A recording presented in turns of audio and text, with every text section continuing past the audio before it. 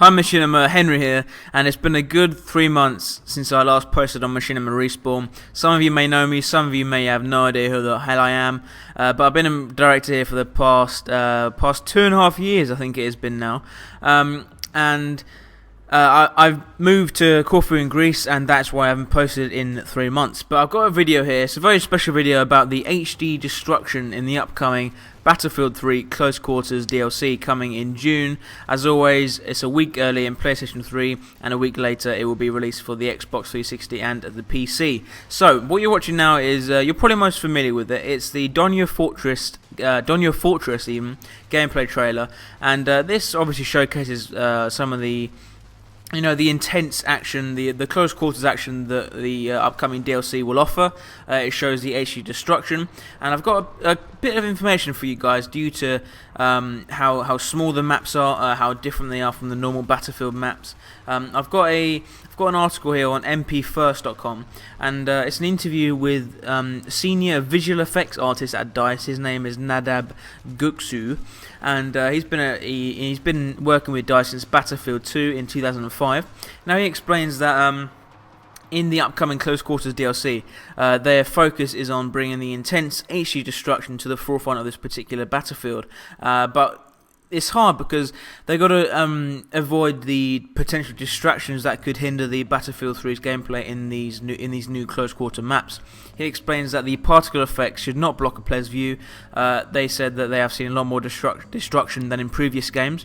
So if they were to use the same set of effects from the base game, the rooms and corridors and close quarters would literally be filled with smoke for long periods of time, potentially ruining the gameplay. So what they had to do is they had to redo the destruction right from the beginning.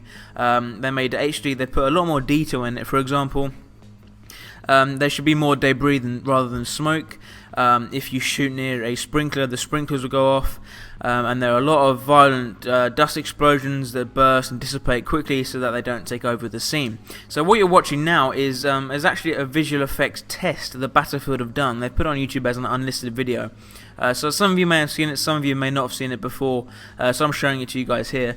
Another thing that Nadab Goksu says, he says that they want to improve the sound of the explosions, so they want a kind of a metal explosion rather than a wooden one. For example, when you fire an RPG at a vehicle, for example. So what DICE have done, they've really added some detail into the close quarters maps. I'm really looking forward to this. As I said, June release. He's included that there will be some gas stoves that burst into flames during the entire round, showers start to leak water and steam, TVs are buzzing with static, lights are flashing and so on. And he says that these chaotic elements are sure to add the fast-paced and action-packed feel of close-quarter combat, giving players that extra sense of immersion. He stresses that the amount of destruction and chaos going on, put simply, at the end of a round, a close quarters map should look and feel completely different from when the round started. That is, if you're doing it right. So obviously you've seen the montage of the chaotic effects of the close quarters visual effects test that they've done. You've seen the Donyo Fortress gameplay trailer. So right now I'm just including some explosions of how the actual the base game says. For example, I've got a pretty good shot of me jumping out of a helicopter, me shooting an attack helicopter below me and it blowing up. And they've also improved the impact effects of the bullets in close quarters thanks to some new optimization techniques. They've also applied destruction effects which now react differently to different types of materials such as wood, furniture, concrete, marble and so on. RPG explosions have also been made to look unique in order to be differentiated more easily from grenade explosions, which have also been tweaked in the close quarters DLC. Additionally, the C4 explosion radius has also been adjusted, as has the Claymore, to better suit the smaller, compact map design of close quarters. So yeah, that's basically all the information I have for you guys. Close Quarters will be out in June. It will be released on the PS3 in the first, I think, there's no release date for it yet, but I think it'll be the first week in June, and then a week later it'll be released on the Xbox 360 and PC. The map pack will cost 1,200 Microsoft points or $15, and the rumored $30 price tag. For some reason, someone started the rumor, and that's not true at all. All Battlefield map packs or DLC will be $15 or less. And that's it, guys. Thanks for watching. I hope you do enjoy watching my videos, guys, on Machinima. I hope you check out my channel. It's Who's Henry.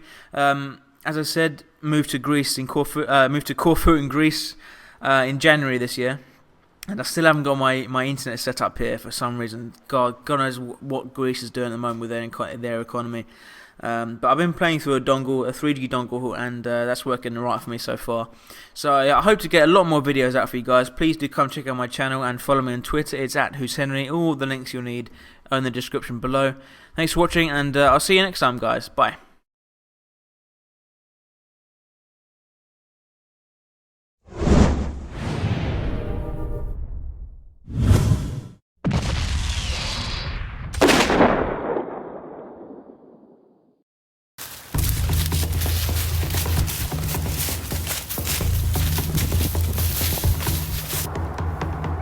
Slider, this is Tiger. Slider, come in. Slider here, go ahead. Slider, you got 2 foot mobiles inbound. Roger that.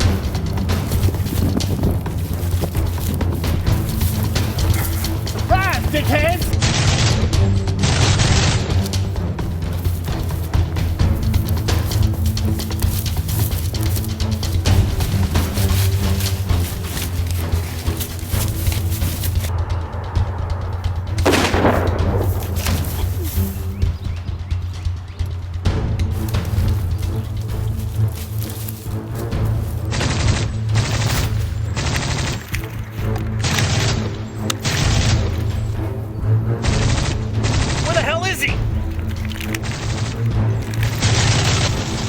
Got 2 tangles flanking. Take him out! I'm out of ammo! Shoot him! Shoot him! Copy that.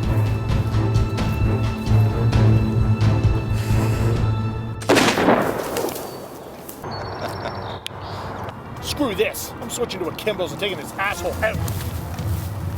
No, Slider, wait, they nerfed them!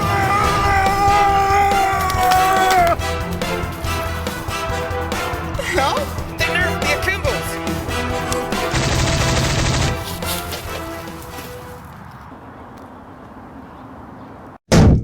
They nerfed the Akimbos!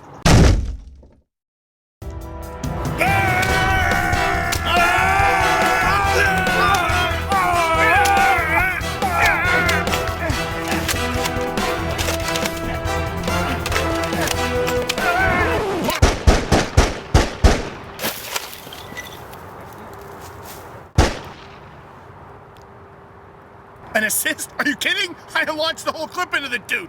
This nerfing is bull.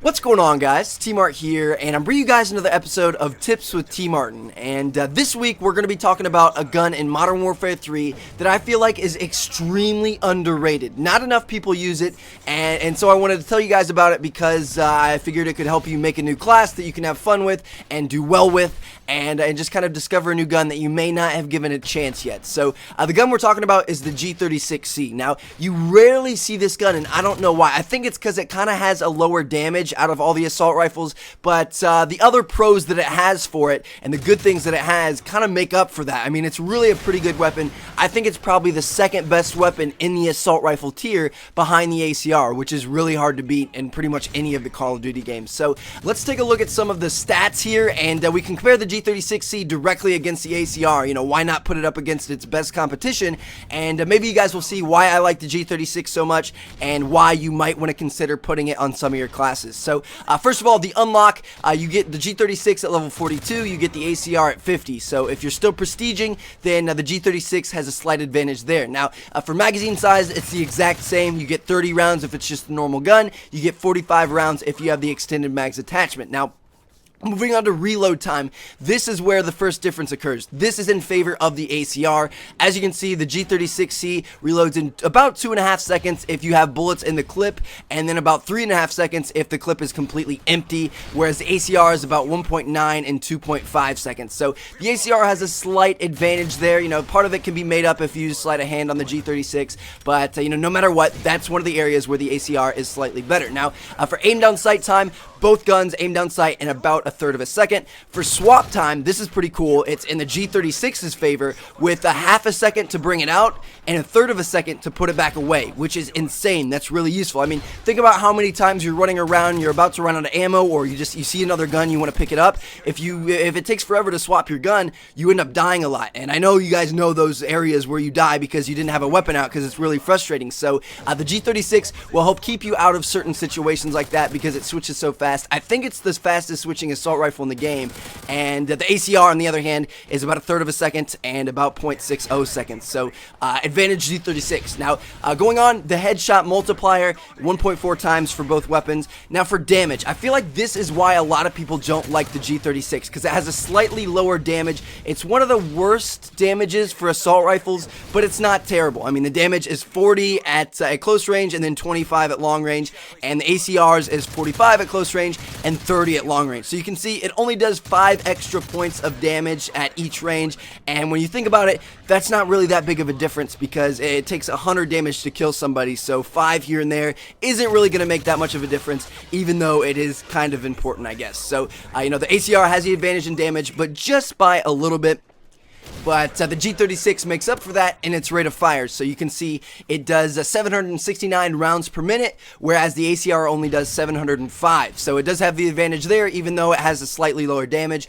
And if you calculate those, the damage per second that each weapon can do is the G36C 513 at close range, 320 at long range, ACR 529 at close range, 353 at long range. So yes, the ACR does have a slight advantage there again, but it's not a big deal. I mean, what is that? An extra 26 points at close range? That's not really a huge deal, especially when you're already doing 500. So, you know, if you get your shots on target, both weapons are going to kill in about the same amount of time. It's going to take about 3 shots up close and about 4 shots at long distance. So they're pretty similar in that regard. But the biggest difference between these two are the recoils, and this is what's the most important, because it doesn't matter how fast your rate of fire is or how high your damage is or the damage per second you can do, because you have to get those bullets on target. That's what counts. That's what's going to drop people, and this is where you guys might be surprised.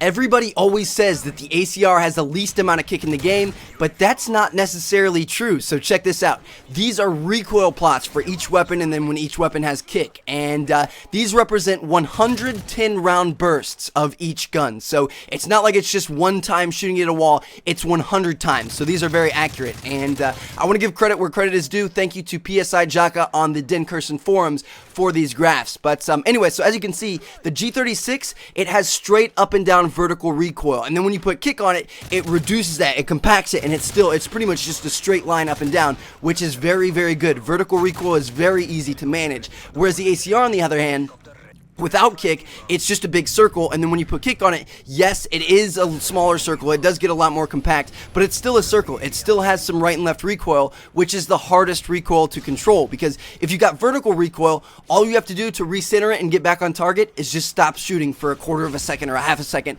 aka burst firing, which is very, very effective with the G36, whereas the ACR on the other hand, yes, you can burst fire, yes, it's going to help you out, but it's still going to have that occasional right to left recoil, and that's where you miss some shots, and that's oftentimes where you may lose some gunfights. So the G36 has a huge advantage here because you're usually going to get more shots on target, especially if you burst fire correctly. So there you have it, guys. The G36C is an amazing weapon. I don't see enough people using it, and I just want to let you guys know because maybe it's a new fun class you can use, and it has a huge advantage in recoil as well as the weapon swap time. So you know, that opens up the overkill perk if you want to mess around with overkill, but I would also recommend using sleight of hand on the G36 because, as we saw, the reload times are some of the worst for the assault rifles, or you could use scavenger because it does have a pretty high fire rate, and sometimes you will run out of ammo. But it's totally up to you guys. Thank you all for watching. Hope you guys enjoyed the video. If you did enjoy it, make sure to come check out my channel, youtube.com/Tmartn. There will be a link in the description, and thank you all for watching. So I'll catch you guys later. New episode next week. Thanks, guys.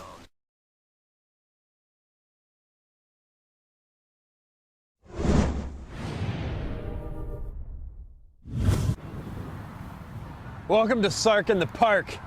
We're appreciating fans today. Thanks for joining me, APL. Hey, thanks for having me. What I'm really stoked about is how many people turned up for the meetup. As you can see back there, it is a massive celebration, including a rubber castle and balloons. No, actually, those people... Told you the lemonade would work. Yeah. If we offered the lemonade. They're not here for us. Let's go say hey to our people. No, they're not. Those aren't for us. That's like a kid's birthday party that's going on behind us. Our people are over here to my right, your left. People in the camera. Fuck. Yeah. Fuck. I knew we shouldn't have done this. Well, I mean, I don't really have any concern. You know what? You go say hi to our fans if you want. I'm going over here. I'm going to where the party's at. Dude, this is your meetup. You can't leave.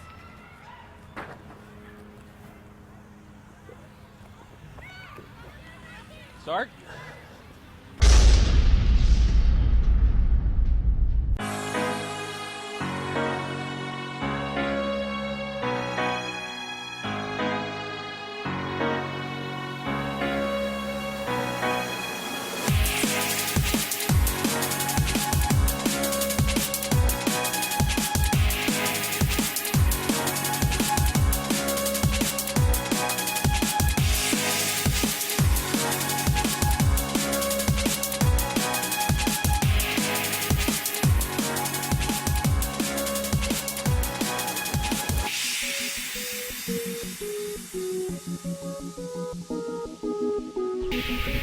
This thing sucks.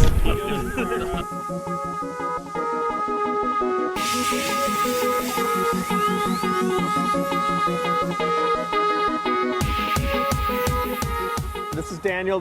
We're doing like Sark in the Park. This is the meetup. We're only going to be able to talk to like 4 guys today out of the 7 or 8. You ever seen Coachella? People? That's what it's like right now. It's like Coachella, right behind the camera where you guys can't see. Daniel, we're asking everyone, well, as many people as we can get to in this short amount of time. Yeah. What's your favorite episode of Respawn? When you and Hutch had a fight at the garbage, near the garbage. Oh man, that's an obscure one. Do you remember that video? It was near the time was around PAX. Did you like me just going? I don't honestly. No, I really don't remember. APL's like, yeah, that was great. I left you out on the limb. You're like, who you remember? gives a shit? Yeah, that is. I don't remember. Yeah, Daniel, that is, which is funny because that wasn't ever intended to be on YouTube. That was we shot that to introduce Hutch and I at a PAX panel, and then it just ended up getting posted later because I think because people generally thought it was pretty badass. That's where Hutch and I fight, and I end up murdering him, and he comes back as a zombie and eats me. What are you playing these days, Daniel? Went back to Halo Reach with Halo 4 coming out. Nice. So. Has this meetup in the park been everything that you imagined when you were coming out here, Daniel? Yeah. Yeah? Okay. That's good. I didn't want to hear what would happen if you said no. No. Weird. Would have gotten ugly. Yeah. I think we, I mean, we could give Daniel a shirt, but he already wore one. I could wear Look how. one. So, yeah, you want another shirt? All right, fine. You can have as many as you want. Tiny shirt. Look at the fit. This was, What demographic? that was made for, like, yeah, that was made for Willow. That's a, Willow, you idiot. We appreciate you, Daniel. We appreciate you a lot. I appreciate being here, honestly. Hey, thank you. Thanks, man. Don't touch me, though. Yeah, don't touch. All right. He doesn't like. Okay. Okay. What is your favorite Respawn episode of all time? This is sort of a test. Go ahead. All right. If I had to say my favorite episode of Respawn, I don't know the subject. All I know is that the first race on Horror Alley, loser has to give the other one a hand job. That's right. I remember it well. I won that race, and Hutch had to jerk off my pee-pee with his How was that hand his job? fingies. Were his hands smooth? No. No. They were bony and knuckly. Daniel, what video games are you playing lately? Well, lately I've actually been playing Borderlands. Getting psyched for Borderlands 2 a little bit. Even I gotta throw some Portal 2 in there always. Gotta rep Portal 2, especially with that new level editor. It rocks. Yeah. It rocks. I think we should give Daniel a shirt. Yeah, I We think have a bunch deserves a of shirt. we got a bunch of women's shirts, but they're in different sizes, so I'm sure. Yeah, throw that up there. Beautiful. Yeah, that'll. Yeah, that'll. I love it. Yeah. Perfect. All right. Never in your fantasy of meeting the fan Sark. This is how much we appreciate our fans. Yeah. Oh, that looks hot. Oh, can we just get can you drink that in, audience? That's beautiful. Look at the women's neck. I think that my favorite Respawn episode was when Constant beat the shit out of Ian. With the Hulk gloves. Yep, during the Frag Cup, I think it was. That's right. Close to the Frag Cup. And it was just, that was probably 4 long minutes of the same punch sounds. As Ian's really gotten crapped on now that I think about it on Respawn. People seem to love him getting hit in the face.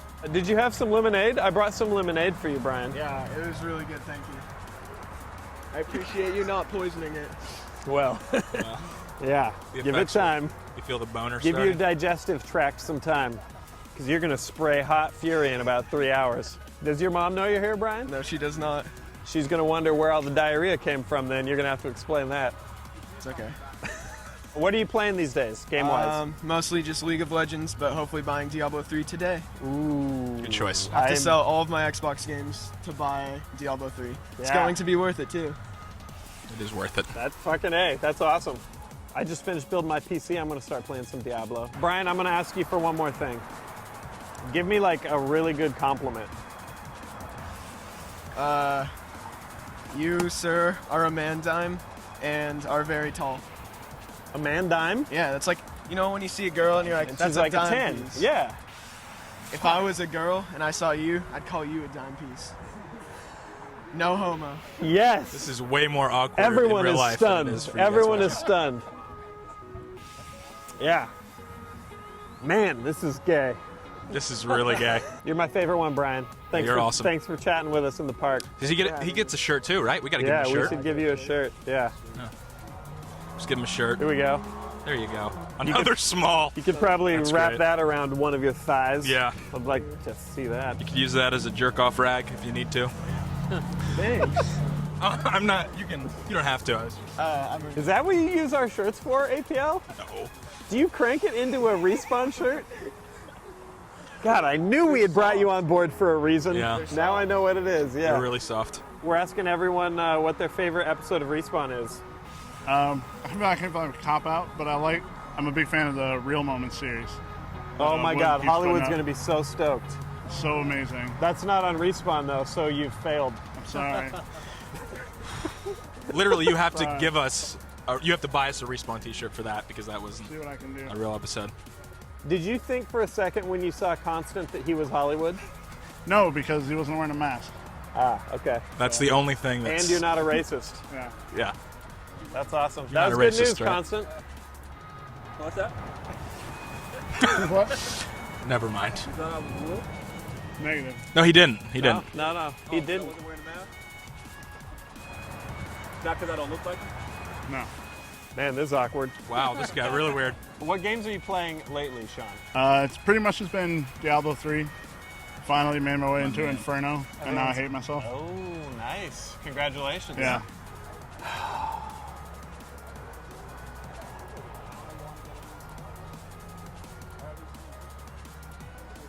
APL, you got anything else? I'm just taking in the moment right now. Right. Well, TTYL, Sean. All right, man. Thank you. Yeah. Do you want a shirt? Sure. Yeah. Can we get a shirt? Decorate something Scott, with could you throw us? Oh, there he is. Just on it. Go team.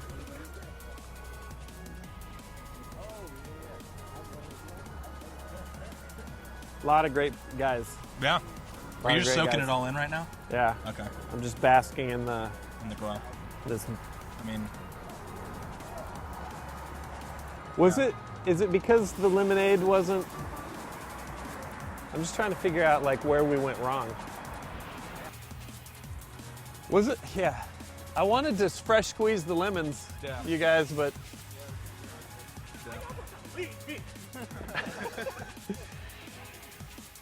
God, this looks fun. wow. Can't wait to bounce on that thing. Dibs on the castle.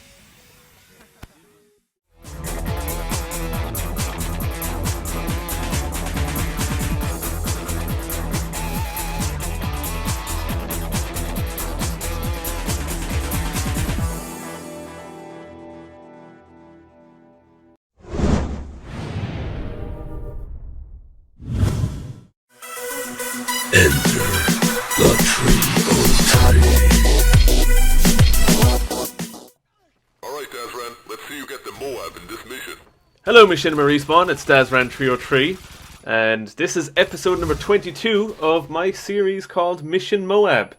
It's a series where all the gameplays do not take place on the map mission.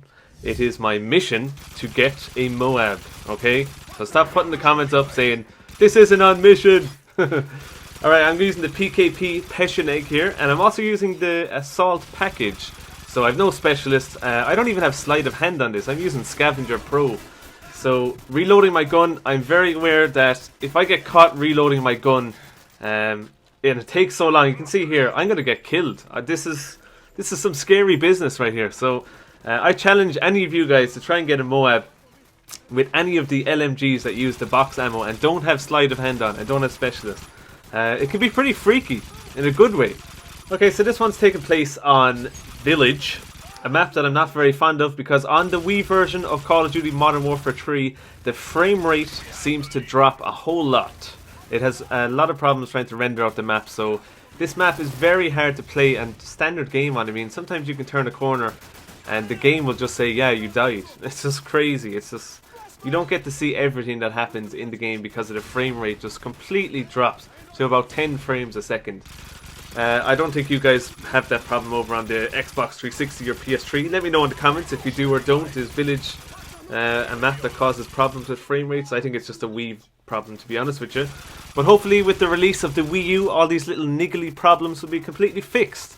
And speaking of the Wii U, this video is going up on Saturday.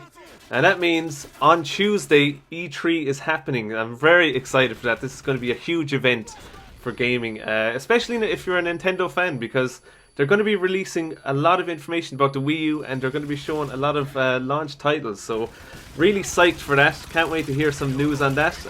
If I hear anything of any significance that I think I can bring to the Mission M.O.A.B series, I will do in episode 23 next week. Yeah, that's right, 23. We're up to 23 now.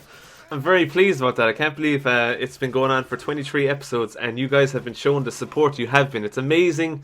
I want to say thanks a lot for watching my little Wii series here. My little corner of Machinima, I guess. And hopefully with the Wii U, people will see my gameplay in high definition. I know, like, because I get a lot of comments saying, oh, come on, play the 360 or play PS3. I guess because people want to see good graphics on the gameplays they want to watch. So hopefully with the Wii U, I can bring you that kind of content. But that's enough about Nintendo and all that kind of stuff. I want to say a small bit about this gameplay here on Village. At the very start of the gameplay, because it was a full 10-minute gameplay, I kind of cut out the start of it. I had a nice streak going, and then I died, and then I got back here again. I got up to 7 kills, and that's when the game started. So the next kill I got my helicopter. And that little fade transition there you would have seen at 4 minutes 13 seconds left in the gameplay. A whole minute passed and absolutely nothing happens of any significance in the gameplay whatsoever. No one came near me. I didn't get any scavenger bags or anything interesting like that, so I kind of cut it out. On episode number 21 I asked for feedback, and a lot of people said that they liked shorter gameplays. Some people said they liked to watch full gameplays. You know, I'm doing a bit of both here. I'm uploading Road to Commanders on my channel. Some of them are 40 to 50 minutes long. Some of my commentaries are full 10-minute commentaries, but I think it's nice to shorten down the gameplays as well. It's something I've only just started doing. You know, this gameplay you're watching right now is a 10-minute gameplay. I think it makes for a really good gameplay having it shortened down to 5 minutes. The reason it was 10 minutes long is there's a lot of me running around into a safe area trying to reload my gun, looking for scavenger bags, all that kind of stuff that added time onto the video. But anyhow, I think I'm on about 23 kills as Mad Mike is about to steal a kill off me. And remember as well, I have to get 25 kills because I do not have Specialist on and I do not have Hardline Pro. So it's pretty tense times right now. A couple of my teammates were here, so I decided to burst out and get a couple of scavenger bags. Now I seriously need to reload my xChrisPyyx, but I have no time to do it. I got a C4 kill and this guy comes into my bush and I get my M.O.A.B, 25 kills. Excellent. So now I'm going to use all my kill streak rewards. I just sent out my helicopter there, threw my Juggernaut, can't wait to get into that. But really, realistically, there's only a minute of gameplay left, I think. There's the fishy M.O.A.B. And there's Mad Mike, if you can see him in the corner. I just got a second Pavlo, so I didn't even get to use all my kill streaks. And there's something coming up here, right? As two guys try to nick my care package or steal my care package. Alright, with my LMG, why am I able to get hit markers on my helicopter, right? I've never played Modern Warfare 2. I believe you could shoot down your own air support in that game. I'm not sure. But I'm able to, like, you can see my helicopter there. It's smoking because I was shooting at it. But anyhow, guys, I hope you enjoyed this episode. I hope you enjoyed the fact that I got a M.O.A.B with the Assault Strike package. It's pretty cool. You don't see too much of that on YouTube. If you want to see any more of my stuff, you can come by to my YouTube channel. Or come back to Machinima Respawn next week, where I'll have another episode of Mission M.O.A.B for you.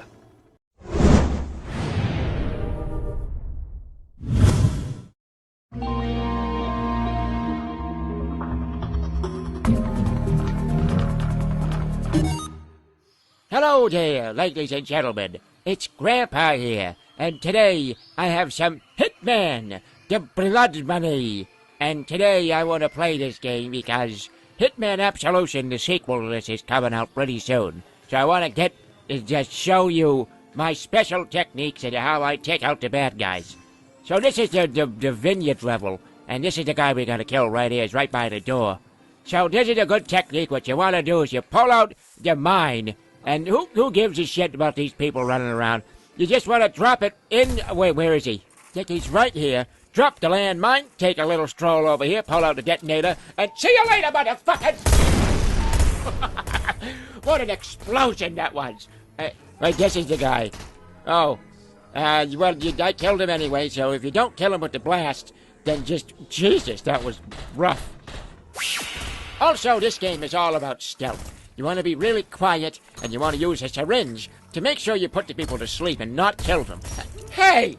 What are you doing? Don't shoot it! Don't shoot it! Okay, let's try this again. Pull out the mine. Everybody run scared. Yeah, get the fuck out of my way. I don't want to deal with whatever he is. Drop the mine. Come on. I've never done this before. Come on. Yes! I did it! I actually did it! Okay, now I don't know what to do now. That's the first time I've ever done that. Oh, okay, pull out the machine gun. I don't know what to do. I don't have any bullets left. This is stupid. Okay, I did, think here, Grandpa. Come on, think. I gotta just, oh my God, grab a gun. Grab somebody's gun. Seriously, what the fuck is going on here? Okay, so I've come to the realization that you're not supposed to use the mine. So I'm just gonna drop it at the beginning of the level so nobody sees it, I don't get in any trouble, and then... What? What? Why? That guy just picked up the mine. Hold on a second. What is this guy doing? Excuse me. You just picked up a fucking mine. So this is hands down one of the weirdest things that's ever goddamn happened to me in a video game. So this guy has the mine. Can I blow him up? Can I detonate this guy in this entire goddamn room? Are you serious? You know, typically I would laugh at something like this, but that was just sad.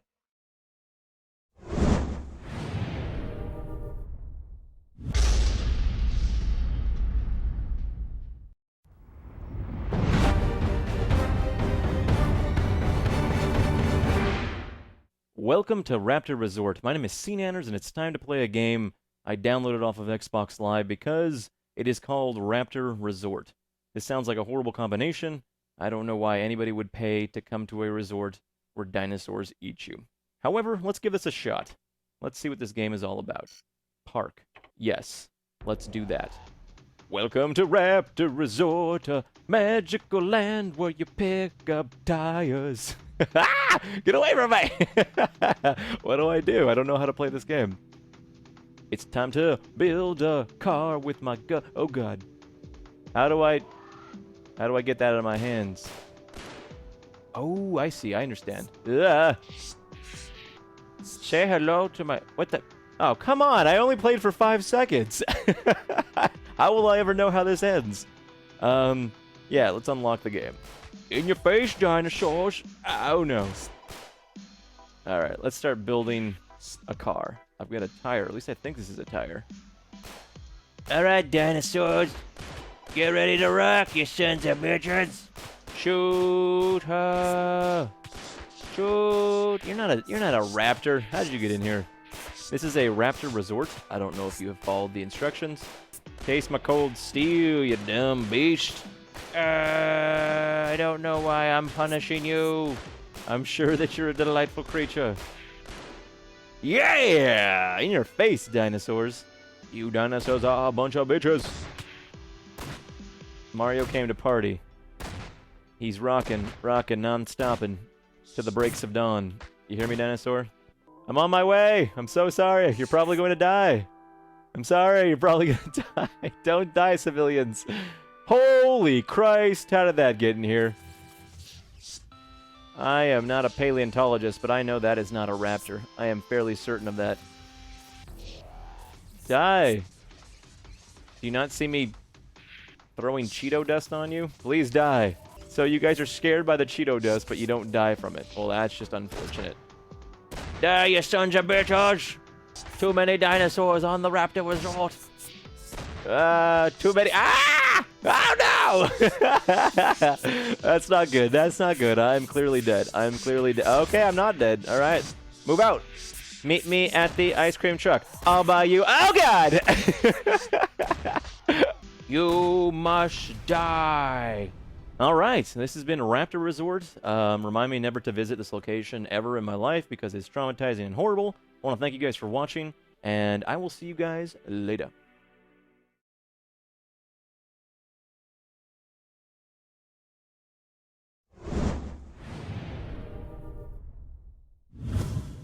Hey everyone, it's Anoj here, and right now, it's time for Modern Warfare 3 Episode 30, the top 10 greatest moments of Season 3.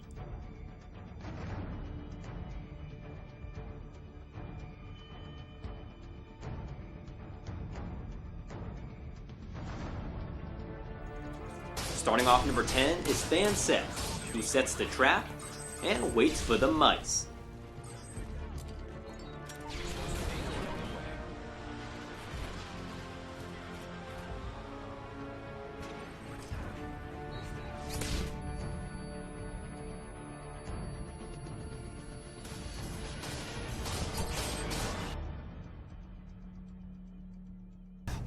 Now at 9 is AK Man's 12, with 10 lined up and 10 sliced down.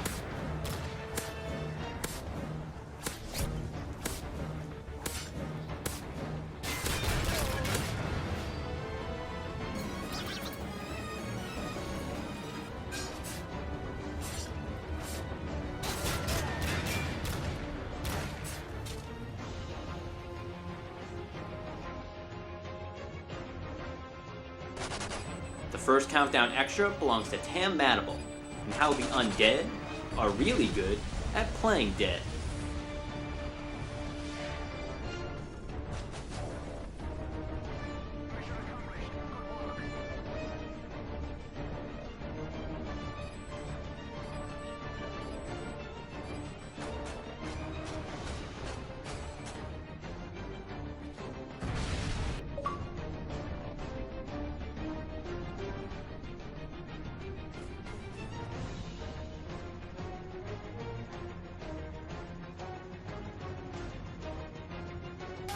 Now at 8 is P.Muir007, who's down late in a game of All or Nothing, and just starts swinging.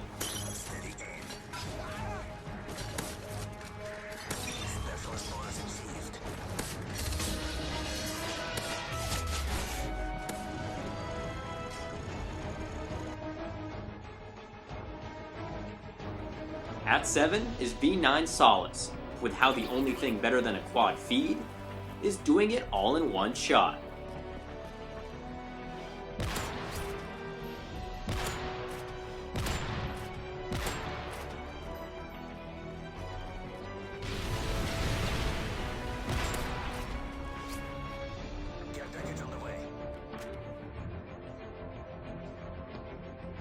The second countdown extra features Rawlness, with a wide open missile shot, except for that one little package.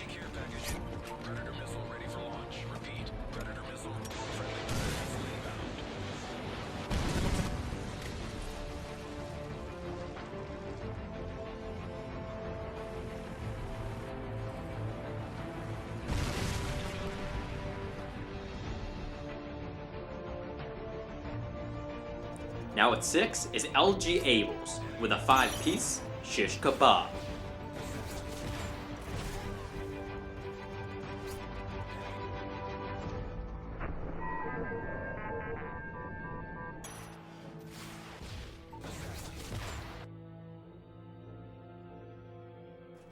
Looney Bugs is at number 5, who keeps running around and knifing until he finally finds the M.O.A.B that he was looking for.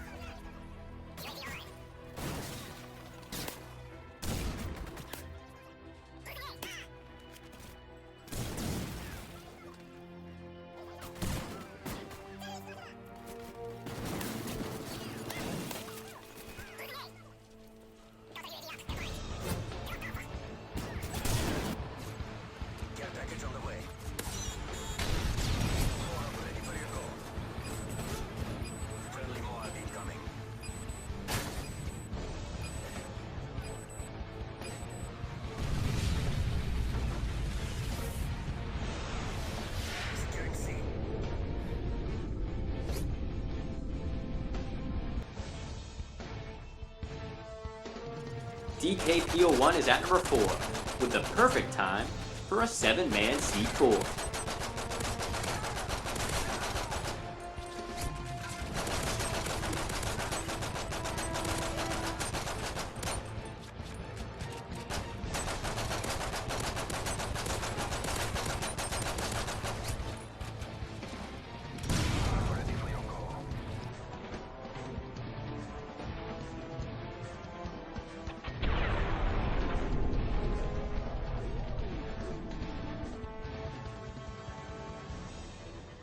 The Final Countdown Extra features Unicycle Panda, with aim so good, he's a danger to himself.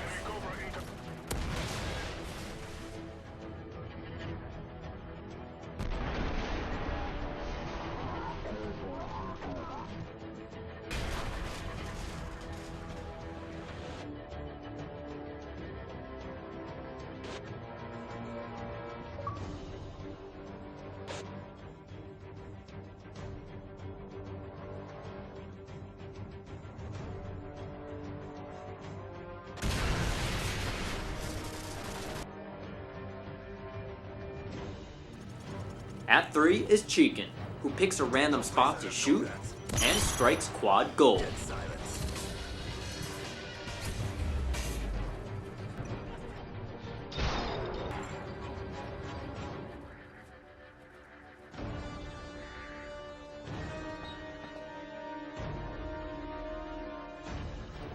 As the runner-up, it's IRAP, who gets a regular M.O.A.B and then decides he can do it again, and he can do it faster.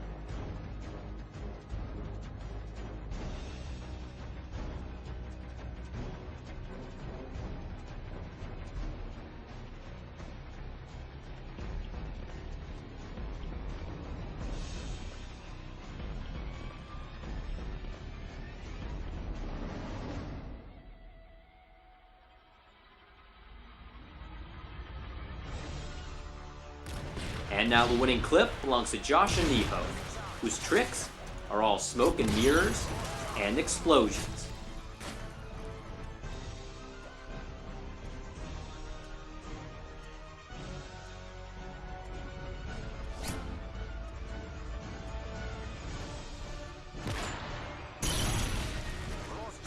That's all for this countdown, and congratulations to Stevo595 for winning episode 29's comment contest. If you want to submit your Modern Warfare 3, Halo Reach, or Battlefield 3 clips, go to top10series.com and click on Submit a Video. Also, to get updates on when new top 10s are coming out, and to watch even more videos, go subscribe to my own channel at youtube.com/top10series. Thank you for watching, and make sure to keep a lookout for new MW3 top 10s coming out every Sunday on Machinima. Next Sunday, it's episode 31, the top 10 kill cams.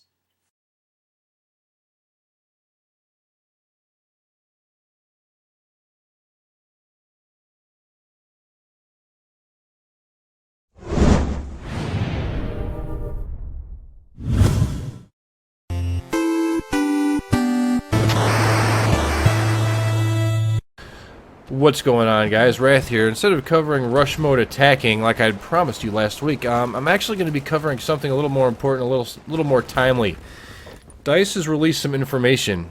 There's going to be a patch coming June 4th across all platforms. Yes, all platforms. We're not going to have that kind of, awkwardness we had in December with a PC patch and no console patch, and everyone on the console is like, what about us? Well, you guys don't love us? Yes, actually, we're all going to get it. Well, that is, unless you live in Japan or Asia and you're on the PlayStation 3. Sorry about your bad luck. You're going to have to wait till June 5th, but I think one more day is not going to kill you. So, seeing as June 4th is D-Day for this next patch, which will be tomorrow if you're watching this on Machinima Respawn. If you're watching on my channel, it will be Monday. I don't want you to have to look at calendars, folks. That hurts my eyeballs. Looking at calendars, all those numbers and grids and stuff, it's just scary. I don't want you guys to have to do that. There we go. I like to live life without knowing exactly what day it is, and I'm sure you feel the same. So first and foremost in everybody's mind, I'm sure, when talking about the patch, has got to be, what about the M26 Dart?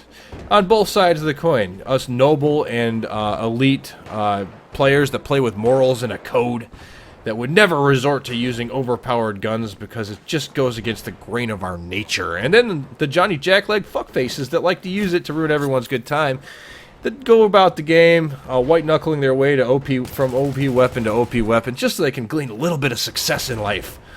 I know, I was a little bit harsh there, but, it's pretty much true. I want you to go ahead and look at yourself in the mirror and repeat everything I said to you, and if you start crying, which you will, you know it's true. All of you M26 Dart exploiters are a bunch of jerks. I'm just going to say it. I know it's harsh, but that's what it is. Anyway, M26 Dart exploit will be addressed. I'm not going to go into what the exploit is. I think it's pretty public knowledge at this point. Actually, I would like to take just a small moment in congratulating the Battlefield 3 community. It hasn't been used that much. You rarely see it. A lot of self-policing going on, and I'm actually kind of happy about that. If this were that other first-person shooter that I won't name, Red Tiger fuckfaces, I could see about 85% of people using it in that game. Not going to name the game. Prestige. Anyway, yeah, that's the part where I just started a huge flame war in the comment section, and someone just probably will be threatening to rape my mom in the comments because I dared to make fun of their game. But anyway, let's move on. I'm rambling, and maybe not in a good way. All right, so we've all had the misfortune of joining a game that has fast vehicle spawn. Maybe fast vehicle spawn's not in the title. Well, it depends on who you are. If you like fast vehicle spawn, obviously, it's not misfortune on your part.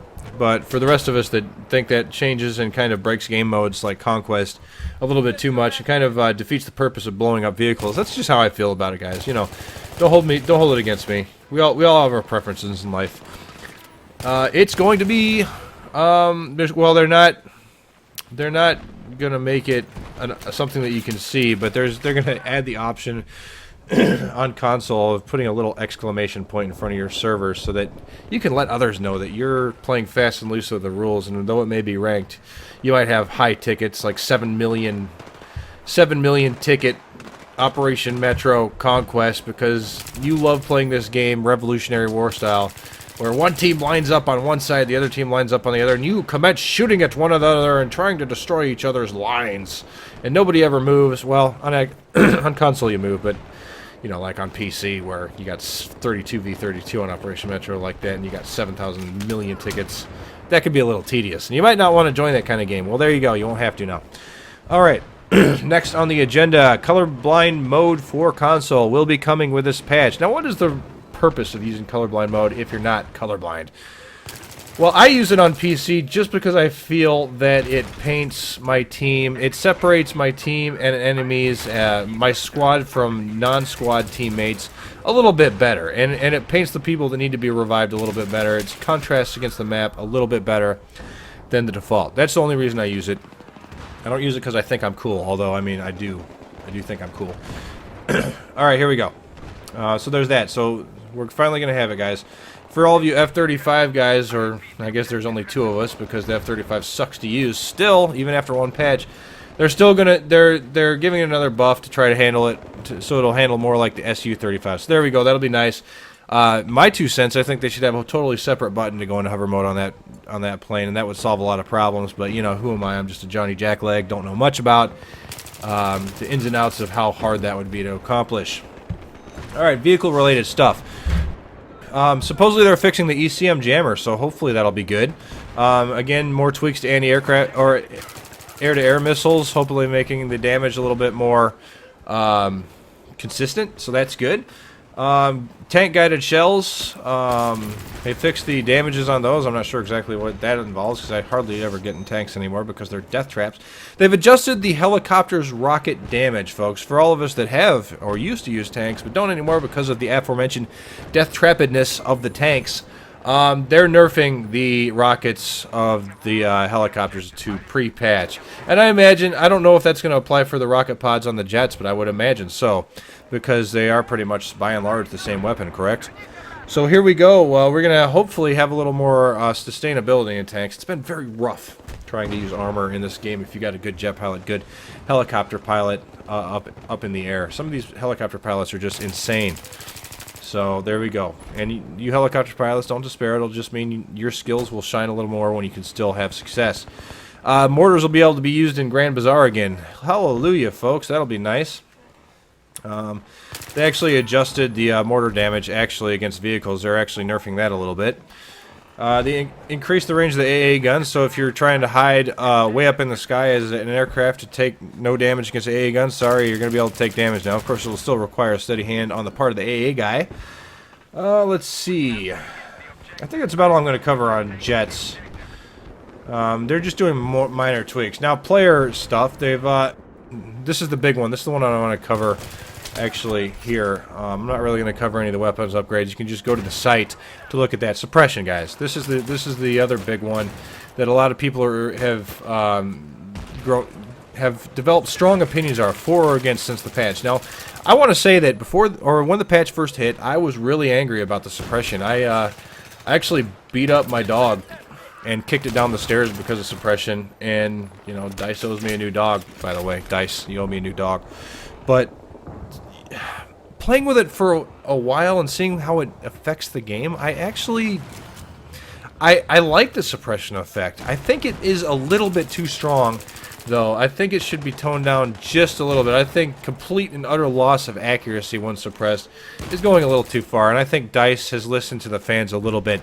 Now, they're not rolling back suppression to pre-patch, guys. It's still going to be more powerful than it was then. It's just going to be a little bit less powerful from the wording they're using. It's just going to be a little bit less powerful than it is now. So it's going to get a slight buff. It remains to be seen on that. I'll actually go ahead and and capture some gameplay footage before the patch hits. And I'll make myself, or I'll make a nice comparison video for you guys so you can see some definitive answers on what suppression has actually done. So that should change the game up a little bit. I believe, again, it is just a little bit too powerful, but on the other hand, in my opinion, it's really increased the importance of teamwork. And what's not to like about that? This game shines the best when you have good teamwork going, when you get a strong squad push, you know, everyone working in tandem together, healing each other, resupplying each other, and laying down that covering fire. So I hope this has helped those are the things that are important to me in the patch. Just go to Battle Log if you want to see a complete list. Thanks for watching. If you want to subscribe to my channel, all you have to do is hit the link in the underbar of this video, and it'll take you to my channel page, where at the top you can subscribe to me on Twitter, my other video channels, and then of course join the group Rats Bastards. The button is on the top of my channel page, guys. It couldn't be easier to join that if you're a lone wolf looking to I don't know, looking to play with some people and you've been having some trouble. Over 600 people strong on that group, guys. So thanks for watching. I'll see you guys next week.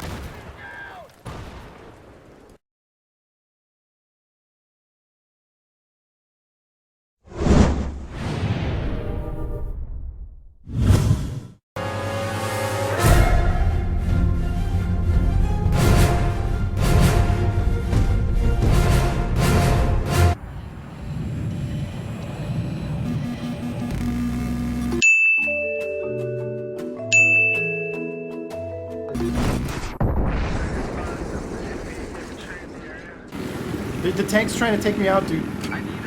I got repairs constantly, don't worry.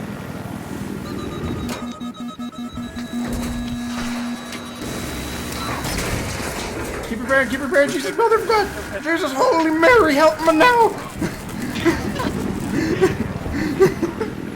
Does that look some bad? Granada! Wow, this shotgun's epic. Are you using the M1017246? Yeah, the Fuck my game. Oh, no wonder. You just like disappear out of the chopper and I landed nearly in the water. Thanks. Dude, look at the way this guy died. He's like, what's up, honey? I like the way you're looking at me. Where? Paint me like paint those French girls, bro. Tank, come towards me for me. He's behind you.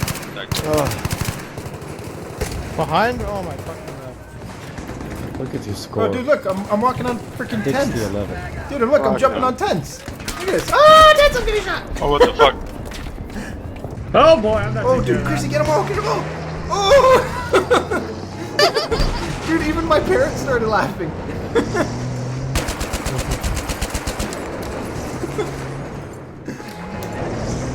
I almost got him all, almost. There's a sniper up back. Get him. God damn it! He's suicided! He's suicided! No. Dude, I'm loving this game right now with this FPS. I think that's why I didn't like it so much. The FPS. Holy I was. What do you want to do? That's a good question. Patrol. What do you want to do? Don't ask me. What do you want to do? Yeah, I don't know. Don't ask me. I'll ask you. What do you want to do? I asked you. No, don't ask me. Don't ask you. Dude,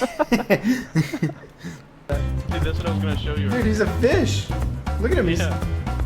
Dude. You need help, buddy? Buddy, you need help? Nope. Get it, okay.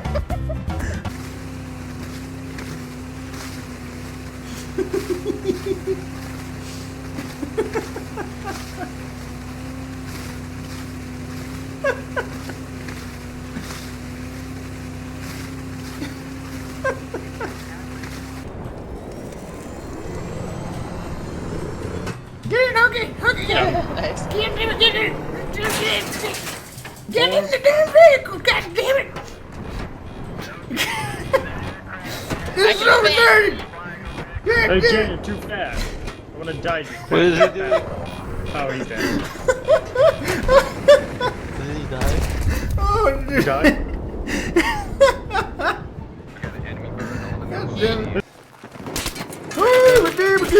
There's a guy behind us, dude. There's a guy. Trenny, what the penis? What? Dude, look how this guy died. He's just died standing up. Holy shit. Dude, he teleported. Dude, Sonic, you're on the wall. Sonic, what are you... the wall, Sonic. Sonic, where'd you go, Sonic?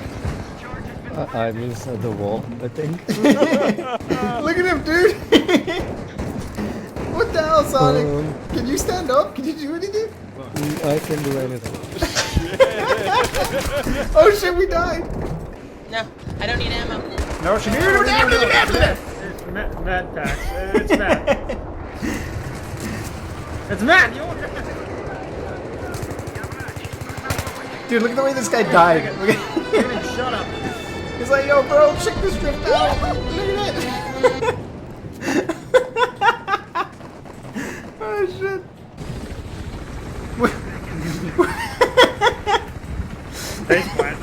Dude, she's driving with her shoes. she's driving. I drive. Tell this guy to leave us alone. Leave her alone, you son of a bitch. Alright, I'm in. Dude, you're still driving with your shoes. You don't even have a steering wheel. Hold on, dude. Jack, you ready for this? Yo. Get One second. ready. Get your stream ready. It's not gonna happen to him. Dude, no, look, dude, you know it.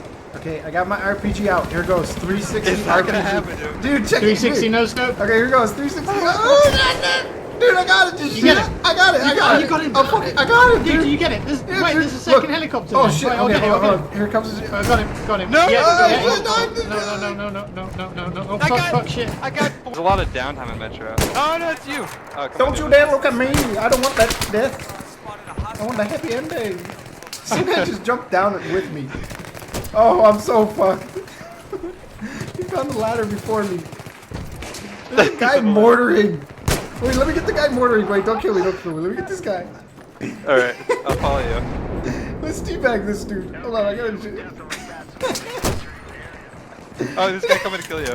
Oh, I got his dog tags, yes! Oh, shit! My teammate. Did you see the way that guy died? Winner core, I hate you. You know, I want to win. I don't want to lose. We can do it. Why do you want to win? Look at this guy. Look at this idiot. Sounds like humping. Fucking Can I retard. sit Get on off. his head? Dude, I'm sitting on this guy's head. That's dangerous, man. Have you Dude, heard we're doing like you can humpity get all hump sort in of the air. diseases from that? Holy you shit! can get diseases, I'm parachuting. chlamydia, Look at my hands! Look, AIDS. woo! Look at them hands, bro! Woo, woo! Oh shit! I fucking hit the ground.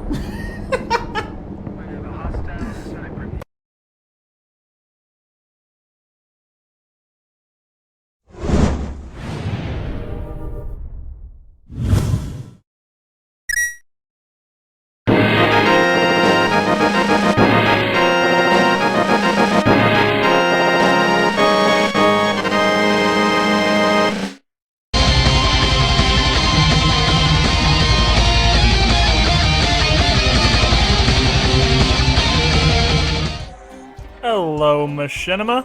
Welcome to WTF Is This Loadout, where I take your Gotham City Impostors loadout, weapon, body type, gadget, and I play until I get it figured out and go MVP with it, and then post results. Today's loadout I call the incredibly fat cheerleader because of this megaphone. Look at this. I jump around and shout encouragement at people and drink energy drinks. And I'm incredibly fat. So it all works out. Yeah, the names don't have to be reasonable, just whatever the hell comes to me. Anyway, let's go ahead and talk about this loadout here as I respawn after my first pretty useless life. This gadget right here, this is the targeting goggles. Now what this does, as you can see, is it allows me to highlight enemy players through walls, and they light up orange. It's sort of like a wall hacking item. Now this is really cool because not only do I get to see them, my entire team sees them lit up orange no matter how far away they are. So it gives our team a huge advantage going into any engagement. In addition, anyone that gets killed while they're tagged by my targeting goggles, I will get 100 experience for, which is the same you get for a kill, really. Now this slide's pretty pointless, so I'm just going to continue to talk over it. The downsides of these goggles is that it's a gadget. You sacrifice any sort of mobility options you can take, like the rollerblades or the insoles, in order to get this constant wall hack for you and your team, which is a good idea for someone to have, as long as the whole enemy team isn't running Wallflower, which is a fun factor that makes you immune to being tagged by the goggles. Now our second item here is this motivator. Now this little megaphone allows me to yell encouraging remarks at my team, which is a lot more helpful than it sounds, because I mean I'm a pretty fucking motivational person. But it doesn't just inspire them. It actually translates my awesome voice into pure concentrated justice, and revitalization. And in non-retarded speak, it means it heals people. I scream at them. I can see all their health over their heads because I have this item equipped, which is that half-empty heart, and I can actually heal the hell out of them. In addition, not only does it heal them, they glow blue and take 20% less damage while they're being motivated. So they're being constantly healed, they're taking less damage, and they basically turn into a juggernaut. And this affects absolutely everyone in front of me. You can get your entire team with this motivation. It's some crazy shit. Get out of here. It's some crazy shit. Now, the energy drinks I'm chugging, not part of the loadout that was suggested, but it's a support item, and I picked that. And that basically motivates myself. I'm motivated by Mountain Dew and caffeine. Heals me up, gets me ready to go. And didn't quite get to that guy in time, but, you know, I did what I can. And then I died. I was productive. I was mostly productive. As per every video, I've cut out all the boring shit. This life was pretty pointless. I didn't really accomplish anything. Up until here, where the motivator lets us push through this fucking D-Day they've got set up at 2, because they cannot out-damage my team's health while they're being motivated. I mean, we slowly start to get picked off after I sword a couple people, but you know, it happens. Now, the body type I'm using, as you can see when I go down, is the Mighty, just like Hexy would in front of me. Now, the Mighty is the biggest available body type, and he is one fat fucking bastard with 280 health. 280. That's almost triple that of a Speedy. This guy's a juggernaut. He's also very, very slow, which is a huge downside when you're using our next item, the Falcon Blade. The Falcon Blade is a melee-only weapon that allows you to just haphazardly chop through everyone, like I just did there. This weapon is basically an extension, to watch this shit right here. I just cut an invisible who happened to be running up the stairs in front of the nimble I was swinging at. You picked the wrong time to come in that door, buddy. So this Falcon Blade, like I was saying, is an extension of your regular melee. It doesn't do any additional damage. It does swing a hell of a lot faster, and combined with the targeting goggles, you can set up some sick corner ambushes like that. See them coming, ambush them around a corner, and since the Mighty does so much melee damage anyway, it's a really good synergy. This is just a death dispenser. However, it does not work to get rid of traps, and you should not try to use it as such, because this happens. Hey, I'm here to test your loadouts. That was some bona fide grade A testing right there. And a pointless life. Now, although the targeting goggles and the Mighty body type help out the Falcon Blade for sheer damage and the ability to ambush people around corners, there's one big fucking downside to this combination. That right there. Mighty's pretty damn slow. He's also a really big target. And unfortunately, since I have targeting goggles and not anything like rollerblades or insoles, if I don't set up a corner ambush, it's virtually impossible to get to somebody to slash them. You can block bullets, which I've been trying to do, and dying and fast forward, because it's really situational. You'll take very little damage, but I mean, you're not doing anything. They're just slowly whittling your health down. You can try to rush them when they reload, but most people will just switch to their other gun. And sir, I am the only Falcon Blade user in this lobby. Anyway.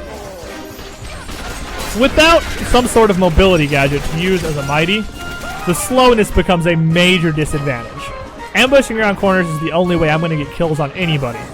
Because I can't run up to people, I can't run through the hail of bullets, I can't blow around corners and sword them before they knew what happened, because I'm a big fucking slow fat man. However, I can do this really fucking well. I can do that all day long. Let's go for a twofer! Get off my health station! Which is really the only way I figured out to use the Falcon Blade with the targeting goggles. I mean, there's no one there to motivate. Better pull my sword back out. I'm never going to catch this fucker. Seriously, I would really not recommend ever using the Falcon Blade with the targeting goggles. You need some sort of mobility gadget to really take advantage of this, and personally, I'd use a bit of a smaller body type too. My ideal Falcon Blade is the tough with the roller skates. What did I just fucking tell you? But I digress. It's not the point of this series. The point of this series is you give me stupid fucking shit, like a Mighty with a Falcon Blade and no mobility, and tell me to go get an MVP with it.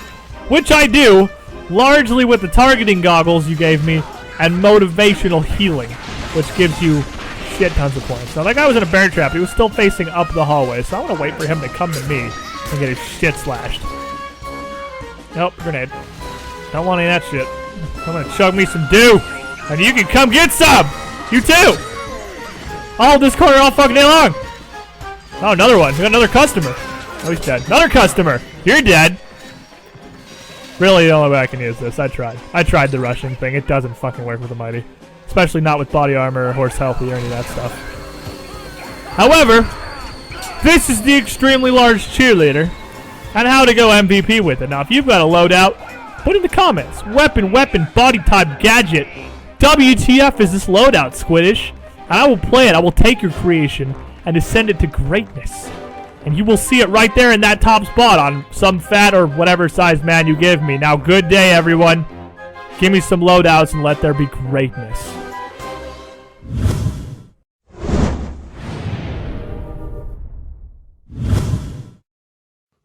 Yeah! Hey, what up, man? It's your boy Joe Thrills. Y'all are now tuned into the gooniest mixtape. We got our ups and downs, but we still keep pushing. Gonna catch their eyes, even if they ain't looking. No one take that flight, even if they ain't booking. We gon' fly, yeah, we gon' fly. Got our ups and downs, but we still keep pushing. Gonna catch their eyes, even if they ain't looking. No one take that flight, even if they ain't booking. We gon' fly, yeah, we gon' fly. I could never be a star, space can't handle me. I need another galaxy with planets named after me. I hold it down with or without gravity. Matter of fact, half of y'all and half of me, those bad me, tragically now casualties, but it's not a tragedy, just a stronger rapping scene. I spit it savagely, full time, not casually. All I need is one mic to act as my cavalry. Give them they just desserts like where the camels be. Got my music in more neighborhoods than Applebee's. Sipping 40s, telling stories with my boy Zachary. Muslim pertaining to the female anatomy. It's sad to see my dreams compared to my reality, but I look around and thank God I'm living happily. Haters keep trying, but they'll never be as bad as me. Rap as fat as me, this is me, explain factually. We got our ups and downs, but we still keep pushing. Gonna catch their eyes, even if they ain't looking. No one take that flight, even if they ain't booking. We gon' fly, yeah, we gon' fly. Got our ups and downs, but we still keep pushing. Gonna catch their eyes, even if they ain't looking. No one take that flight, even if they ain't booking. We gon' fly, we gon' fly. Raw talent, you can't be born with it. I was flow after flow till the early morn with it. Practice made me, but I'll never be perfect. Strive to improve my music till I'm in the morgue with it. I stay committed like a mental patient. This name, these flames, be forever in the making. Established June 1990. That's 21 years to know where I wanna go. Show and tell how I flow so well. Rapping my gift like tomorrow's no L. Mind in the future, but I'm under the tree. Can't find the present, it's been hidden so well. Always knew I could spit, so I never held back. I tell facts and bring the party to life ahead of my time. Like the kids that got held back. Edmonton, I got you, we gon' fly. We got our ups and downs, but we still keep pushing. Gonna catch their eyes, even if they ain't looking. No one take that flight, even if they ain't booking. We gon' fly, yeah, we gon' fly. Got our ups and downs, but we still keep pushing. Gonna catch their eyes, even if they ain't looking. No one take that flight, even if they ain't booking. We gon' fly, we gon' fly. Oh, what up, man? It's your boy Joe Thrills. I'm in the beautiful Music Box Studios right now, live from Edmonton, Alberta, Canada. If you got a dream, you just gotta follow that shit, man. You just gotta fly. I'll follow mine. Yeah.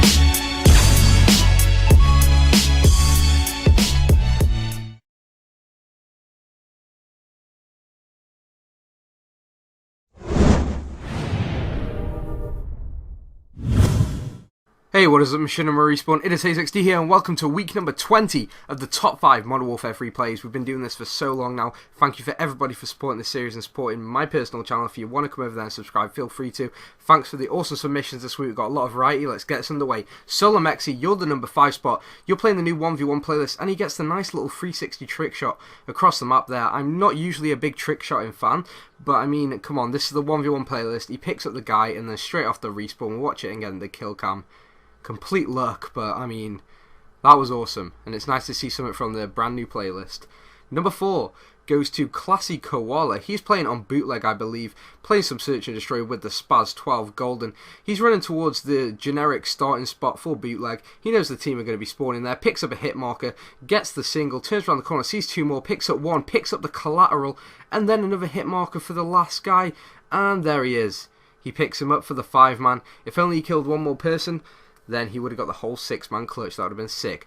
Number 3 goes to xChrisPyyx MZRE. I don't know how to pronounce that right, but he gets 1, 2, 3, 4, 5, 6 knives in a row. Insane. I love that. Number 2 in this amazing week number 20. This clip's insane. Parody. He's using the golden MSR, and he's going to walk up to this little alleyway here. Look at the B flag, get the quad, and then the single. Holy bejesus. You're going to be thinking, what the hell can possibly beat that clip? What can beat it? I don't know. Well, I've chosen this clip because it takes a lot of skill, I feel, and Tmartn, again, I don't know how to pronounce that name, but he was number 1 last week also, and here we go with another awesome clip. He picks up one, gets the double headshot. He's using a really rubbish gun as well. I believe this is it the M9? Or, what's that gun? I don't know, but it sucks. And he picks up the AK-47, picks up the other guy. There's the 5th. He needs one more player to get the 1v6 clutch on his own, and there it is. 1v6 clutch, amazing clip. If you want to submit your clips for next week, upload them to YouTube as unlisted video and send them to IIHaZeXD Modern Warfare 3 at hotmail.co.uk. Please include your gamer tag and a short description of your clip. Come over to my channel if you feel like you want to. Go click the banner on my channel, follow me on Twitter. I'm always active over there, and just keep up to date with all my content. Thank you very much for watching this video. If you've enjoyed it, give it a like. If you haven't, give it a dislike. Share it with your friends, share it all around the world. Peace!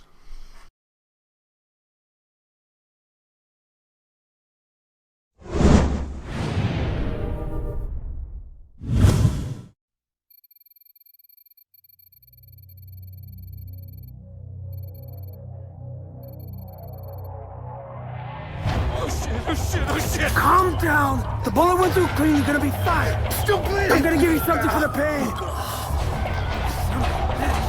Madam President, the drones took out Air Force One and Marine One. We cannot extract you by air. Jones, what's the status of the other convoys? LAPD reports surface streets have been compromised.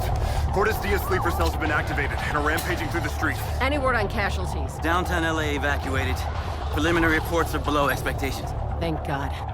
Mason, what's our next move? Madam President, we're taking you to the prom night shelter under the Bonaventure Hotel in downtown. Johnson, I want troops in the streets and these drones dealt with. NORAD scrambled 200 F-838s. They're less than 5 minutes out. This is what Menendez planned all along.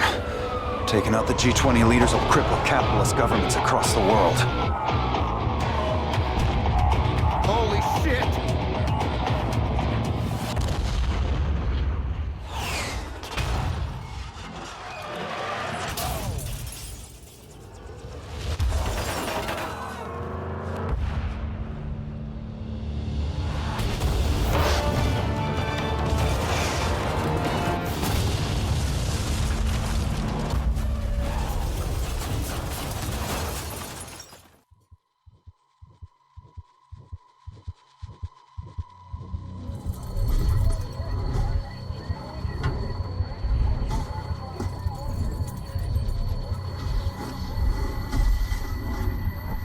Agent Jones, get her to cover! Come on, Section! The drone's got us zeroed! The Stingers are our only chance! Be ready to move!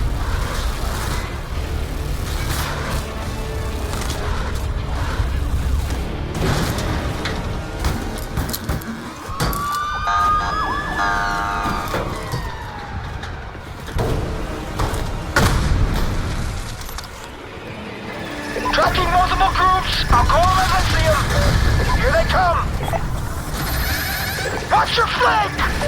Don't let them get through! Good shot! Come around 90 degrees! They're starting to zero in on your position! Office! That's your window! Get the president out of there! Go! Now! Get the hell out of there!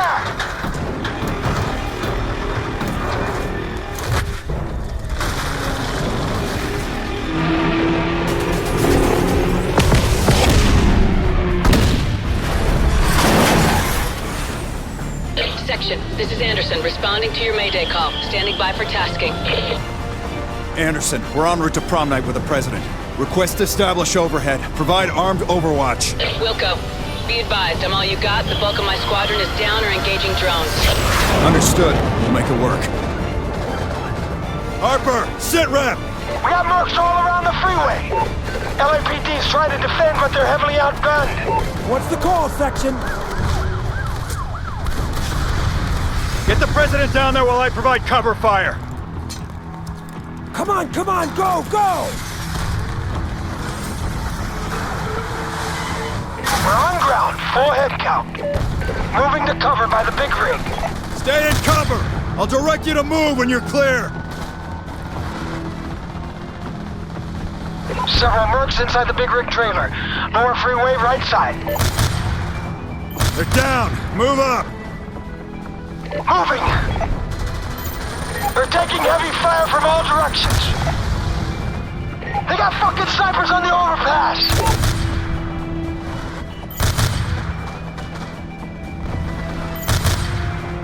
Damn it, we're taking fire from high.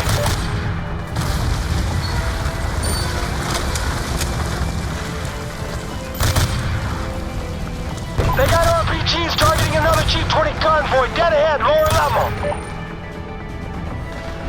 Get the hell out of there, section! The freeway's coming down! Shit!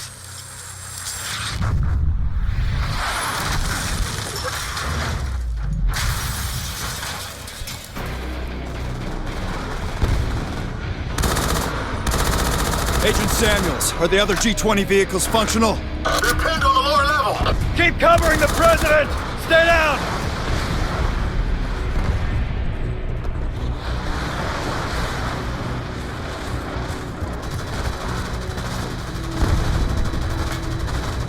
We got RPGs on the right!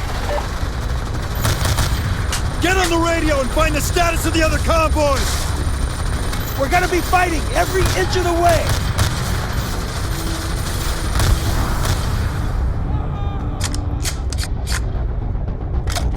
We gotta go now! Everyone on my lead! I-10 northbound, single file convoy! Copy that. Blue route is go. I say again, blue route is go.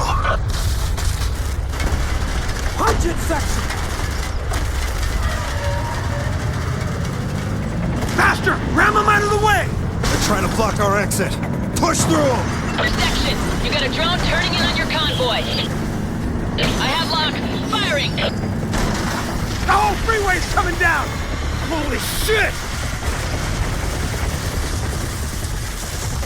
Anderson, how badly hit is downtown? It's bad, section. Most of the city's now a full-blown war zone.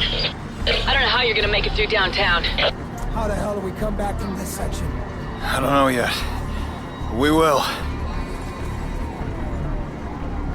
Menendez knew exactly what he was doing. In the Pentagon, Washington, Wall Street, all on the same day, using our own aircraft. I think we've heard this song before.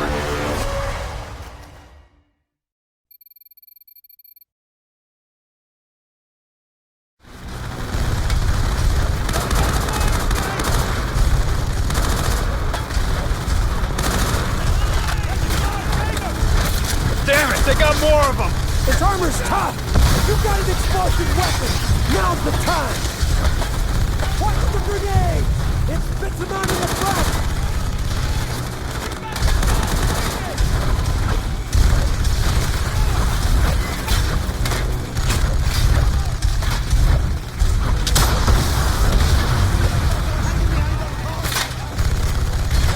Finish it!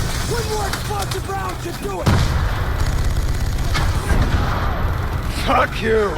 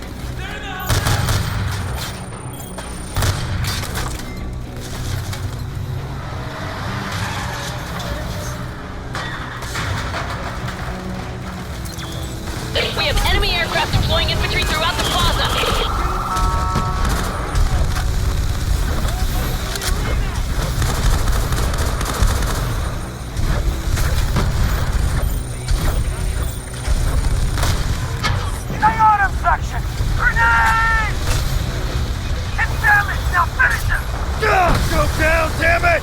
We can't hold out much longer! Fuck yeah! Nice work, bro! Nice work! We're northbound on Grand, but we're getting word the French president's convoy is pinned down near the arena. If we lose any more foreign leaders, then the fallout from this incident could be catastrophic. Understood. Section out. MG's down. Move up. They're all over us. On our way. Spread out. Open up your fields of fire. Stay on line.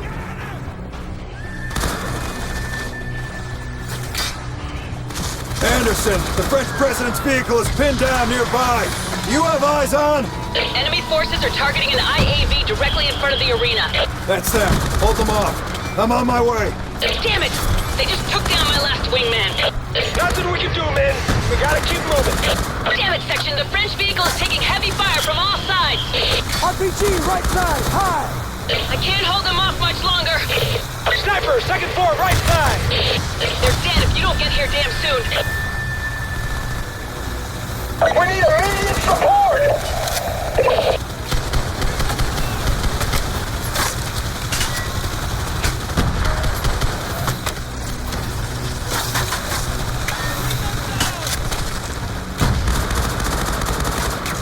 We're taking heavy fire from all sides! We won't hold out!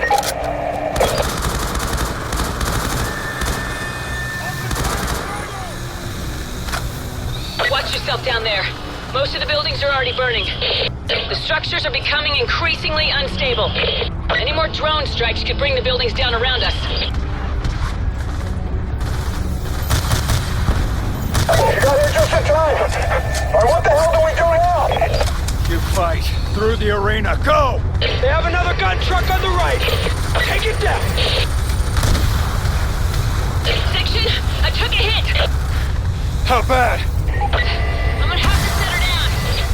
We're on our way, Anderson. Hang in there. God damn it, Section. They're moving in on Anderson's fighter. We need to secure that crash site. Ah, shit! The whole fucking building's coming down! Get out of the way! Everybody down!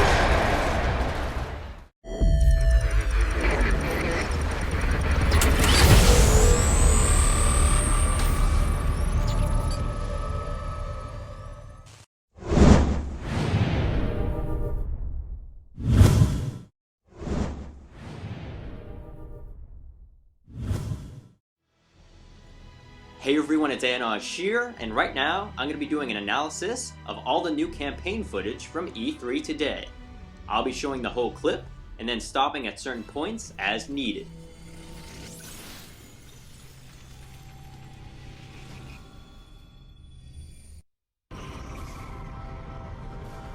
The footage starts off to be what looks like a sneak peek of the live-action series aboard the UNSC Infinity ship.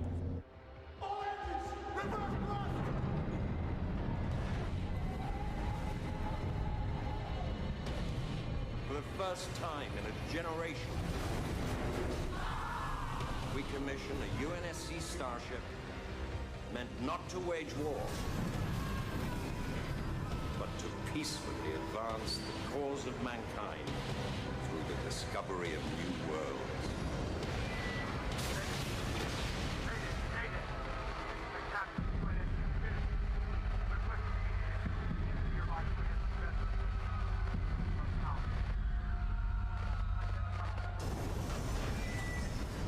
Soon enough, it seamlessly transitions into the campaign mission.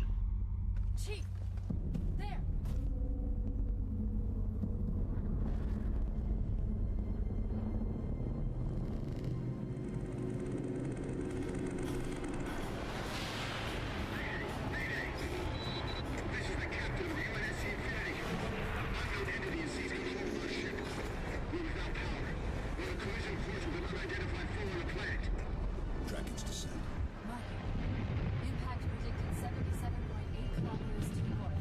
As you can see, the giant orb appears to come straight from some active camo, and also looks to use the Promethean vision to scan for the Master Chief. Later footage indicates that this orb is actually Forerunner. Know where he's heading. Same place we are.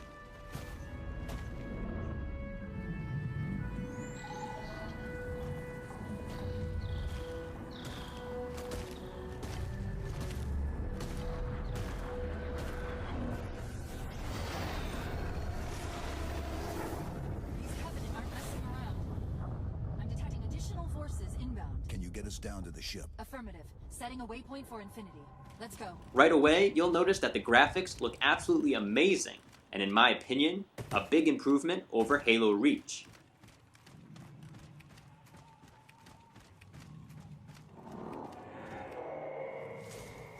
I don't think we're the only ones in here. Keep your eyes open.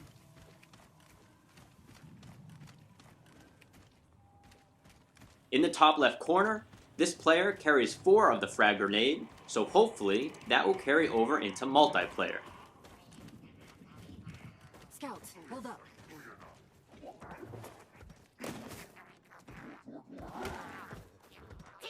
They spotted us.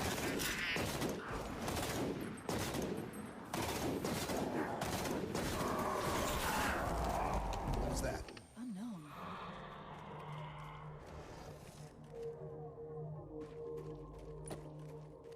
All ground forces are ordered to return to Infinity immediately. Possible instructions on multiple levels. Activity all around us.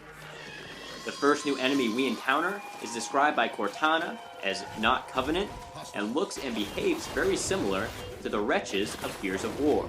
They have guns that do quick damage to the Chief, depleting his shield in 5 shots, and 2 enemies worth of splash damage. These things are some type of defense AIs. Definitely not Covenant. Stay sharp. 4 of them.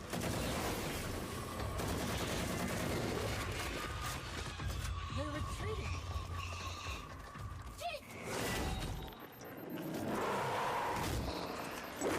The first big WTF moment comes when this guy lands right down on the Master Chief. He does look similar to the enemies we saw on the back packaging of the McFarlane toys, but it's definitely not either the Watcher or the Crawler. After the Chief loses a fistfight, the Watcher from the McFarlane toys comes right out of the first enemy. The Watcher quickly regenerates the first enemy and fires its own weapon. Also, the first enemy quickly uses a deployable energy shield similar to a Jackal. As you can see, the Watcher is actually able to catch the plasma grenade mid-air and then sends it right back to the Master Chief. When the grenade lands behind the player, you can see a little grenade icon that lets you know where a nearby grenade is. After a couple BR shots, the first enemy is killed, which reveals the light rifle.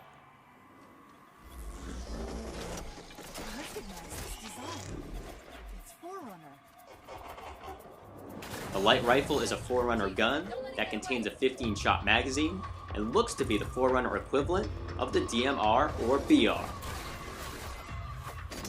It's a one-hit kill to both the Watcher and the little crawler things. This next Forerunner enemy has the ability to teleport in an instant. He is also carrying a weapon, but the only damage that he deals is a single hit towards the Master Chief with his lightsaber, which drains all of his shields. I'm hoping that somehow, this lightsaber thing will be a weapon that we can use. The final shot of the light rifle reveals that it does have a scope. After being killed, this Forerunner enemy drops the scatter shot. The scatter shot has a 5-round magazine and looks to be the shotgun equivalent.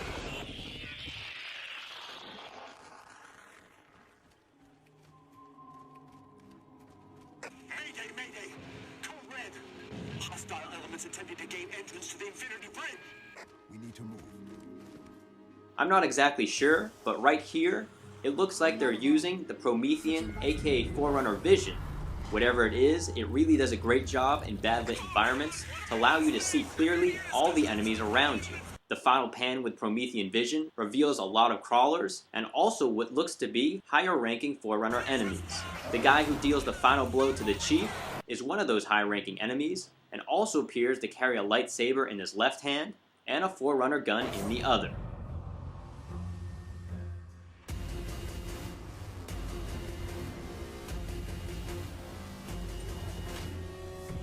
I was put into service 8 years ago. AIs deteriorate after 7. Right here, we see what looks to be another type of Forerunner enemy who is more chrome and purple than the black and orange ones. On the bottom right looks to be some hunched turtle looking thing which does not carry a weapon, and on the bottom left you can see some sort of 4-legged spiked enemy that once again doesn't have a weapon. The enemy in the foreground is similar looking to the enemies we just saw, and also carries a saber and a weapon. His weapon looks similar to the scatter shot, but not exactly. Whatever it is, it has 2 gauges, and reminds me a little bit of a sniper type weapon. Immediately after this, we get a look at what appears to be the successor to Halo 3's Elephant. However, this thing definitely has a lot more armor on it.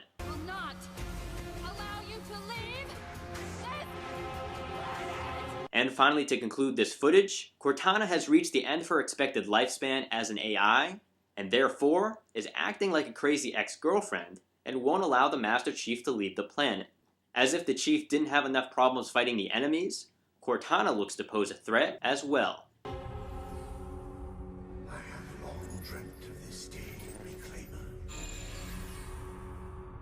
That's going to be it for my analysis. Thank you for watching, and make sure to leave your opinion on all this new footage down below in the comments.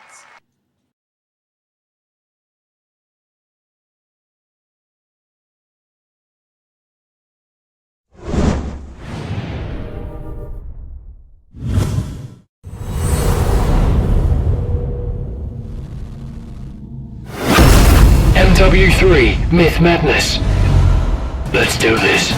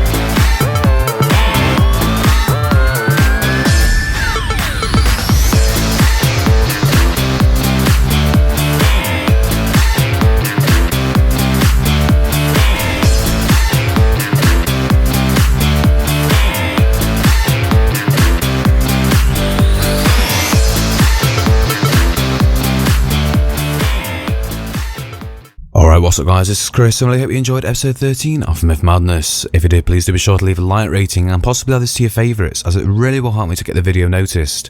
And if you want to leave a myth in the comment section below, please do feel free, as I will be reading all of them. And if you want to see some more high scoring gameplay / commentary and more videos like this, please do be sure to go and check out my own channel, the link of which can be found in the description below. So until the next video, I shall see you soon. Thank you very much for watching.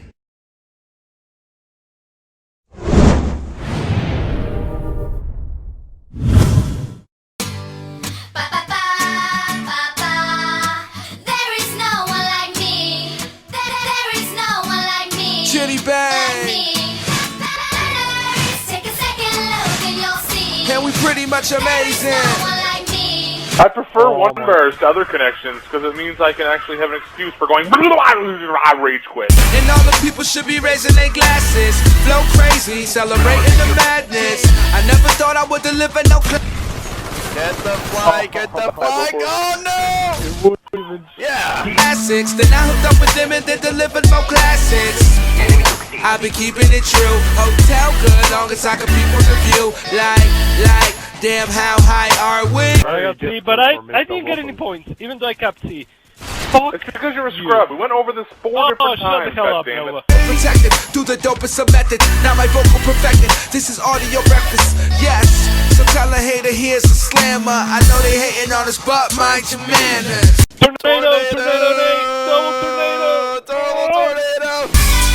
Take a second look and you'll see. There is no one like me. There is no one like me. Like me. Hey Wolf, They got the doggies. wanna listen to that radio again? Oh no!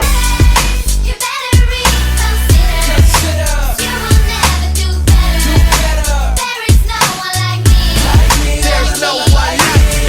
Oh, these dogs are about to get Wait, fucked up by knife me. those dogs when they're stunned. Don't worry, I just got a tomahawk on the dog. See, this is etiquette right here, you know what I'm saying?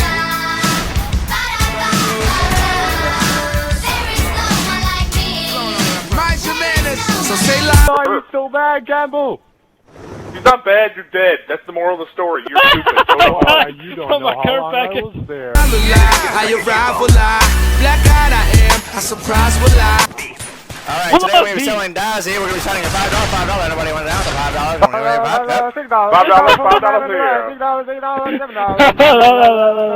I'm living in the moment, why won't you go and own it? And we don't got the spirits, at least we could corona it. Or the Saki homie, I be sipping tight, cool, and you get the wrong number if I don't like you. I'm say this right now. I'm sitting on the flag, and what do you know? I'm trying to know, but I'm really loud. I sit on the flag all day. They can't have it. What you know? What you know? It's the PA rap. The man tell me why I gotta lie to anybody. I'm the best, girl. Let me advise you.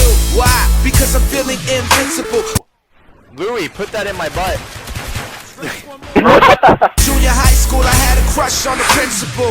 I guess I was turned on by the leadership. Now we got the game wrapped up on some Peter shit. You gonna play leapfrog? Chuck, you wanna do leapfrog? Oh yeah. So tell a hater here's a slammer. I know they hating on us, but mind your manners. Oh, someone's on it. Women dominated, no! Take a second look and you'll see. There is no one like me. There is no one like me. If you don't like the look at my face, if you don't like the look at my face, then fuck it.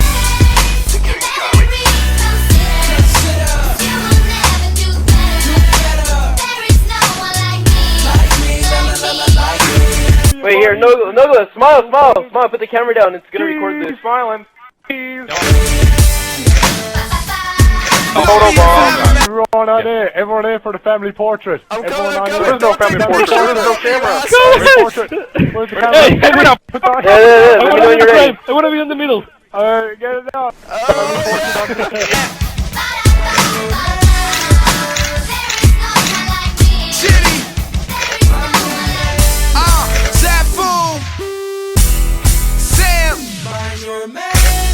Pretty much till they kick me out the booth. And we pretty much amazing.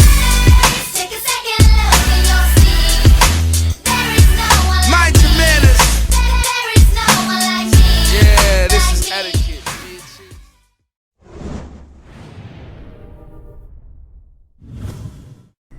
Hey there guys, how's it going? It's that time of the week, it's Top 5 Beasts of the Week, your favourite Top 5 gaming countdown of the beastliest user submissions sent in through the week.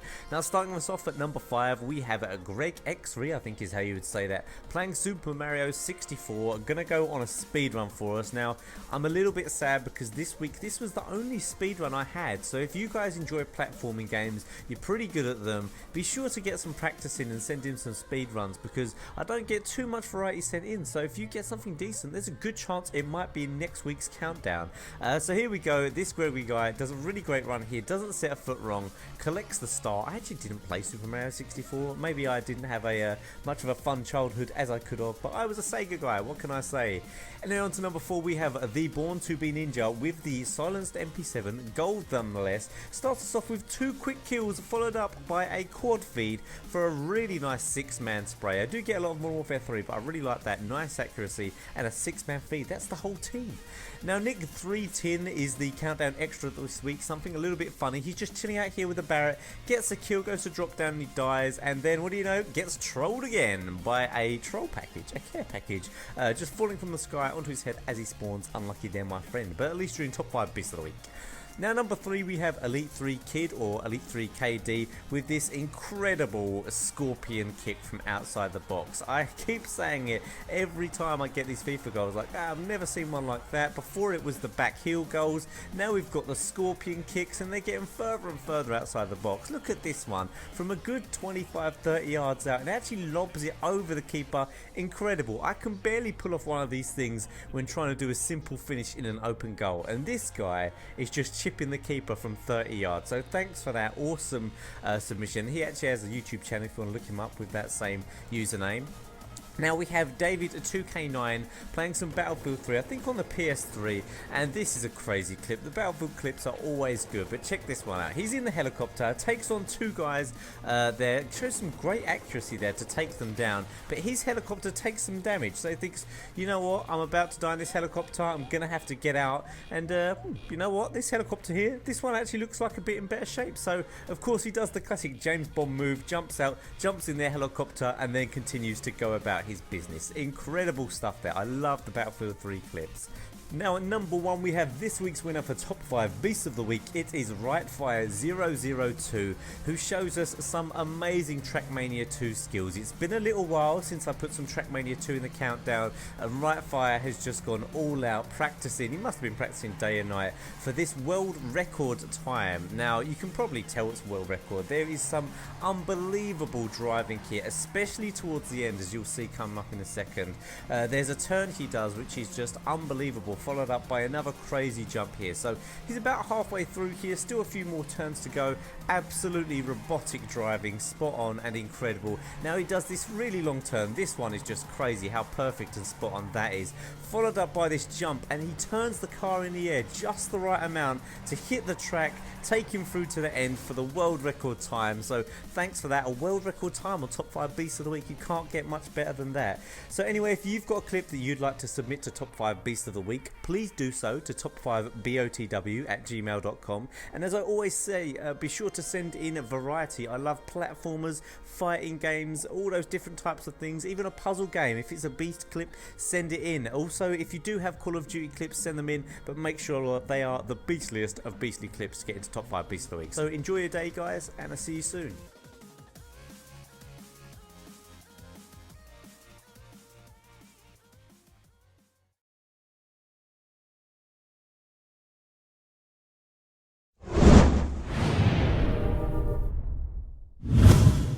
Attention, the following video is going to totally kick ass. If you enjoy any of it and or have a large penis, please click the like button below. Enjoy.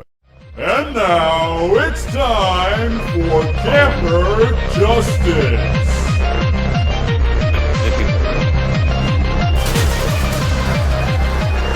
Whoa! Double C4-ness! Oh, look at these 2 guys. It looks like they're having gay sex, but not anymore, because they just got blown twice by Speedy. Oh, wait, that makes Speedy sound gay.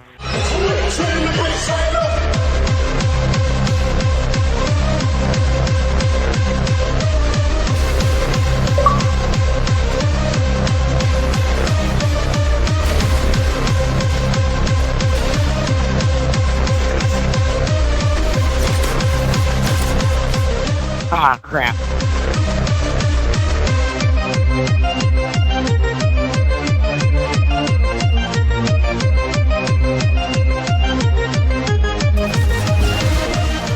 What the heck was that?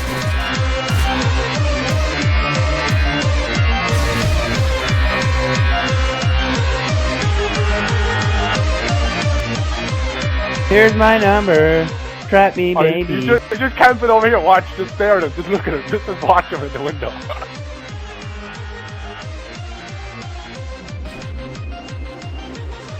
Oh, come on. I got the other guy in the corner. Oh, good job. Oh, you're shooting me, trapping me. Got him, got him, got him. No!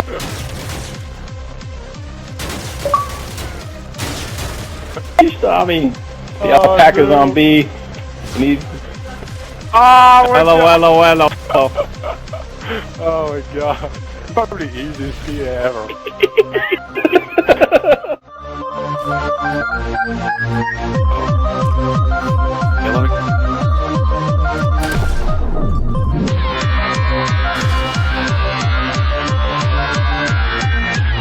Oh, hello, Zombie King.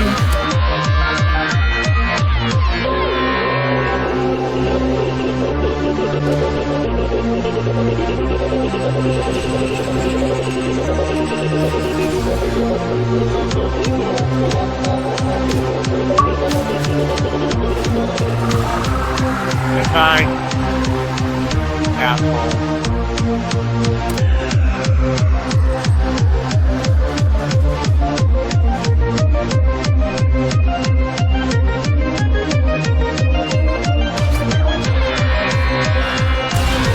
Time somebody dies with a shot.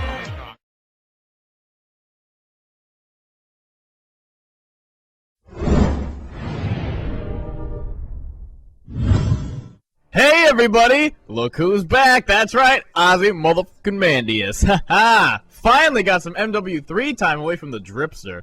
Anyway, so yeah, how have y'all been? I bet you missed me in my hunger dances, huh? Yeah, full body. I've been busy doing my whole Kilo Mandius thing, that old Shenanigans. But yeah, so I'm sitting here playing some MW3. I got the Type 95, got my pro pipes. They're not noob tubes. Anybody who calls them noob tubes will get a bacon strip to the side of the face. And maybe later might rock a little extreme pro pipe, aka the RPG. Oh, you see that headshot? Hell of a headshot, I'll tell you that right now. That looked more like camping to me.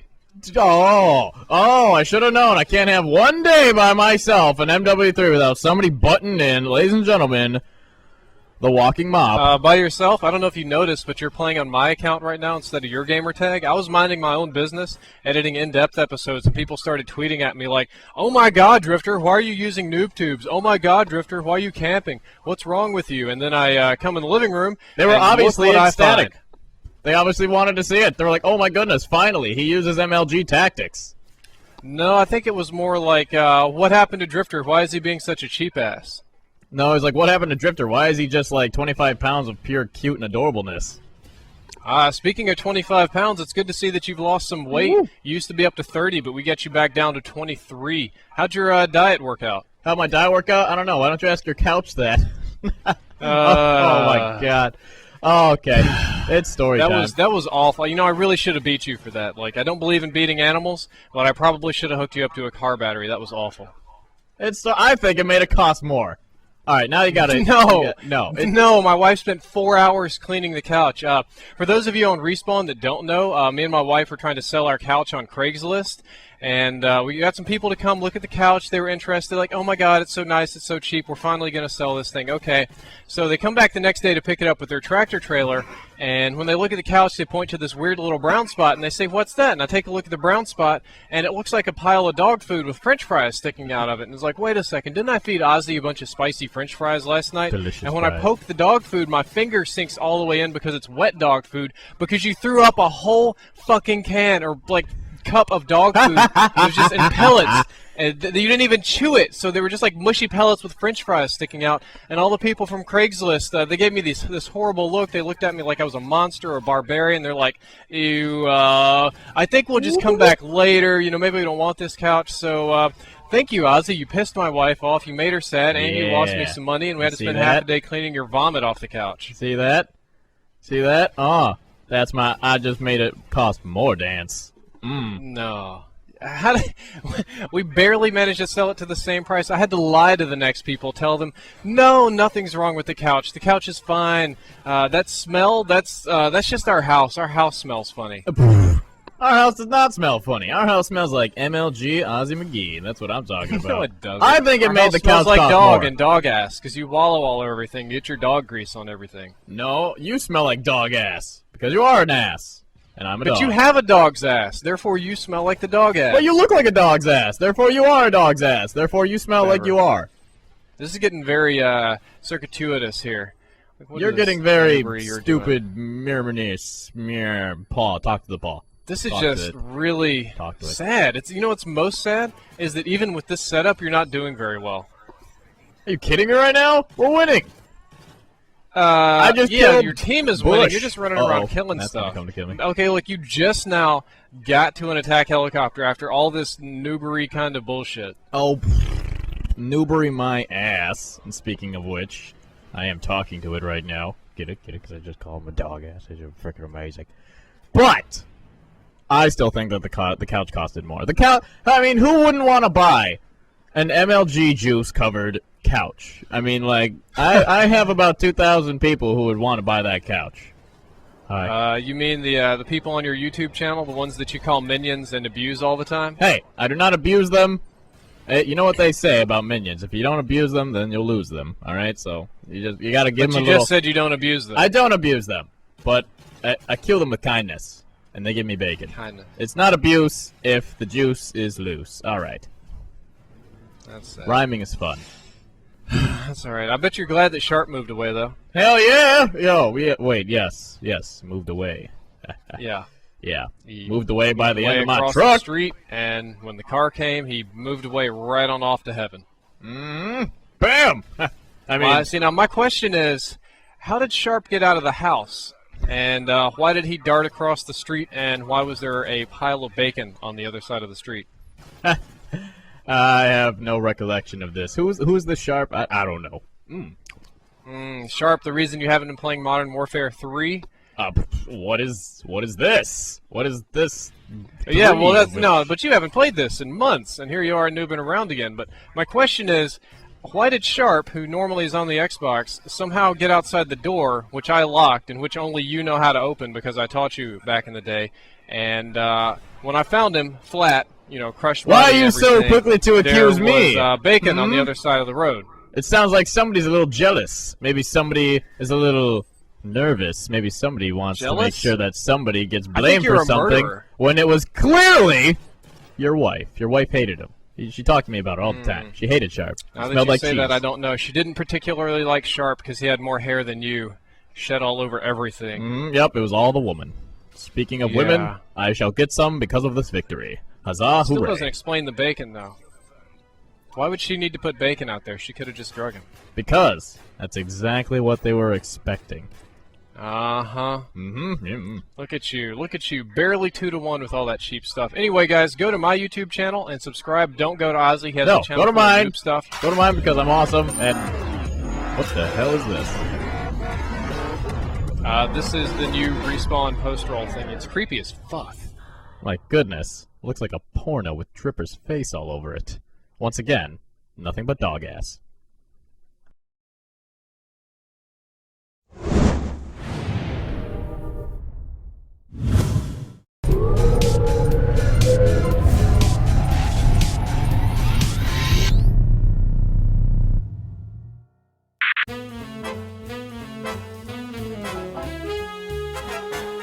Summertime in Los Angeles means many things. Beaches, fun in the sun, pretty girls, and the Electronic Entertainment Exposition, where all the latest video game news is presented to members of the press and some very lucky gamers. But the convention can be a big and scary place if you're not prepared. What should you wear to the Electronic Entertainment Exposition? Meet Chet. Chet knows someone who works at a GameStop, and they forged him some credentials so he could attend this year's Electronic Entertainment Exposition. What a lucky guy! As an attendee of the Electronic Entertainment Exposition, you have two goals: see your favorite games, and collect as many free items, or swag, as you can carry. So you're going to need pockets. Lots of pockets. Cargo pants are recommended, as well as a shirt with a breast pocket. 2 breast pockets are even better. A jacket or sport coat will usually yield a few more pockets to fill with Electronic Entertainment Exposition bounty. You can do it. Anytime now. You've almost got it. Small items can be slipped into the band of a hat. Most importantly, Chet, make sure you have a large backpack with plenty of room for some of the larger items you may collect on your adventures. 2 or more backpacks, if you can figure out how to strap them on reliably. Posters are a popular form of the Electronic Entertainment Exposition swag, so be sure to bring poster tubes. You don't want your posters getting creased before you get them safely tacked onto your wall at home. A briefcase is great for storing business cards from professionals that don't know you're just a regular Joe. But a rolling suitcase is even better. Remember, storage, storage, storage. Finally, all this free stuff may turn into quite a mess. No Electronic Entertainment Exposition attendee should be without a short sorter. Not only will they keep your swag organized on the go, short sorters are also great company. There you go, Chet. You are dressed for maximum swag collection. Now get out there and have fun with your new friend. Well, aren't they just charming?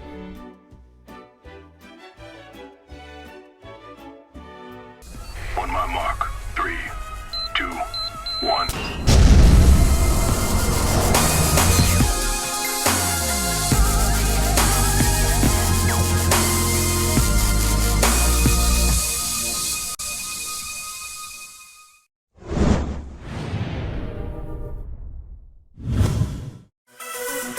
Enter the tree.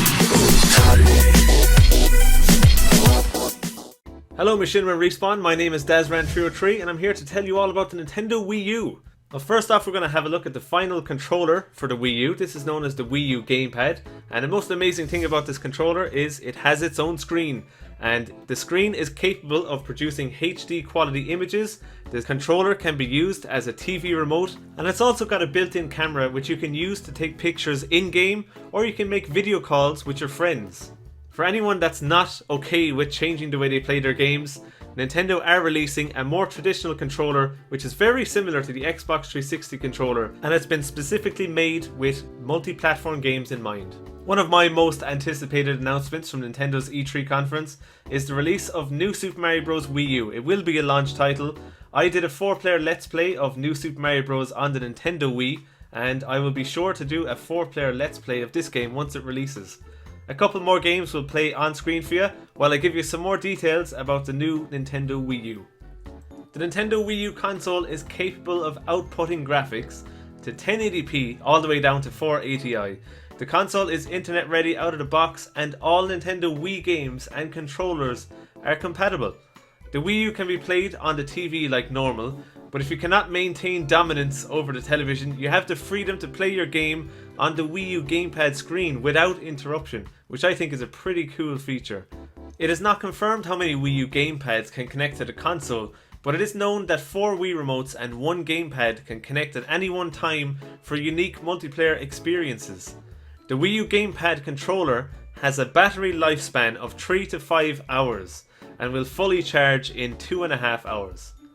There are still many things we do not know about the Nintendo Wii U, as Nintendo are playing their cards close to their chest, but there is still more information trickling out from Nintendo even after their E3 conference. Unfortunately, Nintendo did not share the details on the release date and price. It is coming in 2012, just before the holiday season. And sadly, at time of making this video, it was not confirmed whether Black Ops 2 will be hitting the Wii U or not. I still have hopes for it, but anyhow, are you going to be getting the Wii U? Let me know in the comment section below. I'm super pumped for getting this Wii U this year. If you saw my channel, you'd know I'm a Wii only gamer. I'm the same guy who does Mission M.O.A.B here on Machinima Respawn. Definitely psyched for the Wii U this year. I hope you are too, and I hope to hear from you in the comment section.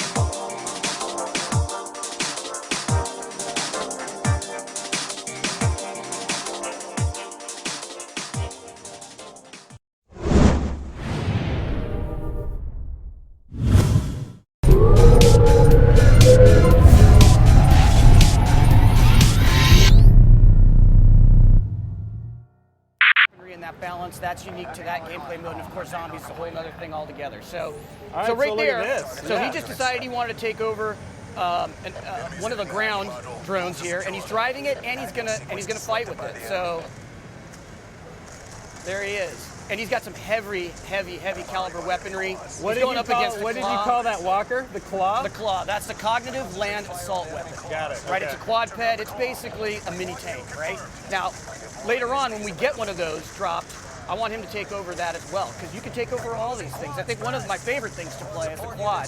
So as soon as that one comes online, I want him to take over the quad. So he's back in Overwatch mode. He's taking account of the situation. He's setting up his next battle here at sea.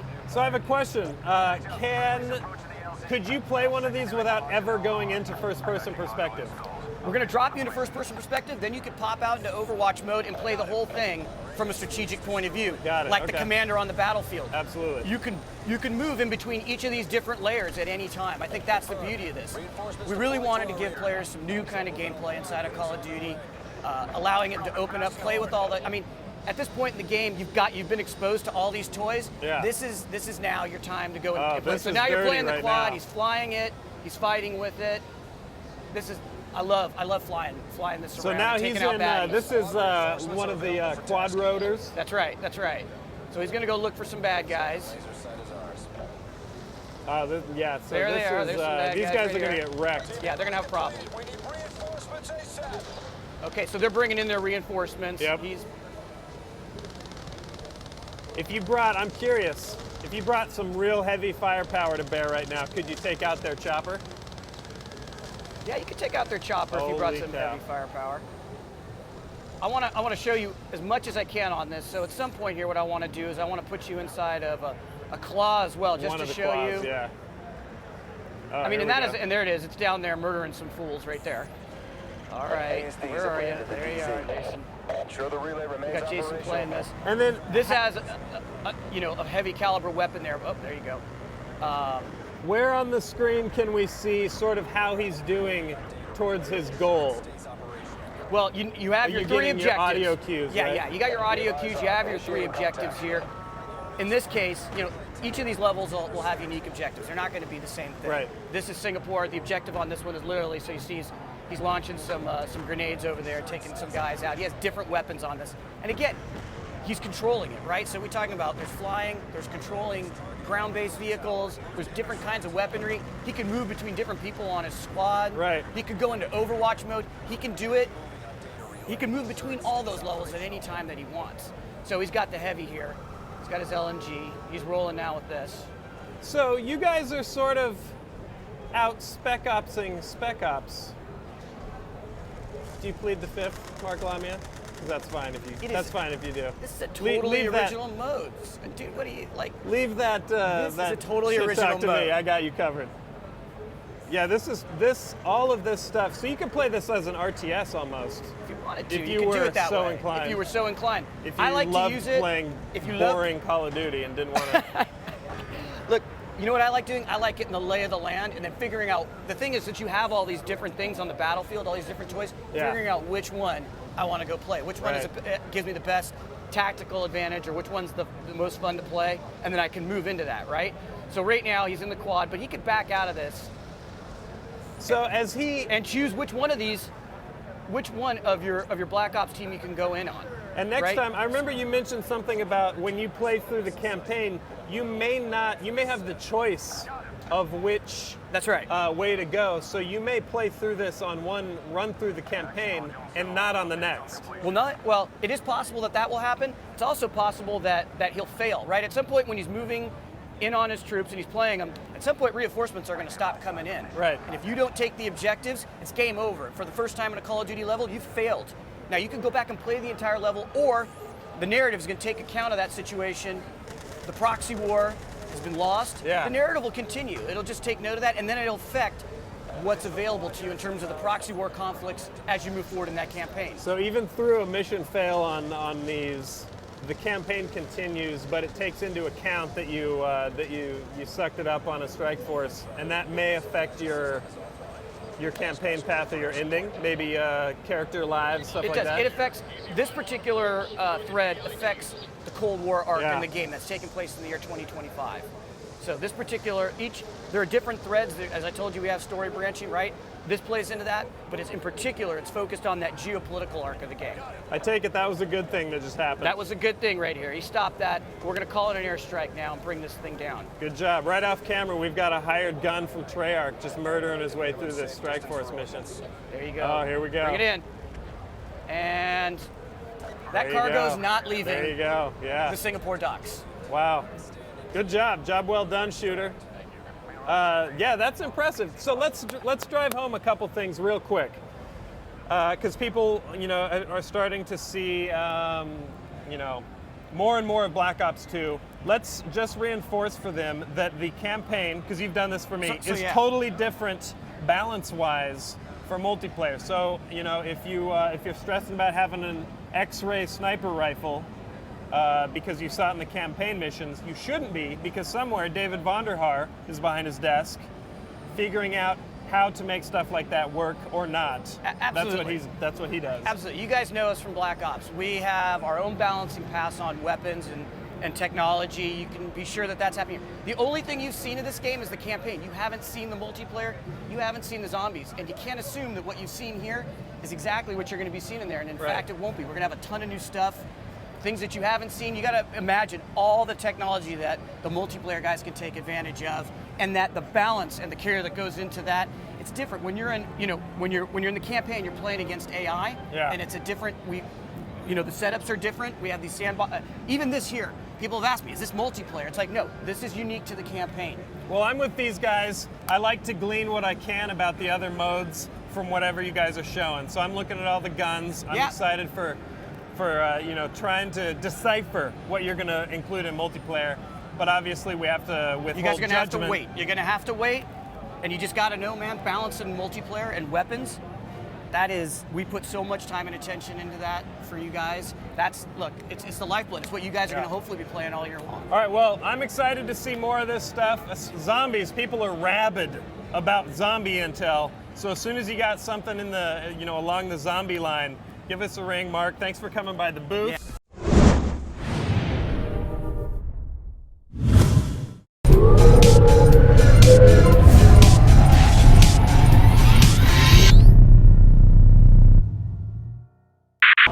What's up, you guys? I'm in the Snapdragon by Qualcomm Gaming Lounge. I'm joined by Kevin. Kevin knows my real name. I do. Scott. Holy cow. Cat's out of the bag. Everyone knows me as Sark. Yeah, my real name is Scott. Let's get to the meat of this thing, though. Sure. We're going to talk some Medal of Honor. You guys are showing a lot here on the floor, and the press conference you were highlighting a few things. Let's break it down. What did you guys bring to E3 specifically?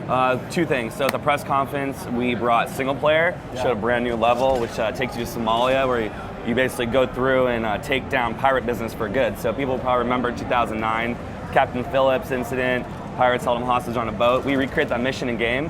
Then we take it a step farther and go, well, what if they just decided to wreck pirate business for good? Sink the ships, take out anyone in their way, take the money and hostages, and go home with a banner flag. So that's what we did there. And here on the floor, we're showing multiplayer for the very first time. Which is super exciting. Yes. Because we haven't seen this yet. I haven't been locked down here, so I haven't had a chance to play it.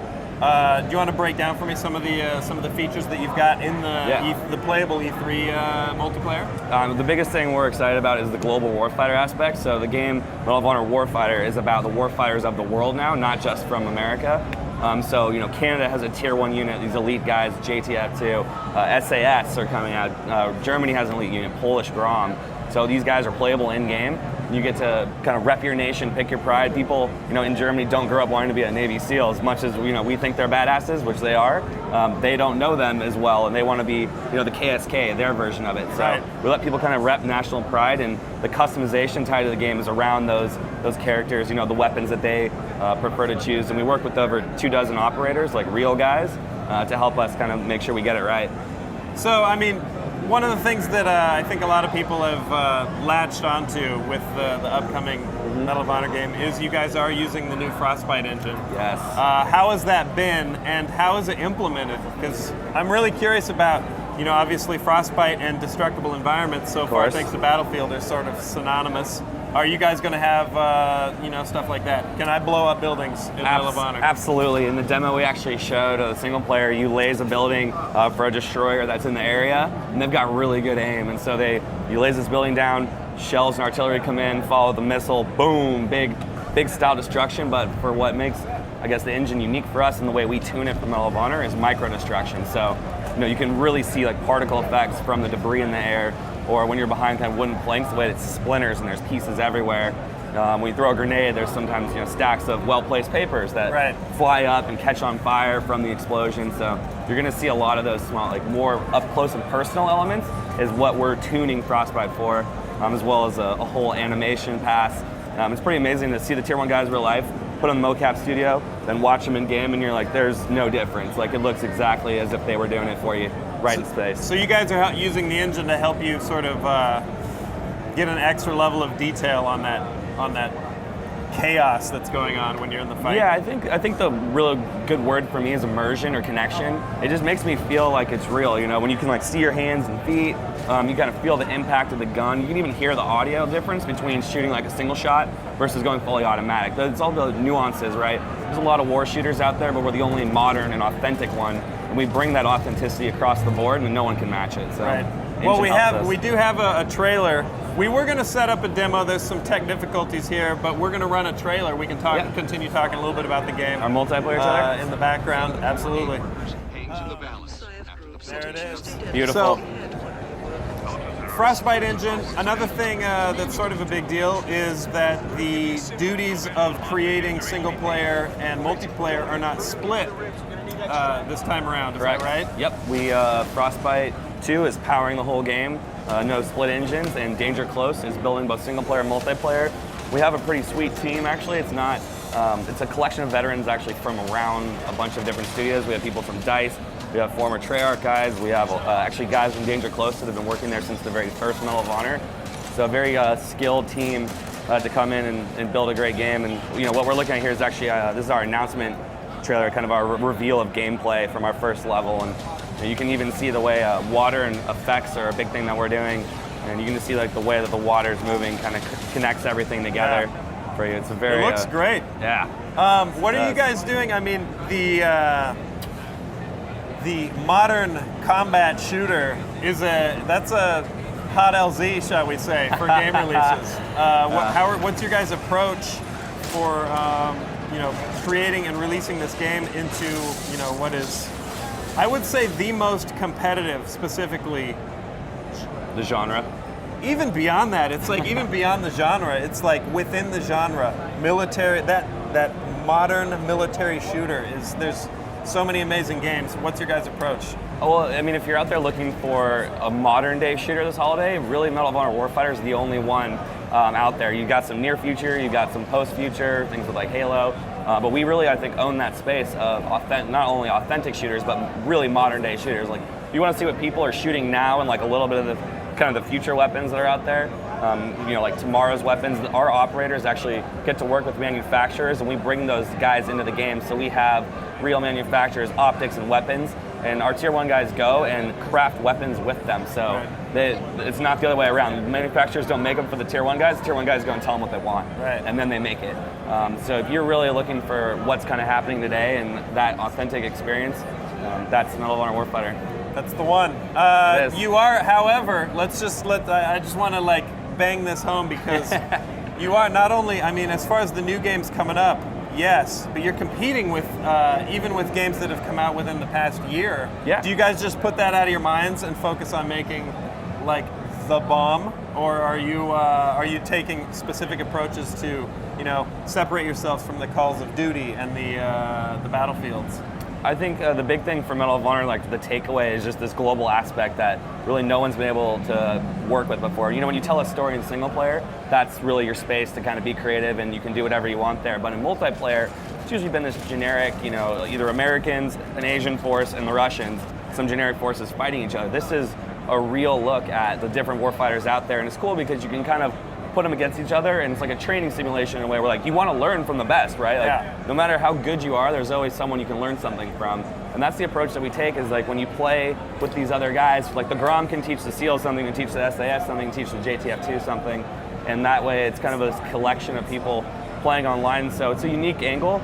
I think also just the way that the game is set up, people love Frostbite, man. And we see it with Battlefield 3, people love that experience. And so taking it and giving, Battlefield's about big environments, big vehicles, big destruction.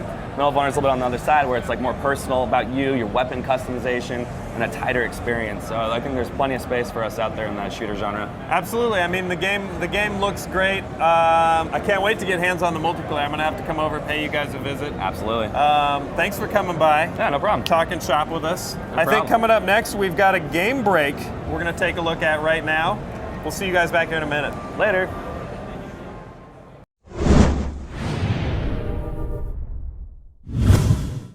The following video is a work of fiction and is for entertainment purposes only.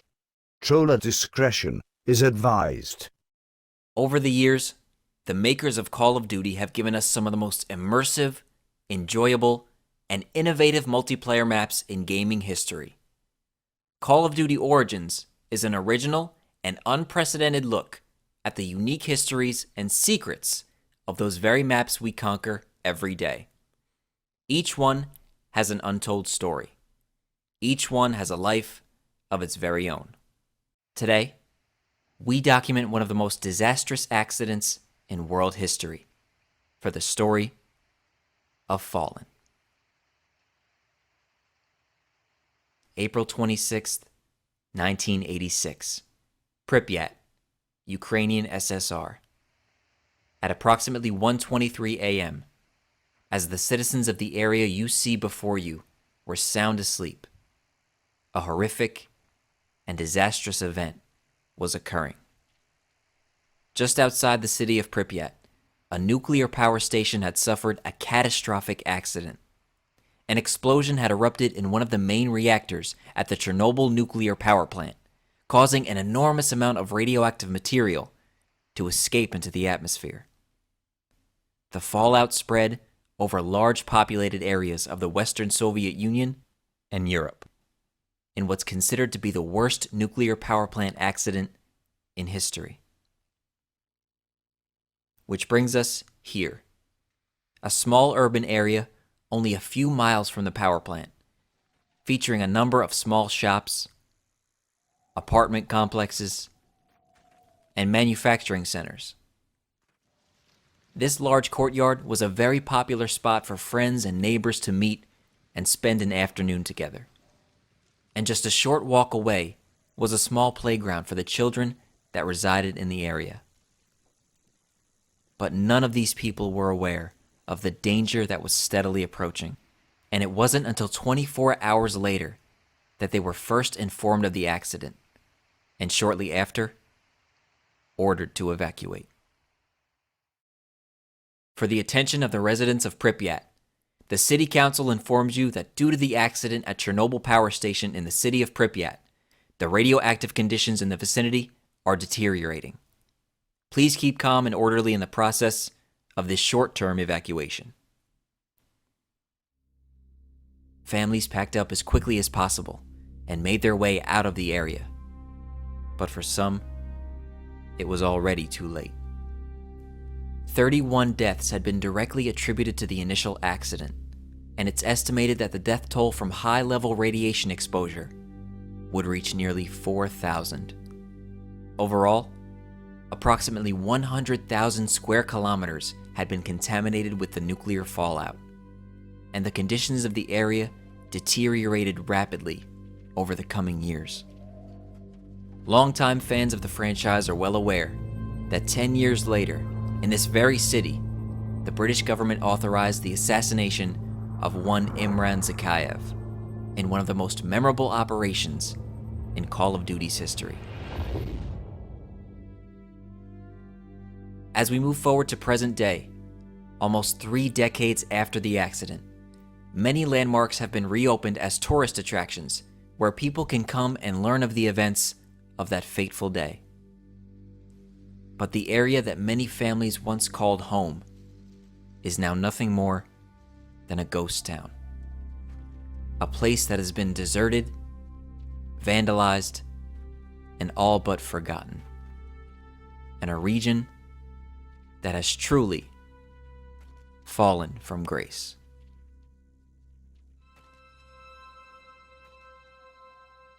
Thank you for watching. Join us every Wednesday for new episodes of Call of Duty Origins here on Machinima Respawn. Next week, on a special edition of Call of Duty Origins, we switch gears and visit a Treyarch favorite with an explosive You know what? I'll just tell you. It's Nuketown, bitches. I hope you enjoyed the video, and don't forget to join me at youtube.com/dankops. I'll see you next time.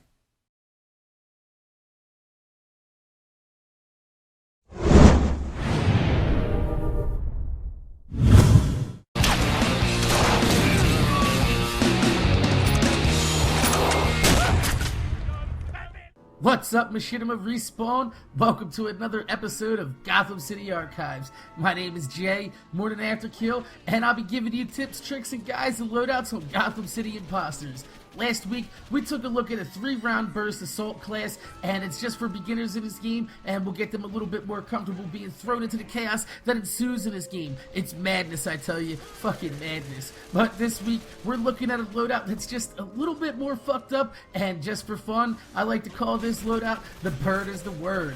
Today, we're going to be shoving parrots into our guns and straight into the face of the enemy teams. To do this, we're going to be using the boarding party as our primary weapon, and for those of you that don't know, the boarding party is a lock-on weapon, and it fires a heat-seeking, shit-talking parrot that does continual 4 damage until your enemy knocks him off or until they drop dead from the parrots being pecked in their face. While they're distracted, we're going to be gunning them down with a dawn patrol with a muzzle brake, and for even more lows, we're going to be running a hatchet again, which will send your opponents off with a rage face and a big fuck you.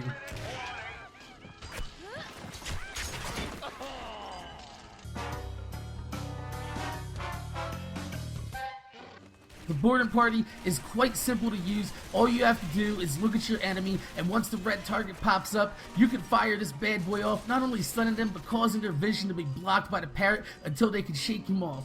Giving the enemy this bird will cause more rage than you'll see in a traffic jam on 4th of July. God damn.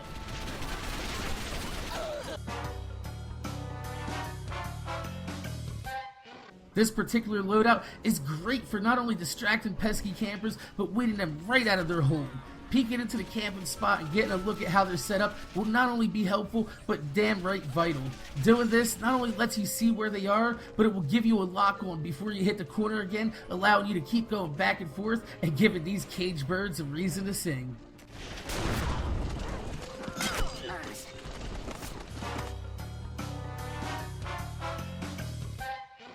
You gotta be careful using the boarding party though, because there is a fun fact that will negate the boarding party altogether, and it's called Rummy. It was made available in the same Rodeo Pirate Pack DLC that brought this gun, so a lot of people do have it.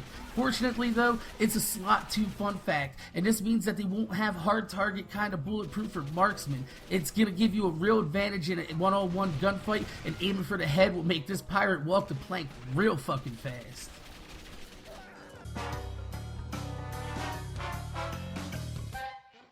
Our body loadout is gonna be the tough guy. He's a middle character with no advantages, no disadvantages, but he has 180 health points and he doesn't have any speed reductions, so using the roller skates will be able to get around the map and strafe with no problem. Be careful though, the skates are loud and enemies will hear you coming from a mile away, so be on your guard when coming around a corner or hitting a ramp, and keep your trusty hatchet ready at moment's notice, just to bury it in the face of somebody looking to get the jump on you.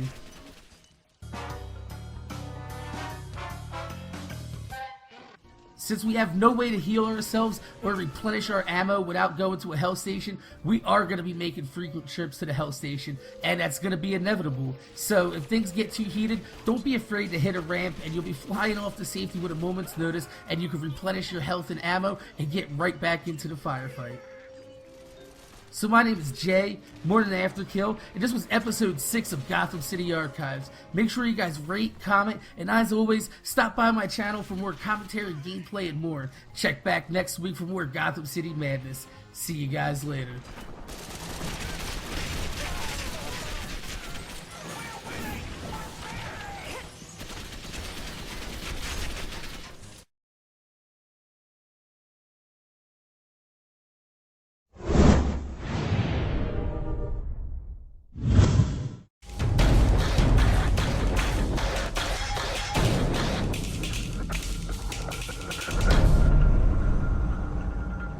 Hey guys, Drifter here. Welcome to Modern Warfare 3 In-Depth. In today's episode, we're going to be talking about the very unusual Akimbo 5.7 handguns. Before I get to talking about all the cool things the Akimbo 5.7s can do, I thought it would be best to talk about some of the bad things about the Akimbo 5.7, and the worst thing about these two weapons, the absolute worst thing that you'll notice right off the bat, is that they are extremely low damage. As a matter of fact, these are the lowest damage handguns amongst the handgun class. There's no pistol in the game that does any lower damage than the Akimbo 5.7s, or just the 5.7 in general. It does 36 to 17 damage over range, which is just very, very low comparatively. What this is going to mean for you guys in terms of shots to kill is that it's going to take somewhere between 3 and 6 shots to kill, as long as you're getting body shots, 3 in very close quarters combat and 6 at a distance. However, if you're getting headshots, you have the standard 1.4x headshot multiplier, so it can kill between 2 and 5 shots to kill. And while 2 shots to kill sounds great, you have to be really, really close to get that kind of bonus. So most of the times, going for headshots with this weapon or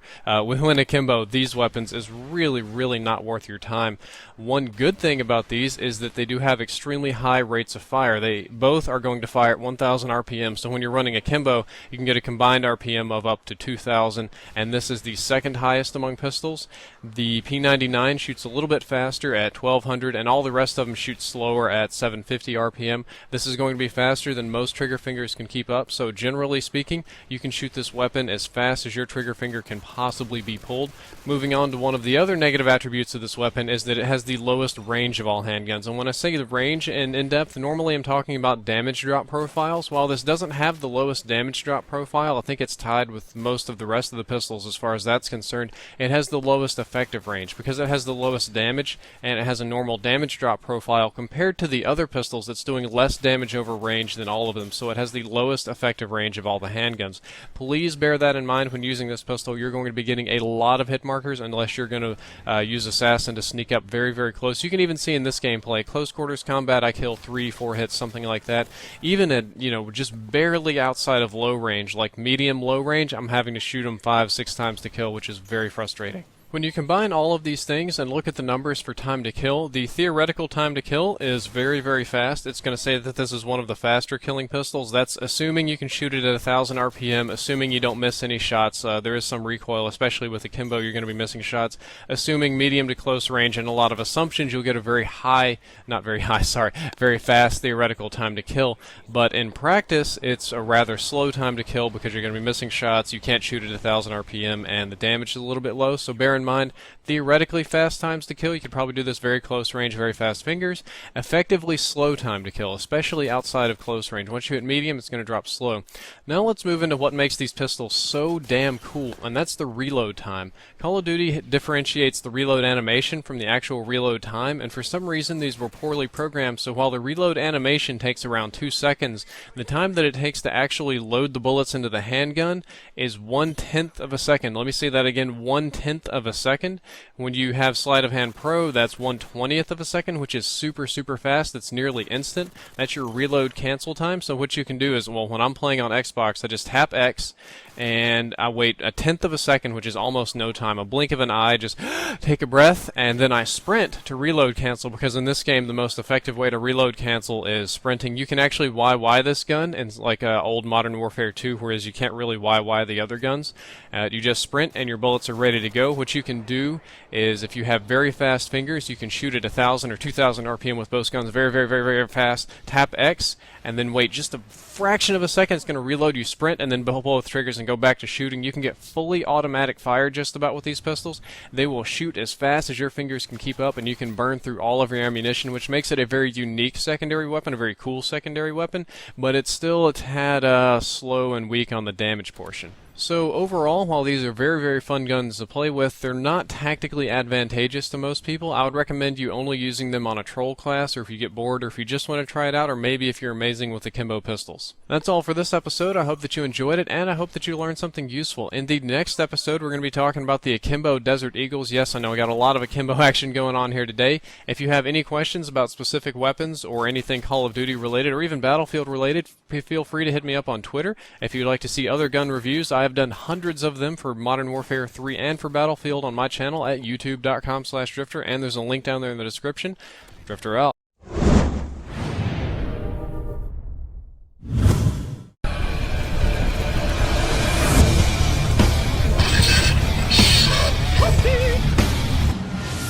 Hello, this is Wicked Shrapnel, and this is another edition of This Gun Fucking Rocks, where I use the best guns, the best kill streaks, the best everything in a free-for-all and try to decimate the opposition, going 30-5 or better. And in this episode, we are looking at the MP5. The MP5 fucking sucks. Well, Unicorn, you're not going to get any YY no-scopes with the MP5, but if I can go 30-5 or better in a free-for-all with it, then it fucking rocks, and that's all I care about. And I got a 3-minute and 51-second free-for-all using the MP5, so it fucking rocks in my book. So let's take a look at the stats on this beast. It's unlocked at level 4, so as soon as you can create a custom class, it's available. Has a 30-round magazine, aim speed is 0.2 seconds, reload speed is pretty fast at 2.53 seconds. And for an overview, it says the MP5 kicks hard and dishes out heavy damage. Stats are strong all around without any glaring weaknesses outside of a strong upward pull through sustained fire. Stick to close quarters and fire off the hip when possible, and while recoil is jerky, the MP5 is surprisingly accurate. And for some tips, it says the kick proficiency helps drastically in ADS, improving your ability to deal with targets at middle range. Pair up with the red dot sight to improve target acquisition, and when equipping for hipfire, consider melee for close quarter skirmishes. That word finally came back. Coupled with the silencer or extended mags. And for Wicked's gun rating, I say, much like the PP, you want to fire this off the hip into your enemy's face. So I would recommend using steady aim for that, and there was a host migration. Pay no attention to that. And now it's time to crown this fucking guy, M. Romero, or Mr. Omero 321, who was the first person in the link video on my channel to recommend the MP5. And rolling up the left-hand side of the screen is 500 randomly selected tryhards who commented on the last episode of This Gun Fucking Rocks. And so if you'd like to have your name in a future episode, just comment on this video. So the MP5 is the last of the SMGs to be covered in This Gun Fucking Rocks. I've done all of them in previous episodes, and I'm wondering where to take this series. There are a few guns left in the assault rifle class that I think fucking rock, which I haven't actually tried to get gameplay for yet. But I'm just wondering where to go with the series, and I'd like to get some feedback from you guys. Should I switch instead of this gun fucking rocks? Maybe go into like this kill streak fucking rocks. I've heard suggestion from that from some people. Or I could take the series to previous Call of Duties and do guns that fucking rock in those games. So that's two possibilities. If you have any other ideas, be sure to let me know. Why don't you stop making videos and jump off a bridge? Well, that is a suggestion. Thank you for your feedback, Unicorn. Now shut the fuck up. And to show you a list of guns that have previously been used in previous episodes of This Gun Fucking Rocks, I'll put it up on the screen here. So if you're going to suggest a gun, don't suggest any of those. And if you'd like to see those episodes, be sure to check the playlist in the description. But this game is getting close to an end, so I'd like to invite you to come check out my channel and see some of the commentaries that I make on my channel that you may enjoy. And I don't just play Call of Duty, I play some other games as well. So just come check it out. If you like it, subscribe. If you don't, you can tell me to jump off a bridge like the trolling unicorn. I also invite you to come sit on my Facebook and suck on my Twitter. That is probably the best way to interact with me, or just send me messages. And I try to reply to as many as I can, or at least give you like a retweet if you're showing me some love. But I went 30-4 in this game, so pretty beast mode game for me, and under 4 minutes. So if I get 5,000 likes on this video, I'll kiss a bird. 10,000 likes, I'll kiss a turd. Machinima. Wicked.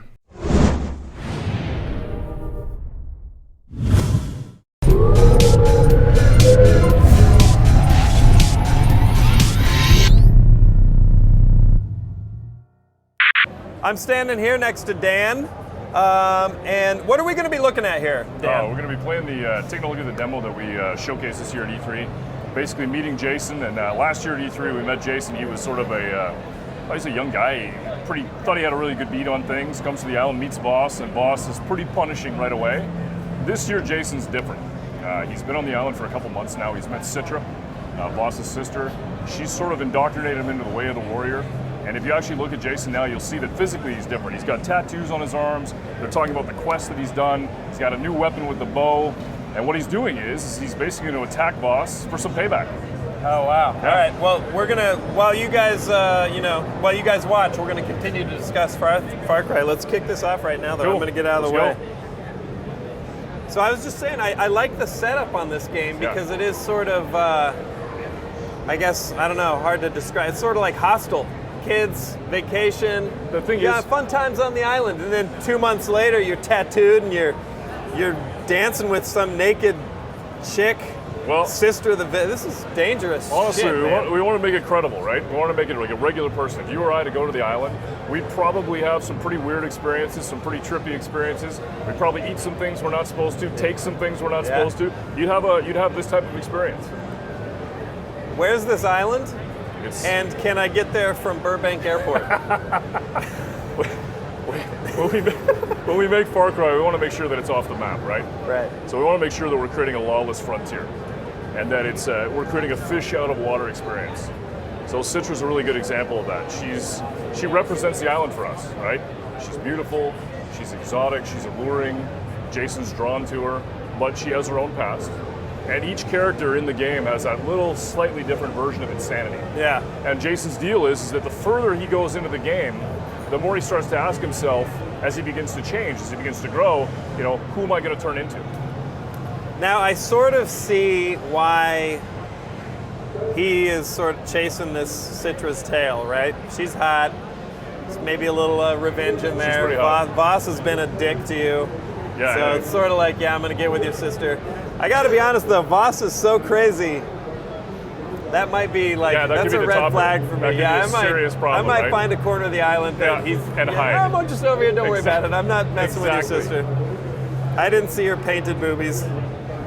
So the deal here is that as Jamie moves forward, you're seeing sort of the hints of the open world. You're seeing Voss's compound, and Jason at this point has basically got to go in and try and sneak his way in. The thing is that because Voss has been on this island and he knows everything that Jason knows, he's already been through this training. Yeah. So the real deal here is that, the question is for Jason is, does Voss know that he's coming? And are we're in full control right now. Yeah. We're playing swimming through the ocean. This is a good example sort of here of the open world possibilities. Yeah, this is a kill that Jamie's going to execute from underneath. Now the thing about that we did with the demo with the game is that it's systemic. So it's got a 360-degree approach. You play it the way you want to play it. You want to come in stealthy, you can do that. You want to come in guns blazing. You want to set fire to the place and watch the fire sweep out the AI, you can do that. Jamie's got to be really careful here because everything he does is going to have, immediate reaction from the AI. Yeah. So he's going to work his way up stealthy, and we'll see if he can chain together a series of melee kills. But basically what we did in this version was we wanted to make sure that if you decide you want to be stealthy, we've got the bow, we've got melee kills, you can chain them together. The most I've ever seen chained together is 7. Okay. Let's see if Jamie can pull it off. Okay. We're going to keep a count. There's 1, there's 2. Yeah, he guts 2 guys, guts the first guy, and then with just a quick flick, he can move over and gut the other guy. She's not a threat, so you're not going to murder her? I might have stabbed her. No, you got to watch Jamie's face here. This is where it starts to get a little tense. We actually had it happen on the stage. It's like, all right, is he going to make it or are we going to do it? Careful. Nice. All right. All right. Good shot. By the way, we are playing, just so you guys know, E3, these are works in progress. So Jamie's playing with a 360 controller plugged into a PC that you guys brought over. Is this the Xbox build? This is on PC. This is PC? Yeah. Okay. So here he goes. Now he's going to try for 3 kills in a row. So Jump running down off and a PC kill. and showing some good controller accuracy here. Yeah, he's good good. job, He's got Jamie. it. After a trillion tries, if you mess up now, he'll never hear the end of it. Yeah, you have no respect from us. I have a question sort of along the lines of the open world nature, because a lot of games say, go anywhere, do anything, if Jamie was to flip like a, how open is it? If he was to flip a 180-degree turn, can he get back to the water? Like, how free is it? For us, when we come to E3, we want to make sure that you get a, you got a 10-minute experience. We got 10 minutes to grab your attention. Yeah. So in this particular case, there's no question that you're on a very specific mission to go after boss. But the reality is, it's Far Cry, and Far Cry is open world. So for us, the deal was, oh wait, I don't want to ruin this moment. Oh, okay, all right. This is boss. I got to watch. see this. This is Voss's sharper image. Yep, he knew you were coming. Oh dear. So now Jason's trapped. He's got to figure out a way out. And if you watch the demo, you're looking for hints of the open world. You're going to see a lot of animals, because what Voss is doing is he's actually capturing these animals. You're going to see the bow. You're going to see the AI reacting to all this stuff. And then watch for the knife, because the knife's got a story unto itself. Okay. Voss has got a little bit of a nightclub owner in him. Yeah. Huh. He's some black lights. Yeah. Yeah, we think of Voss as almost like a tortured artist. He's got all these installation pieces all over the place. What he's actually doing is he's torturing your friends, and he's leaving you these messages. He's recording it. What an awful man. All right, can he do it? Death from above? Nice. Yeah, there we go. Nice. Is Voss based on anybody at the office, maybe? Oh, yeah, I think that there's a couple of guys in particular that's.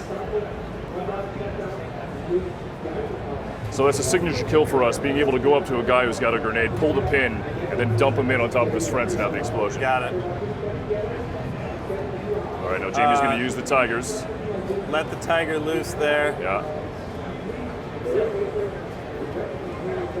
You're using every trick in the book, Jamie.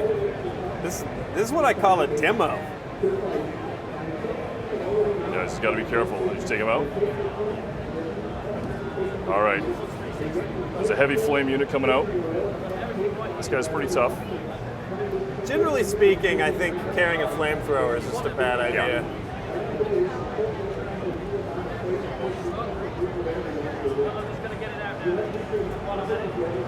Yeah, there we go. If you're gonna do it, you might as well wear heavy body armor. Now we're back into some of Voss's this is where Jason's looking specifically for Voss. And Voss has been playing cat and mouse with him the whole time. And out comes the knife. And there he is. And there's the knife, yeah. And that knife's got a story to it. There's a series of quests that you actually have to do in the game to get that knife, and then Voss gets it back. Got it. And this is where it goes a little sideways. Literally.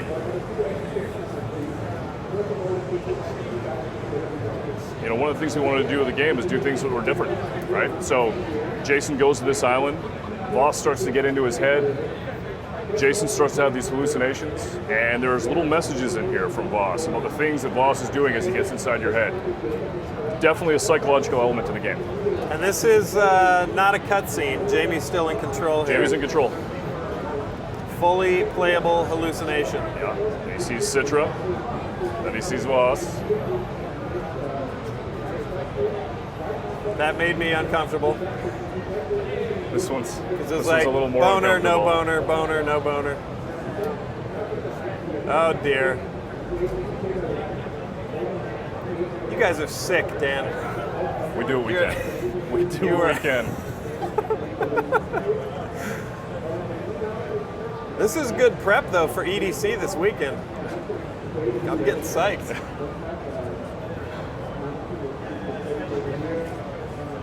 This is the same guy, if you've been sort of keeping track of Far Cry progress, the same guy who gives you the, do you know what insanity is? And insanity. Throws you off the cliff. He's the guy who basically tied you to a cinder block last year and threw you down a cenote and left you to die. Right. Well, that was amazing, Jamie. Good job. You didn't die once. Nudity, violence, trippy ass hallucinations. We got it all. This is pretty badass. Before we let you guys go, I just wanted to ask you some of the stuff outside of this demo, feature-wise. What are we looking at included with the game? Because I know there's multiplayer, but you were mentioning a really big cooperative element. Yeah, I think for us what we did is we want to make sure that we have the autonomy of a single-player experience, right? We want that feeling of you being alone in the jungle. The other thing too that we want to do is we want to bring co-op to Far Cry. And the question was, how do we do that and still keep, you know, the tenets of the single player experience to themselves? The reality was, we just built a second game. Built an entirely new, basically 4-player co-op, 6-hour campaign with a completely different story, 4 new characters. And so you play single player, play as Jason, somebody who's pretty normal and then starts to begin to go down a trippy road. And then you can play co-op as 4 players who have effectively been rejected from society and are already a little crazy on their own. So this is on, so when I go by Far Cry 3, I'm getting maybe the 20-hour campaign. You're getting 20 hours of single player. You're getting 6 hour hours of co-op. 4-player co-op. Yeah. You're getting PvP, which goes on, and I mean, you got a blood feud between Citra and between Voss.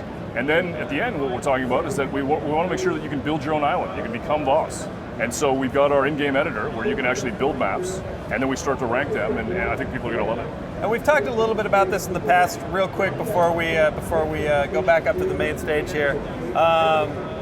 What elements from Far Cry 2? Because the last time, I mean, you guys are hearkening back a bit to the first game with the tropical. There's some hints in there, no question. What elements from Far Cry 2 did you keep and did you lose? Because I remember there was like, oh, my gun is jamming, all that stuff. I'm getting sick. Is any of that in Far Cry 3, or how have you turned those dials? We looked at Far Cry 3 and we looked at Far Cry 2, right? We knew that we wanted to have the fire, right? And the fire is a big part. You're able to start the fire. The procedural fire was great. But the thing is making sure that if it's open world and you want to fast travel, you can.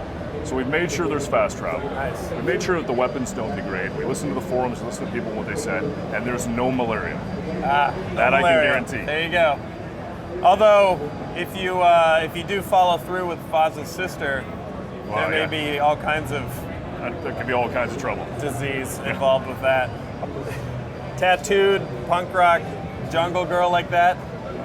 Red flags, man. You guys rock. Jamie, I'm going to shake your hand off camera. Dan, I'm going to shake your hand on camera. Game looks great. When's it coming out? What's it coming out on? This September, PC, 360, and PS3. Far Cry 3, you guys. Right now, we're going to take a look at some wild speculation that we had about Metal Gear Solid 5. It's totally real, though. Trust me.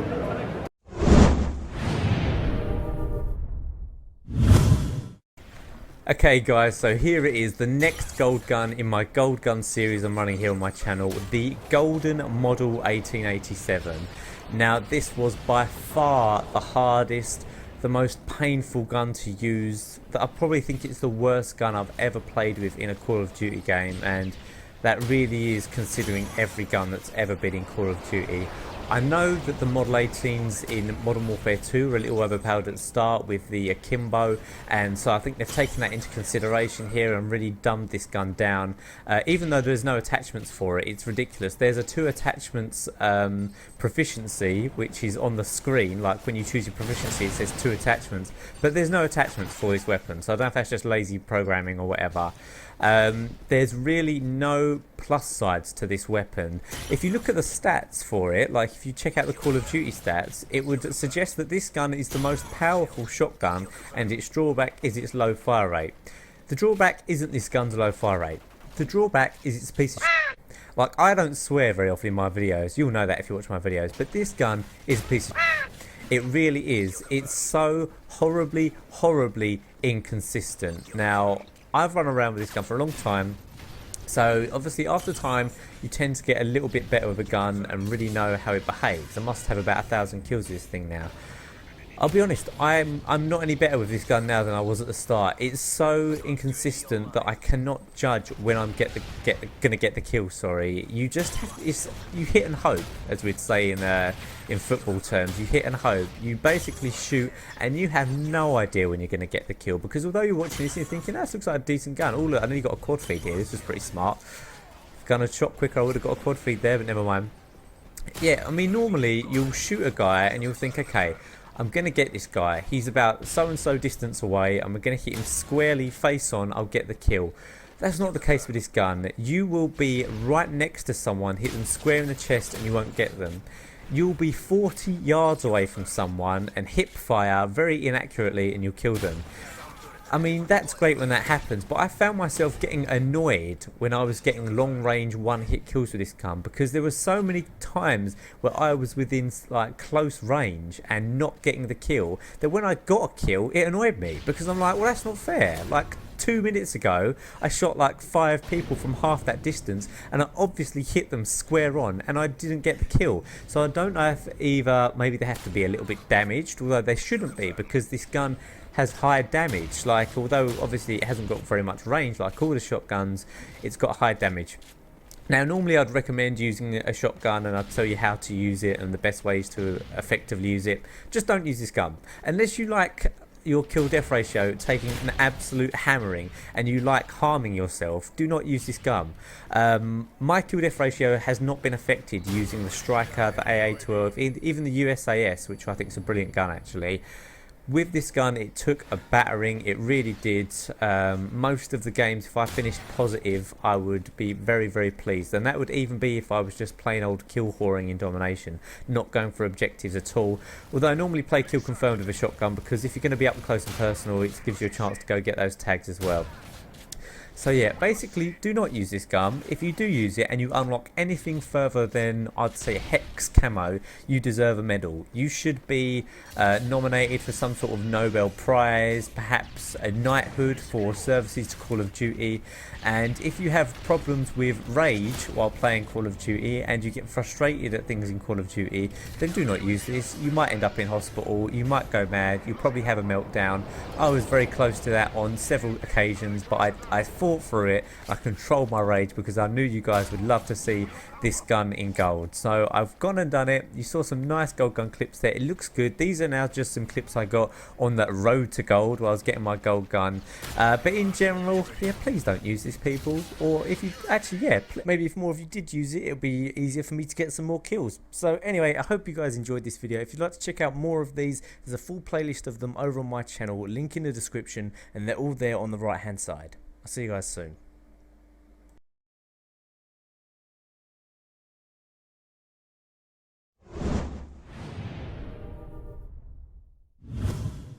Hey everyone, it's Anoj here, and right now it's time for Halo Reach episode 47, the top 10 amazing kills. So sit back and enjoy. Starting off at 10 is Boyoids, and how in some cases, missing a floorboard can be fatal. First strike, gain the lead.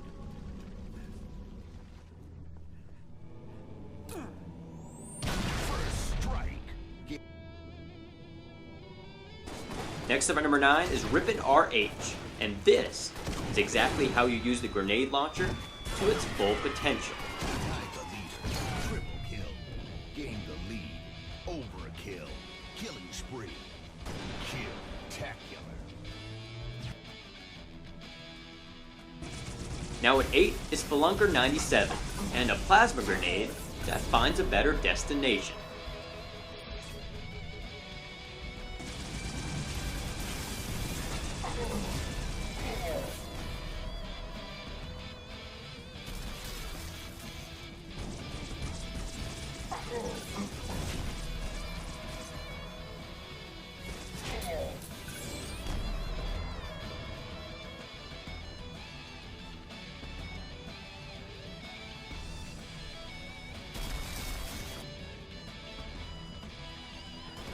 Whammer is at number 7, with how to first break up a brawl, and then clip a pair of wings. Killing spree. Overkill. Extermination. Kill-tacular.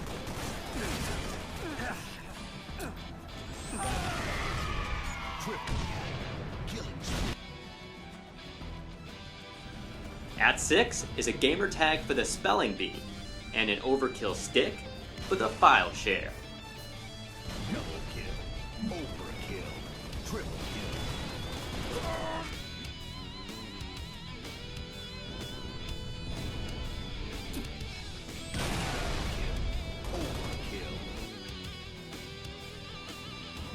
Now at 5 is a yellow snowball, who is back yet again to show us the beautiful teamwork of plasmas and fusion coils.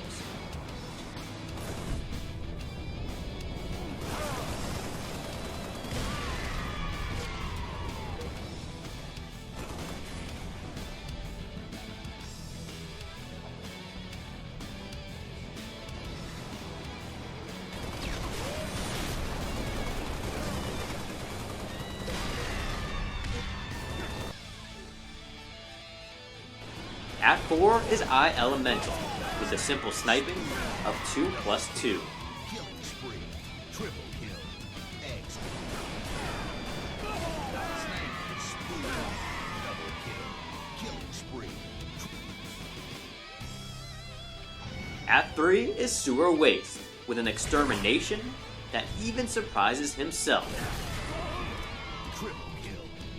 Extermination. Over. Triple kill. Exterminate. As a runner-up, it's Tashima, with a clip that sets the record for the amount of victims of Banshee Rain. Killing spree. Overkill.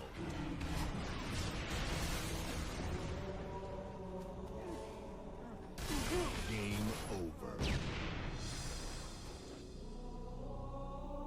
And now the winning clip belongs to Pajama 88. And when the universe conspires to make everything go your way, this is the result. Killing spree. Overkill. Kill. Tacular.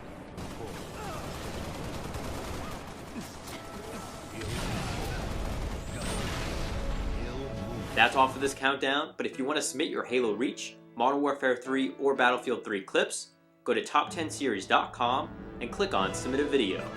Also, to get updates on when new top 10s are coming out, and to watch even more top 10 videos, go subscribe to my own channel at youtube.com/top10series. Thank you for watching, and make sure to keep a lookout for Halo Reach episode 48, the top 10 multi-kills, coming out soon on Machinima.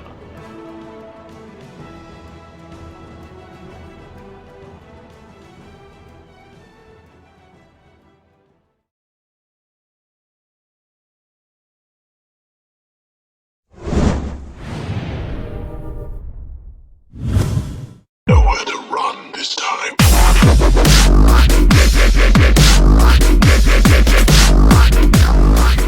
What is up, all my GLGs? XRPM X13, the incredibly good-looking gamer, coming at you with the most anticipated episode yet. Before you guys don't pick your classes yet. The taser episode. Let's pull this bad boy out real quick. Oh, No, wait, can where we is not, please? No, you don't get tased, so yes. It doesn't matter. Look at Cooper. Can we not, please? Oh my gosh. I just don't like it. I'm the one who has to get The tased. taser episode. You don't want any part of this. Yeah, God, buddy. that fucking noise just doesn't. I hate it. Ugh. Okay, so this is the taser episode. Obviously, if I tased Danielle, the whole entire fucking government would come to my house and she would probably sue me. Lawsuits. And, yeah, we don't want to deal with that. But since me and Ryan are friends here, me and my friend, we decided that he would come in and kind of fill the spot. So Why not? Here's how it's going to work. This episode goes like this. Either I'm getting tased or Ryan's getting tased. So either way, Ryan is getting tased because that's both of our names. Anyways, so it's going to be, he can only use a knife, and it's going to be the first one to get 5 kills. I think that's fair, right? Yeah. And we're playing on Dome. Babe, check your sensitivity and make sure everything's alright. Please win. I'm going to be coaching you through this. Oh, just hit. Okay, you'd be Spetsnaz and you'd be Delta. Spetsnaz. That's me. Spetsnaz. Alright, and both of you just use the first class. Okay, wait. Alright. So Danielle's on the top. Oh, God, please win. Alright, that's What good. does That's that good. mean? No, that's fine. Everything that's set is fine. Are you good to go? Are you ready? I'm the I top. have a tack knife or a throwing knife. Like, is this... Okay. Alright, babe. Go to the left. Turn around. Hey. Turn around. Go in there. Turn right. No. Oh my God. That's left. Turn right. To the right. Back here? He can only knife. No, turn around. Are He's gonna you be coming joking up. me? Turn around. You're All not the even way. helping. All right. You're Right, not right. helping. You're just. He's around there. He's right there. Oh my God. Okay. Whoa. Please reconnect the controller. Uh-oh. Oh, reconnect. Oh my gosh, this thing's out of batteries. That's alright, you died before you actually connected it, right? The thing that stinks about this is even if I want to cheat and look at his screen, Yeah, I don't know the map. I know. This really. He's behind you. Turn around. Oh, yes! Woo! Where are you? I will kill you. This isn't gonna be fun. Okay, you quit coaching We me. can get 5 kills in like 2 seconds. I don't have a throwing knife or attack knife. Just That counts as a death. That counts as a death. Dude, did you just do it again? What the hell's going on right there? It's every time I throw out like a health's on like minuscule or some shit. I don't think it is though. What the hell's going on? Well, yeah, if you stand in your own grenade. Okay, babe, go get him. You can't back out of it now. You Sorry, just sounded dude. like I was Cooper. Right. Get him. Okay, wait. It's gonna be coming around this tank. Which side? I'm gonna get you. Oh. What was that, like one? Oh, I was looking at your screen. And We hitting didn't even X. play one to see if this was gonna be fair. God, for once, I'm so happy that you're getting kills, babe. Turn around, turn around, turn around. Hey! Oh, I'm sorry. Oh, that's cheating. I don't have a coach. That's cheating. I don't have a coach. Hey, come on, babe. He's a cheater. Cheaters never win. Quit looking at my screen. Please let me tase him. Okay, you're running into a wall. No, turn around. Shh, I know. I'm looking at the screen. Oh my god, that was really actually an impressive screen look. Reload, reload. Here he comes. Here he comes. You told me to reload, but I guess it was coming. One more. Please, one more. Here, you gotta reconnect. Is this 4? Dude, your I batteries don't are even dying. have Oh, batteries. that's why, that's why. That's Yeah, the let's excuse. just get tased. That'll be fun. Sorry, dude. I'm so bad at running. Maybe I should just get tased right now. This shouldn't even be a game. I should just get tased.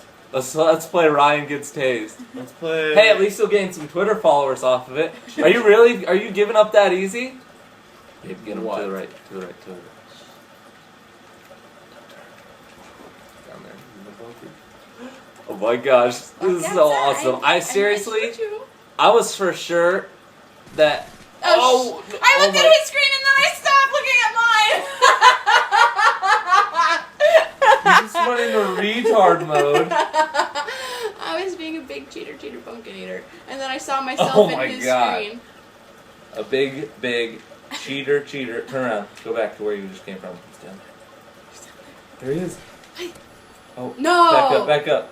Back up, babe. Oh! Babe, please kill him. What's the score? 4 to what? 4-3. Go back to the dome. No. Where you were going? The right. You were going Don't say go back there when I'm going sorry, to the I'm place saying- already. I don't think the coaching is really fair. Turn around. Because if she Why are you can't, going if this she way? can't look at Please my don't. screen and her own screen, then she shouldn't She be allowed to is a cheat. born camper. She is just shouldn't- born to camp. She shouldn't be allowed to cheat if she can't look at both screens at the same Oh, time no, on here in her face. own. That's fine. Okay, whatever. I'm leaving it in your hands. Please win. I do not want to get tased. Actually, 1 kill up. Hi! My God, don't do that!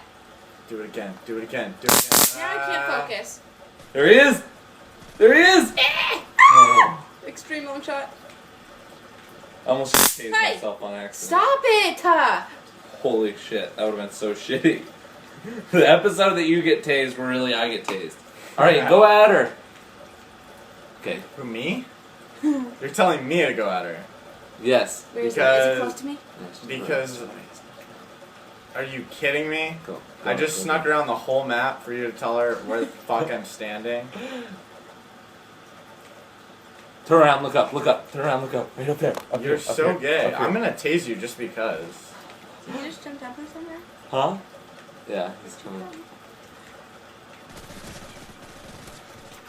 Yeah, am I allowed to shoot her? No, you're not allowed to shoot him. Hey! You scumbag. Oh. That's alright. Okay.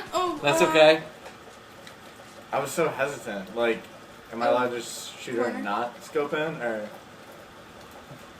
I thought we said knife only. Knife only. It's 4-4. The last kill is knife only. Knife only, last kill. This is the most anticlimactic game. It's No, like, this is actually really climatic for me Nerves. because I have no fucking stuns and you're gonna tell her exactly where the fuck I'm coming from. You can't tell her. Okay. Don't tell her. Alright, I won't tell her. Don't tell her. What's the corner?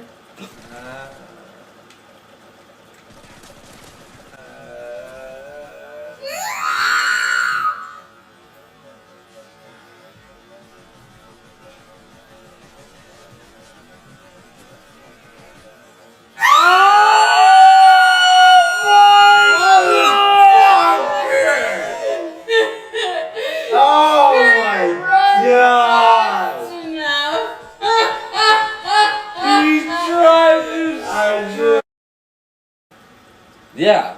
We'll do it another night, though. You can wait a couple nights, and then Alright. we'll tase you. In the arm or something. Alright, that's fine. But you I'm have not to doing get it. I'm tased. not- yeah. Deal. You guys saw it. YouTube shake on I it. lost. YouTube shake. Here we go. Alright, well, Someone's getting tased. hopefully, It's gonna be me. hopefully we will see this tasing happen right now.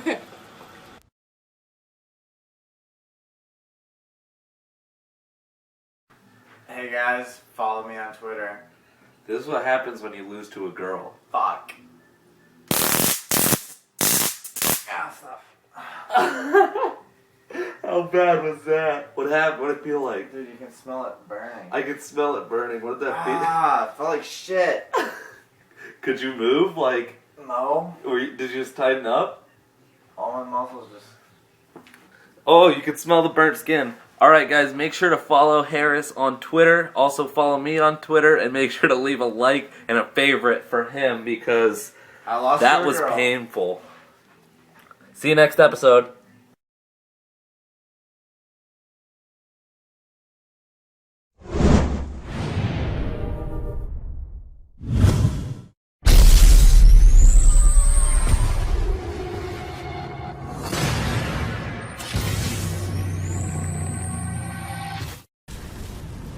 Team deathmatch. Yep. Rock clear, what? Yeah. Delta team, you are clear to engage.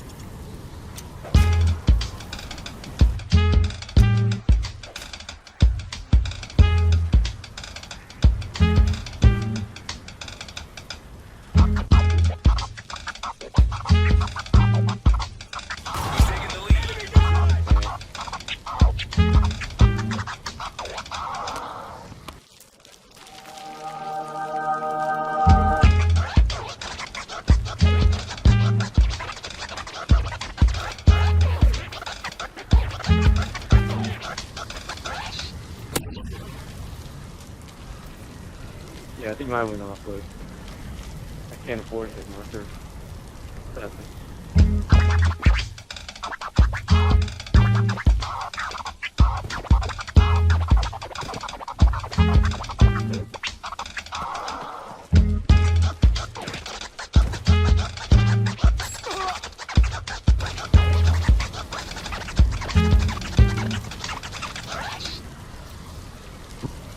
You alright?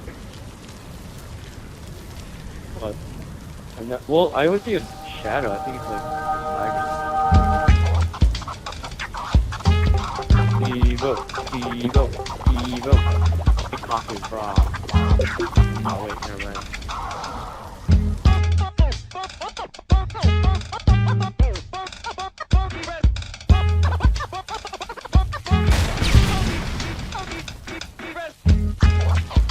Time's almost up.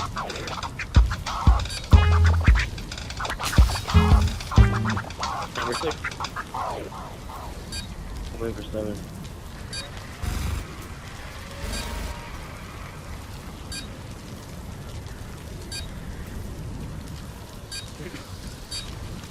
Probably know where we are. Go for it.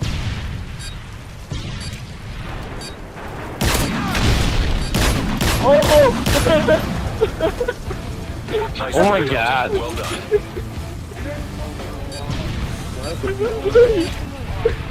Sorry, it's only half that one.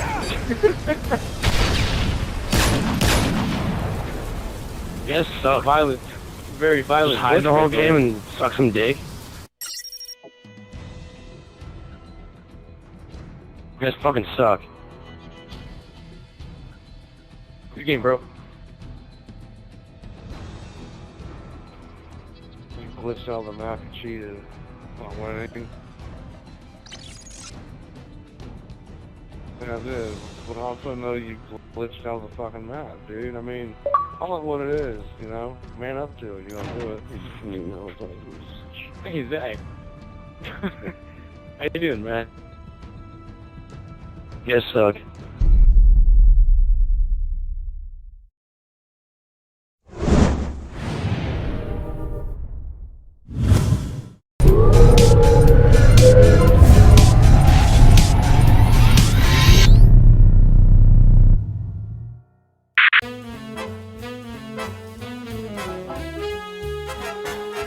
Summertime in Los Angeles means many things.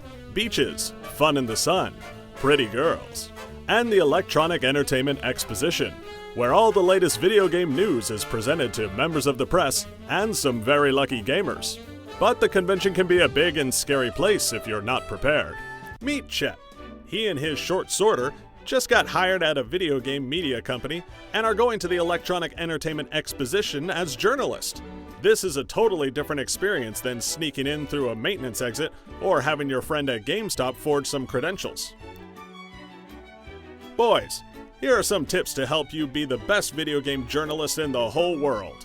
First, when you are interviewing a developer about their game, make sure to hold the microphone so that your viewers and listeners can hear the interviewee's answer.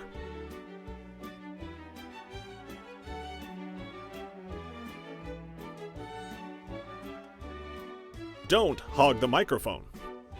Don't be too generous with the microphone. Don't rub the microphone on anything, especially their face or neck. I wouldn't recommend wearing a shirt while you interview a video game developer that advertises a rival product. It's just not polite. Remember the golden rule, Chet. Advertise for others what you would have others do, advertising unto yourself? And finally, Chet, if you are lucky enough for your interviewee to either grant you an exclusive scoop or slip up and tell you something they weren't supposed to, immediately kill them and dispose of their corpse so that no other media outlet will ever get the story.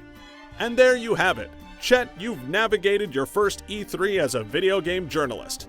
Easy peasy lemon squeezy.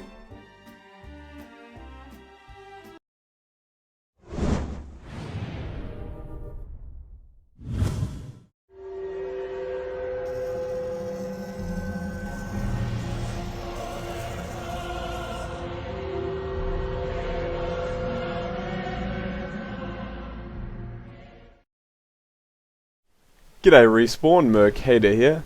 I'm going to do a very brief introduction because this is my first video I've posted on Respawn. I posted on Realm before. I have my own channel. I've got nearly 100,000 subscribers now, but I've just started posting on Respawn as well. If you're planning on checking out my channel, you can do so by hitting the link in the video description below. I play Battlefield 3, I play WoW, I've just started playing Sniper Elite V2, that just came out, that's fun. By the way, my accent is Australian, if you're wondering who is this guy, what is that accent, whatever. Anyway, I'm going to get the ball rolling. This class I call the O'Neill, affectionately after the Stargate SG-1 character.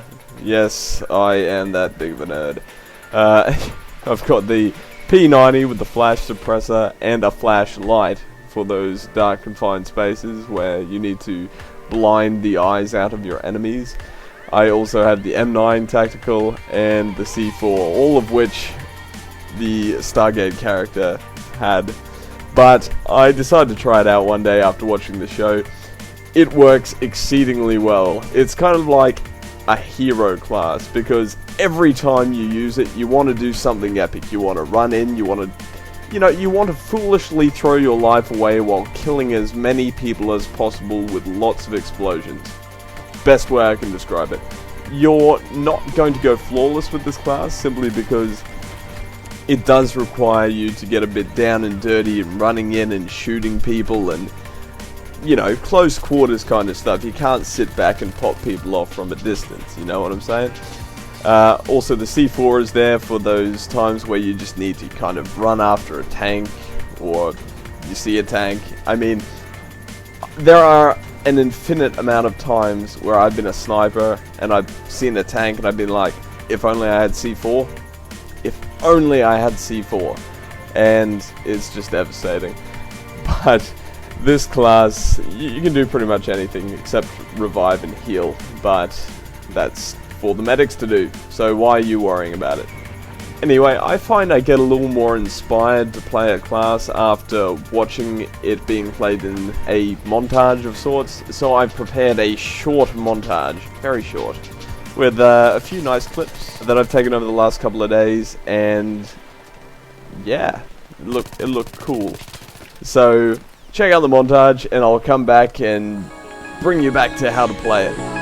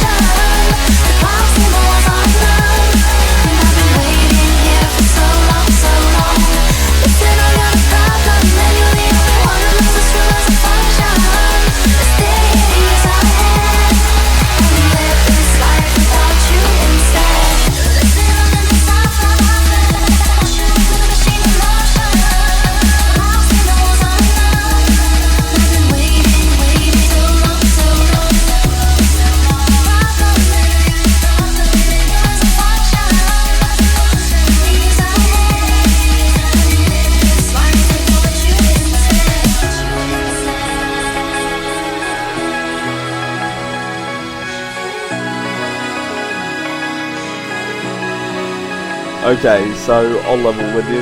This class isn't exactly based off the Stargate character.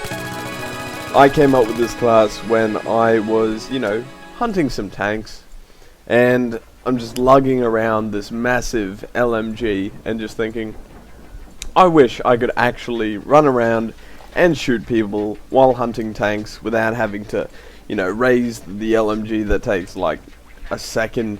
I just want something fast. I want an SMG, but I like having all of these bullets, so I'm like, P90, bam.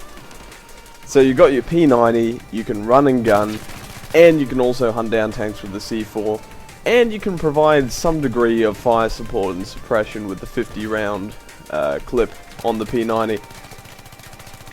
The M9 was just a pretty standard choice. I like the M9.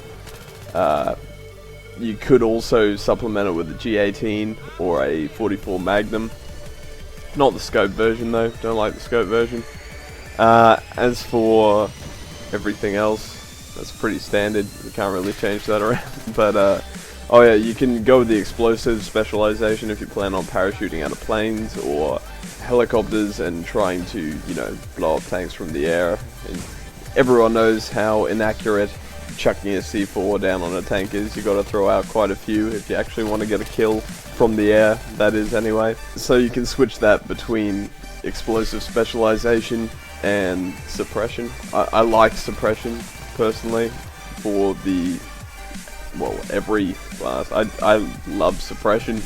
What's not to love? This class is a fairly close quarters class. I mentioned that earlier. You shouldn't go, you know, out in the open and expect to hit someone at range when they have like a bipod down, or they're, you know, single shotting with an assault rifle, or they're sniping at you, God forbid. You're not going to do well like that. But if you're in a fairly enclosed space. This class shines on maps like Grand Bazaar or any team deathmatch, Metro to some extent, even though there's no vehicles. Another map it is decent on is the Strike It car can map. Lots of alleyways, lots of tanks, fairly close quarters, but it works. It works quite well. I liked it on Carcan when I played with it. So give it a go. Let me know what you think. If you enjoyed the video, enjoyed the little mini montage, enjoyed everything, feel free to hit the video with a like. Helps out. If you'd like to see more, there's plenty of BF3 videos over on my channel. You can check that out. Video description below. Mentioned that earlier. And if you feel like subscribing, feel free to do that as well. I post BF3 good few times a week. So yeah, hope you enjoyed this video, guys, and I will see you next week with another one of these custom classes. Alright, Merc out. Cheers.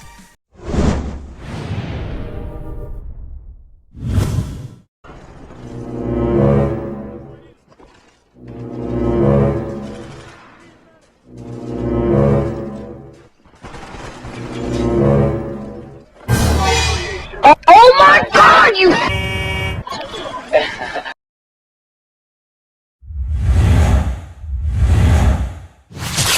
Humiliation.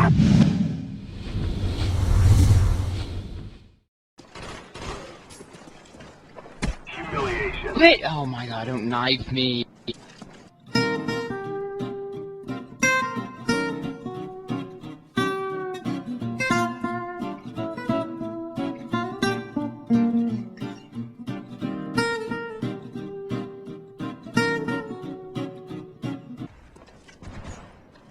Quit, he still has the first fucking gun because he keeps knifing people.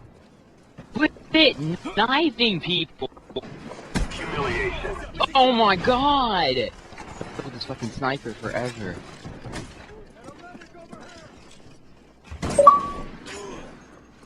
God! They were in front of me and behind me! Humiliation. What's everyone knifing?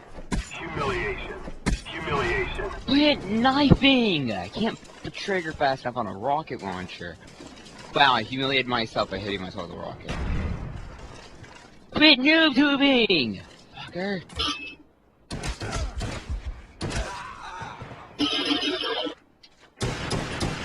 Wow, that crazy dude.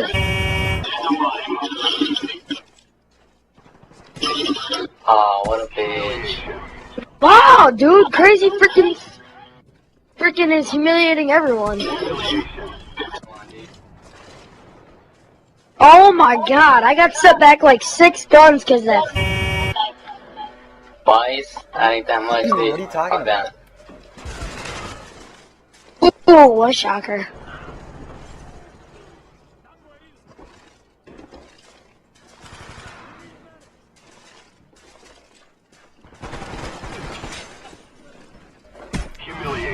Oh my god, you... What's wrong, dude?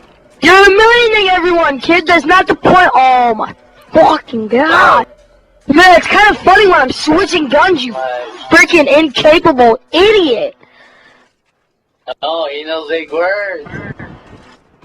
And your mom knows what a big is when she sees it going in her loving that kid. You're getting mad, you little fucking girl.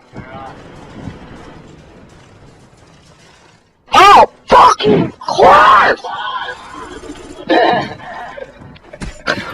You Oh, sit down. You fucking bastard.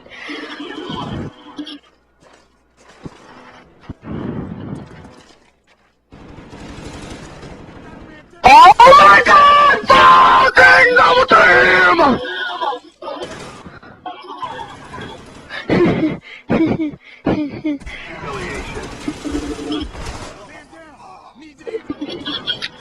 Oh my god! Don't make him angry. Well, that's already been freaking accomplished. What the? Oh my god! One more fucking time, I swear to god. What are you gonna do?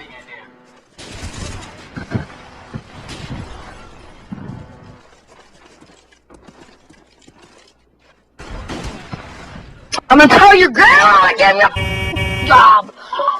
What? I didn't know what you said, boy. I said it's time for you to grow a dick. That's not very nice. Oh yeah! Suck some now!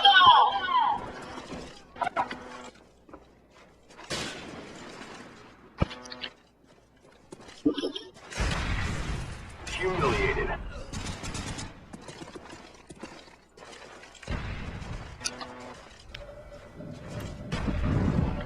Dude, you're like the biggest I know. Oh my god! Fuck!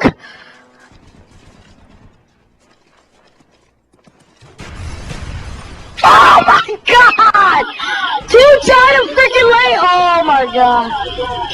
Dude, what Wow!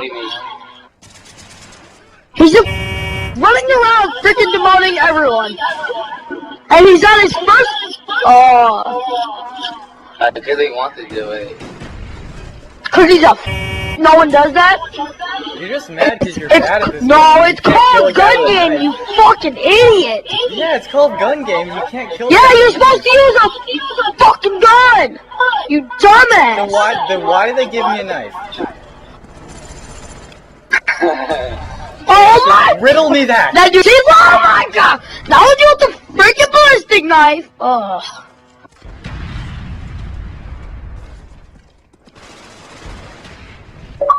You are... That kid was very, very upset.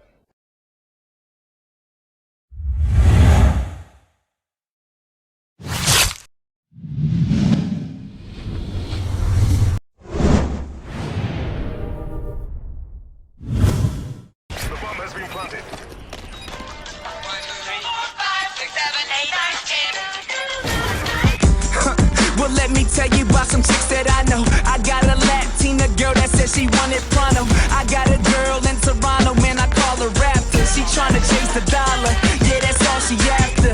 She said she fed up with the modern rappers. There's no energy. So I told y'all he's behind me, stupid. No, he's getting the feels on your ass. He's laying right there on your nuts, and you let him take it. Shut up. I can shake up the floor, I reverse the tile. You can bet your whole purse, every verse is wild. Sucker MC, go reverse his style.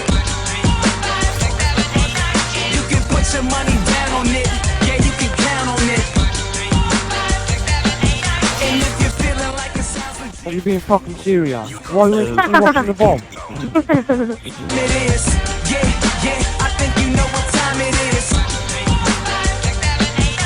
You can put your money down on it, yeah.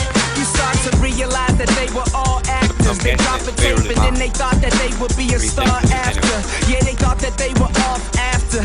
Let me show you how to go from a blog rapper to a large factor. If you climb too slow, man, you fall faster. If you even Go ahead. but I'm the idiot dude that went from considering business school to living my vision and getting ridiculed. Cause you're still a fool until you're a genius. And then you're with a stylish girl that don't know what a gene is. And then you're with a married girl that don't know where a ring is. Until you're with a foreign girl that forget her English. You can put your money down on it, yeah, you can count on it. And if you're feeling like it sounds legit, then you IIHaZeXD! Yo, you can see what you see!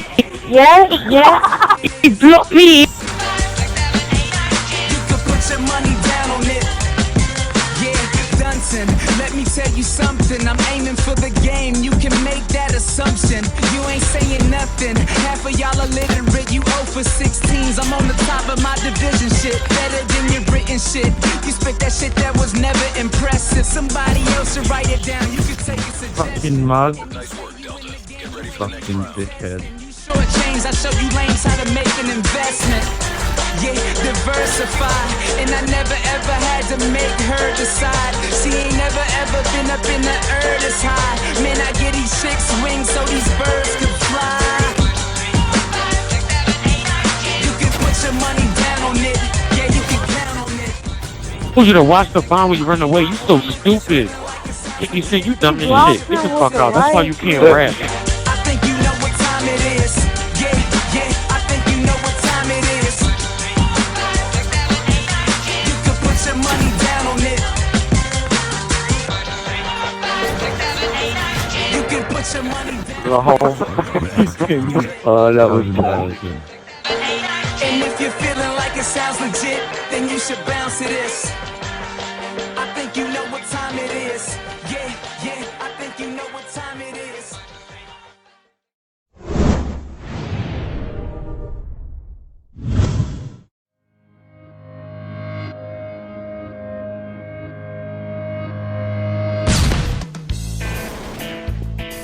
I'm gonna show you.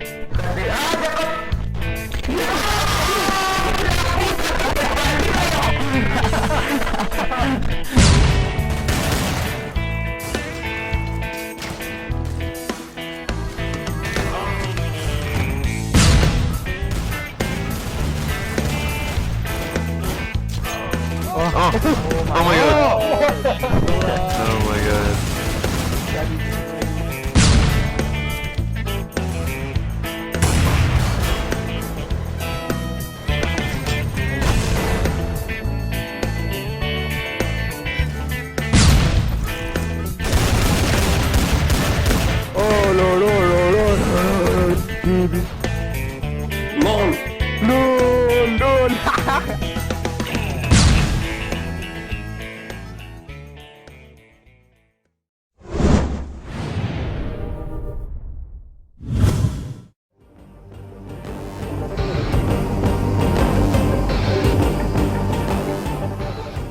Hi Machinima, my name's Henry and I've got a video for you today about the Battlefield 3 patch. It's actually patch number 3, and when you go to download the patch on your Xbox, PC or PS3, it will say Multiplayer Update 3. Now the patch is released on the PC, Xbox and PS3 on June the 4th, and it will be released in Japan and Asia on the PS3 on June the 5th. Now DICE highlights some of the more important changes via the official Battlefield blog. They say that the M26 Dart situation has been resolved. They have significantly reduced the suppression effect, and they have also added a symbol for custom server rules, and this is only on console. So you know on console they have the rent a server program now. For everyone who has their own custom rules, they added a symbol next to the server name on the server browser. They have also added a colorblind support on console. They've improved the VTOL fighter jet or the F-35 performance, and they've improved the fighter jet performance based on community feedback. They said that we have improved the performance of the F-35 and back to Karkand to better match that of the Su-35, particularly when it comes to turning speed. So that's always very good. I've always thought the F-35 was a bit of a disadvantage when it comes to the back to Karkand maps compared to the Su-35. So I'm not going to go through every single change they've done in the multiplayer update. I'm just going to highlight a couple of them while you're watching some jet gameplay that I got the other day on Karg Island. They, as I said, they've tweaked the F-35 handling to more closely resemble that of the Su-35. The jet and helicopter ECM jammer should now deflect missiles more reliably when it is active. These are some of the vehicle differences they've done. They have removed the direct damage from aircraft launched guided missiles. Players will need to have laser designated targets for full effectiveness. They have adjusted the helicopter rockets to their original pre-patch damage value against armoured vehicles. Now it says, note this is a reduction, a revert of a knock-on effect that was introduced accidentally. They have fixed the US tank guided shell doing the reverse damage values when guided and unguided. So a couple of the soldier and gadget related changes that they have implemented. Reduced the inaccuracy added when in suppression. There is still an enhanced suppression compared to the initial state of the game, but the effect is now less than it was in the last patch, you can see above. They have reduced input lag for gamepads and joysticks on all platforms. Aiming as a soldier when using a gamepad or joystick should now be more responsive. They have tweaked the deploy times on gadgets to be faster to deploy in high-stress combat situations. They have fixed a bug where you couldn't deploy the mortar anywhere in Grand Bazaar. They have greatly improved the responsiveness when deploying a bipod when going prone and shortly after moving. The bipod deploy should no longer abort if the player deploys the bipod immediately after stopping. Well, that one's a bit complicated there. When changing the accessories of a weapon in the customized screen, the weapon previously selected in the deploy screen will now automatically be selected when entering the accessories screen. The 40mm smoke now stays longer again, and a couple of the weapon-related changes. Oh wait a minute, one more thing about this is quite important about the flashlight. They have tweaked the flashlight so it's less blinding at the edge of the screen. Thank God, they needed to do something with that. So a couple of the weapon-related changes. They have fixed a bug where heavy barrels and underslung shotguns could be overpowered. This is called the M26 dart issue, as they mentioned in the above. All semi-automatic sniper rifles now properly have shorter range when using a suppressor. The L96 now properly shoots where the iron sights are aimed. The position was previously offset. They have slightly reduced the suppression effect of SKS rounds. And they have also increased some of the bonus recoil reduction in the AEK, the SG553 and the FAMAS. And just a couple of the miscellaneous changes. They've added the colorblind option for consoles, as I showed you before. They've added colorblind icon for the squad leader, as is on all formats. They've added the option for console server admins to show a symbol in the server browser signifying custom rules are in effect. They've fixed an issue where footsteps could not be heard behind you. They have fixed an issue so that the arming of an MCOM station will not be cancelled if you look at a dropped weapon. They've composed a more informative error message for when a console player attempts to rent a server in a location where there are currently no servers available. They have a fix for dog tags icons in the My Soldier or assignment screen appearing slightly stretched. They have fixed some traces appearing behind the soldier or vehicle that fired them, and a potential random audio crash fix. And as I said, this will be patch number 3 will be released on June the 4th worldwide and on June the 5th in PlayStation 3 in the Japan and Asia regions. So by the time this goes up on Machinima Respawn, I'm guessing the patch will be released. So I'm going to ask you guys, what do you think of it? Are there any improvements that Battlefield can now implement in the future? And how are you guys enjoying Close Quarters? Because by the time this is released, the Close Quarters DLC will also be ready for anyone to download. So thanks for watching, guys.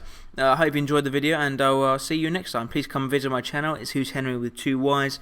Everything you need is on the screen right now. And I'll see you next time, guys. Thanks for watching. Bye.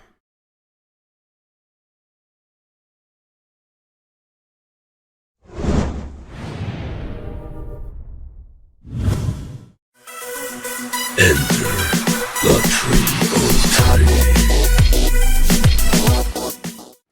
Alright, Dazran, let's see you get the M.O.A.B in this mission.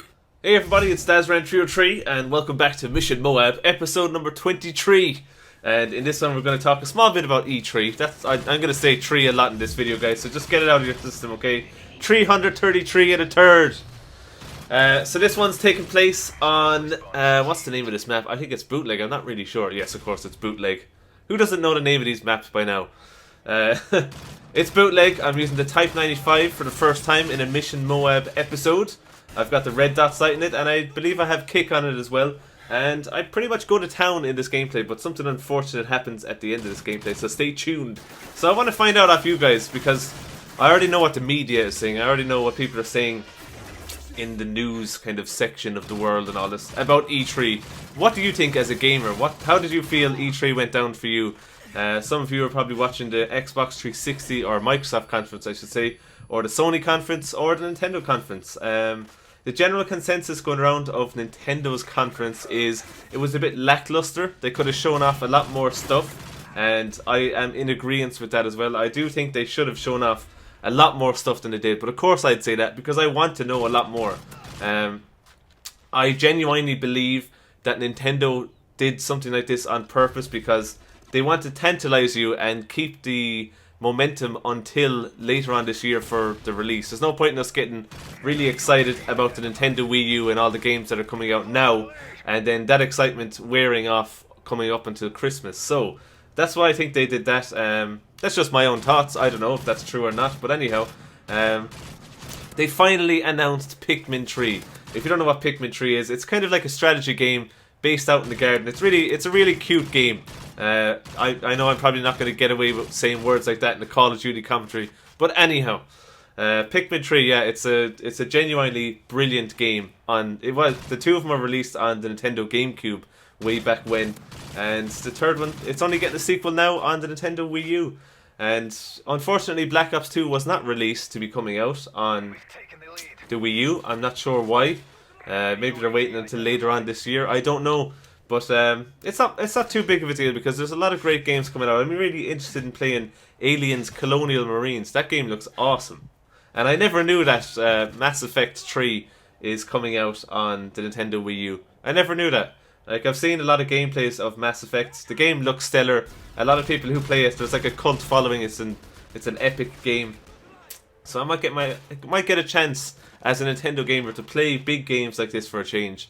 The console is, of course, in HD. And, okay, that's enough about the Wii U. Do you know why it's enough about the Wii U? Because I actually got the chance to do a video from Machinima Respawn earlier on this week about Nintendo Wii U news and analysis. So if you didn't see that, the link to that video should be in the description below. So make sure you click on that if you're interested to know more about the Nintendo Wii U. Yes, as you can see in this gameplay here, I did manage to run out of ammo with my Type 95. I went in here because someone had just died. Of course, I never got any ammo out of it, so unfortunately I had to use my MP9, as I know you guys hate when people use their secondary weapons when it's supposed to be a Type 95 M.O.A.B. Well, this isn't like specifically a Type 95 M.O.A.B. It is the class I chose, so I call it a Type 95 M.O.A.B. But yes, I did use my MP9 because I was out of ammo. What do you want me to do? This M.O.A.B wasn't actually very easy to get. There's a couple of low-level players in there, alright, but a couple of people are, at this point, chasing me down, and I get myself kind of stuck in this little stall here. So I think I'm actually 1 or 2 kills away from the M.O.A.B. Just got hit with a sniper rifle. Got 2 kills there in that little spray. There's a guy to my right still chucking grenades at me. What happened here? Let's have a look. Warpig is down. M.O.A.B 24.3. That is amazing, people. So that's the M.O.A.B with the... It's an MP9 M.O.A.B. Screw it. That's what I'm calling it. MP9 M.O.A.B. So we've got 1 second to go. The M.O.A.B is going off. So we're going to do a little fade transition here just after this slow motion teabag. I think that player left the game, did he? Why did his body disappear? I don't know. Anyway, guys, kind of disappointed with this M.O.A.B because at the end here you'll see a specific D word appear on screen. Very depressing. But anyhow, are you excited about the Wii U? Leave your comments in the comment section below, and your comments will feature in the next episode, just like they have been throughout this video. And to shamelessly whore myself out, the channel link to my channel is in the description. If you want to leave a subscription, that'd be cool to see more Nintendo gaming porn. See you next week. Hey, what is up, Machinima Respawn? It is AZXD here, and welcome to week number 21 of the top 5 Modern Warfare free plays. I swear to God, you guys send me better and better clips every single week. This week we've got some sick snipes, so let's look forward to it, and let's get straight underway in number 5. We've got General 205 using the ACR, and he's just going to be running around, you know. He's got a silencer on that bad boy, plant a tactical insertion. And those the enemy team are going to be spawning over there on the interchange. Picks up 2 people, sees enemies running out the base, sees a lot more, gets a single and an assist, but then someone gets clear of the base. They just keep spawning and spawning, and bang, he hits a C4 and gets a quad multi-kill with the ACR. That's pretty sick. Number 4 goes to Zotic Brute. I hope I'm saying that right. You're using the Barrett 50 cal. It is golden. It's looking sexy. The map is Resistance, I believe. And quad. No biggie. Out of nowhere, just a random quickscope quad. We love that stuff. We like seeing that. Beautiful clip. And we're going to see it from an overhead view right there.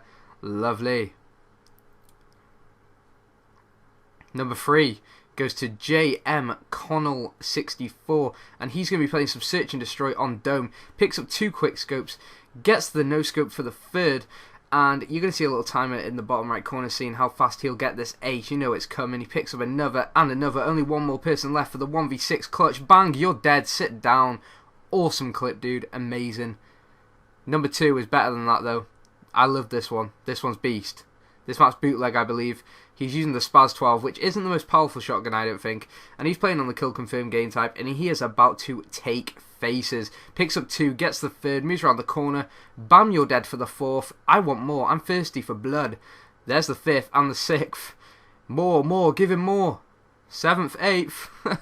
This guy doesn't want to stop. He's just running around in the spawn, destroying them. Oh, you're my 9th. And where's lucky number 10? Bye-bye. Awesome clip. Love that shit. Number 1 though, this is insane. 360 Xbox gameplay. Considering this gameplay is PC, that's a very strange name to have, but who cares? He's using the Barrett 50 cal resistance, and look at this for accuracy. Picks up 3 kills, gets the 4th, and this is sick. Hit marker 1, 2, 3, 4 for the quad feed. And then the 5th, why not? Just destroy everyone's faces. If you want to upload your clips to YouTube as unlisted video and then submit into the email IIHaZeXD@hotmail.co.uk, please come over to my channel and subscribe. If you've enjoyed this video, please give it a like. If you haven't, give it a dislike. That's fair enough.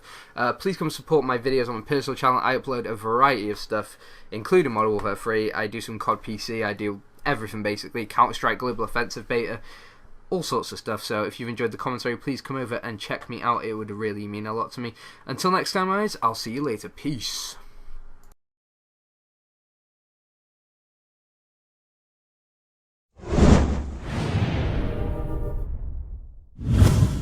In the next several minutes, you will witness some of the most raw and disturbing clips ever captured on Xbox Live.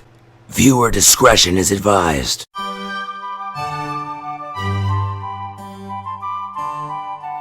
Hey, White Ninja, can you please be quiet? I'm trying to focus and beat you. Oh, you're in the corner camping. That's where you were.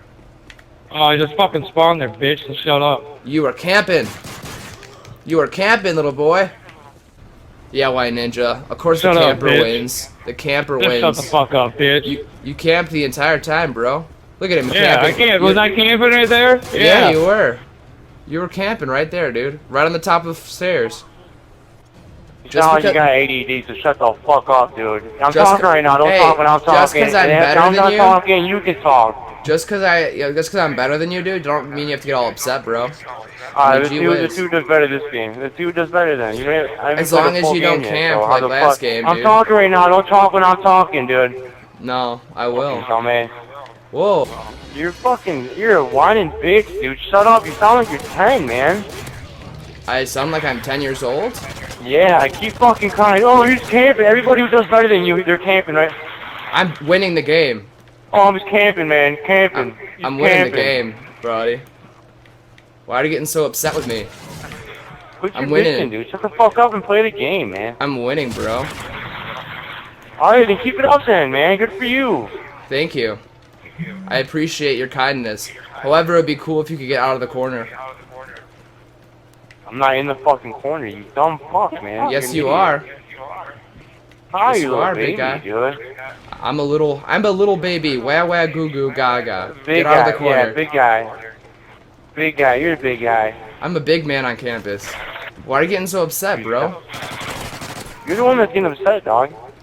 I think I'm pretty calm right now, friend.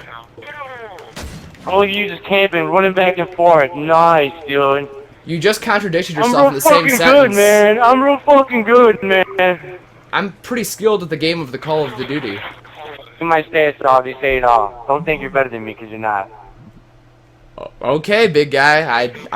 You're getting all excited big guy. right now. Oh, okay, small guy. Ah, you're funny, dude. You're like such a jackass. You're like, check out my stats, dude. They're fucking incredible. Who are you, dude? Like legit. Somebody who's better than you. Somebody who's better than you, dude. You have to repeat it? You think you're that good? Oh my god, this is so funny. Oh my god, oh my god, it's so funny, man.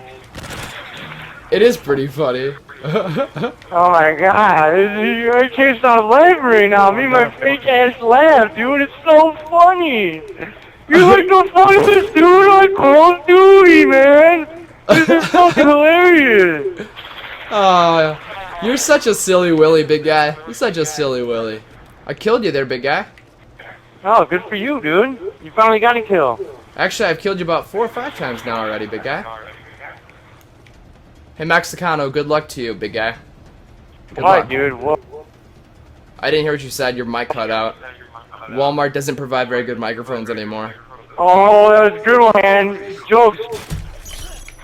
Oh! Wrecked like a teenage girl on prom night. Stop camping, bro. Get out the corner. Dude, I just fucking spawned there like you just did a second ago, you dumb fuck. Whoa, settle down. Stop saying those things on Xbox Live. There's kids on here, dude. And now you're staying quiet. Whoa, that's all you got to say now is whoa, man. Watch your language, man. Whoa. You are camping, though. I thought you would get it after saying it like 6 yeah, times. big guy, there you go.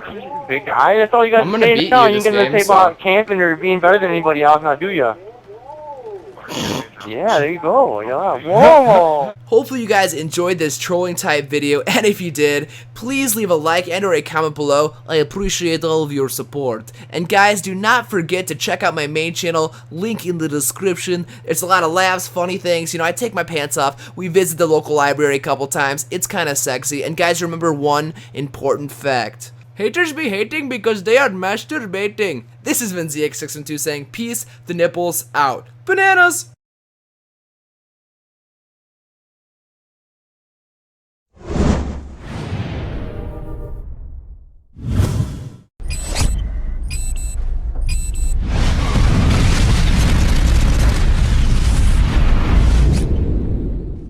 So why hello there, Machinima Respawn. My name is M.O.A.B and welcome back to another episode of That's Incredible. And today we're taking a look at some Barrett M.O.A.B action on Village, and yeah, I pretty much raped face. And I've sort of slowed down the game, or not slowed down, but I've shortened the gameplay.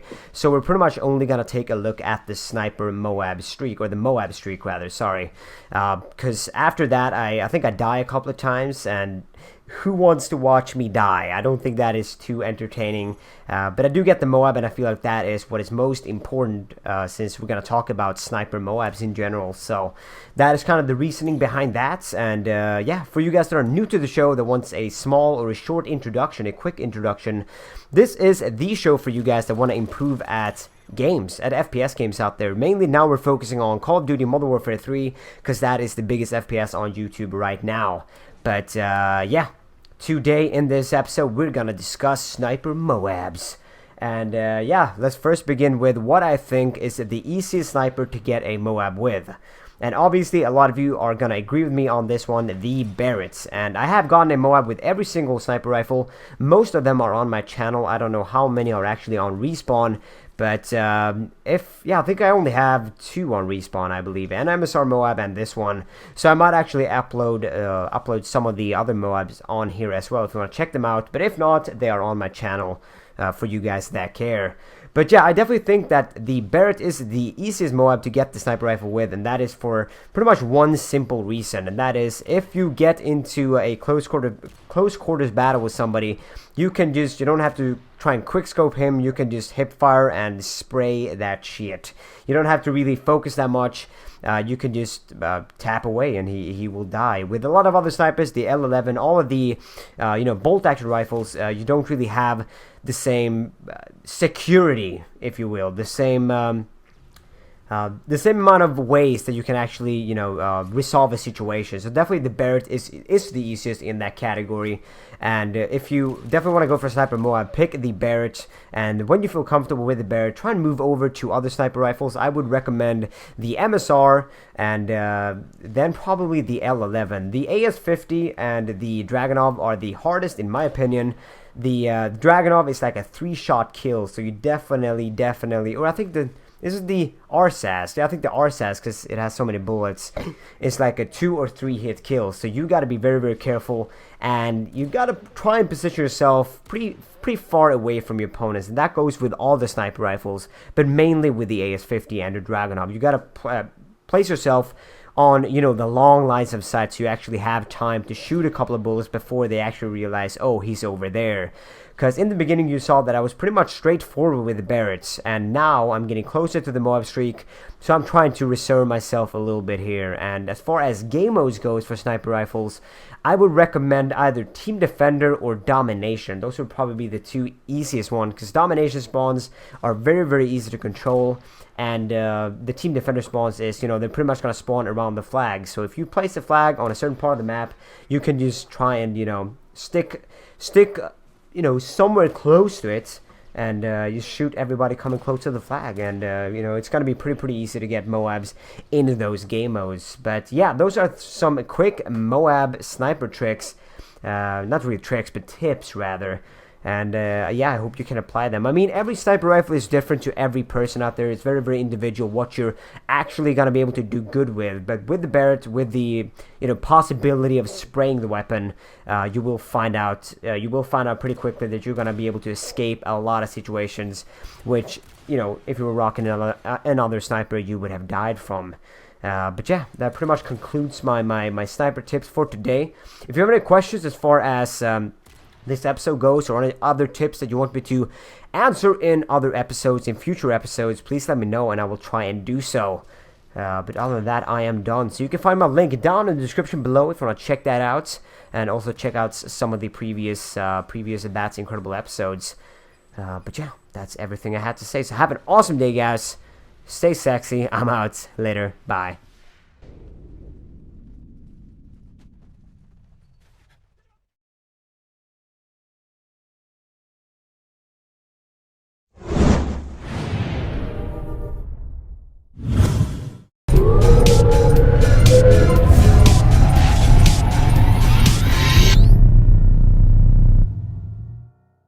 Jiggity check, microphone check. Yo, Sark and Nano's checking out Halo 4.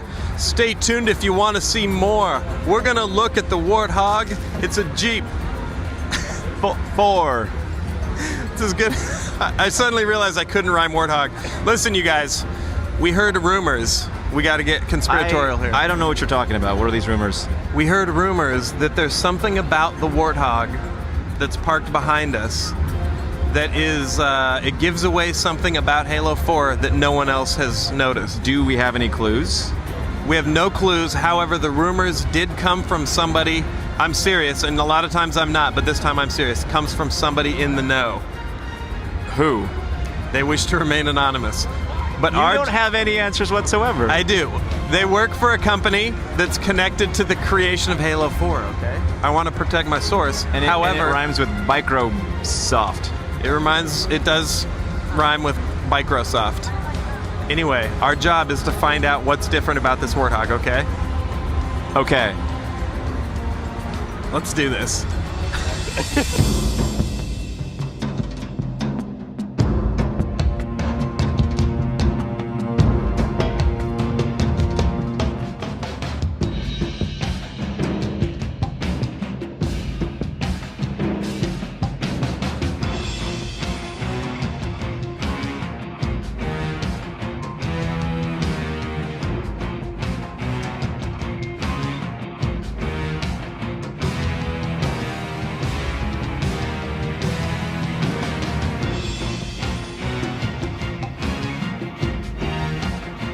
Sark is the best there is. I have the utmost confidence that he will find all the secrets and we will discover the truth. I know exactly what I need to do.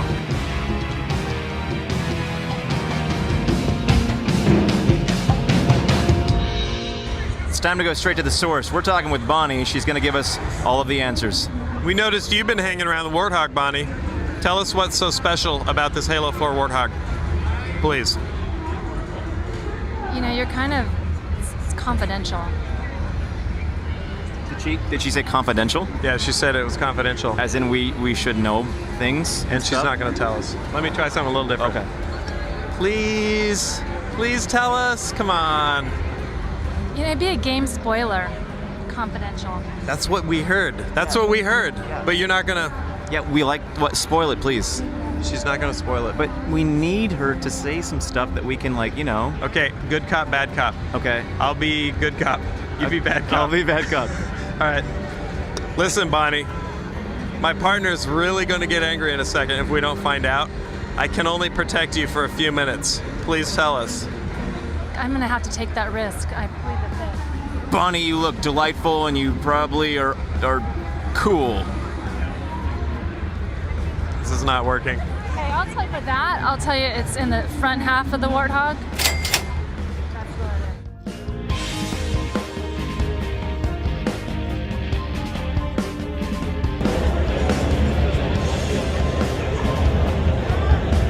Sark has no idea what he's doing.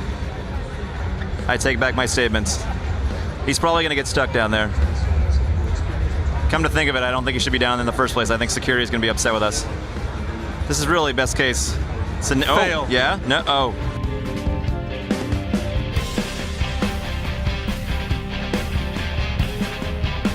All right, you guys. We have looked over this Warthog, every square inch of it. Did you see anything? I did not see anything. It could just be my tired E3 eyes. This is day 3, but I didn't see it. I was underneath all over that thing.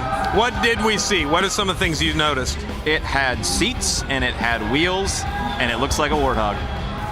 So that's pretty much all stuff that's been in the Warthogs up to this point. I saw, let's see, man, there's so many fine points. We're gonna cut our camera loose on some of the details. We need your guys' help. Help us find the Halo 4 spoiler that's hidden in this Warthog. Because we couldn't do it, we failed. We need Kovic here. Where is Kovic? He's back at the booth working or some shit. Sorry, Kovic. All right, let us know in the comments what you guys find. We're gonna put up a bunch of this stuff. Take a look at this video, we wanna find out. What the hell is happening? Oh, they're giving away free stuff. We'll be right back.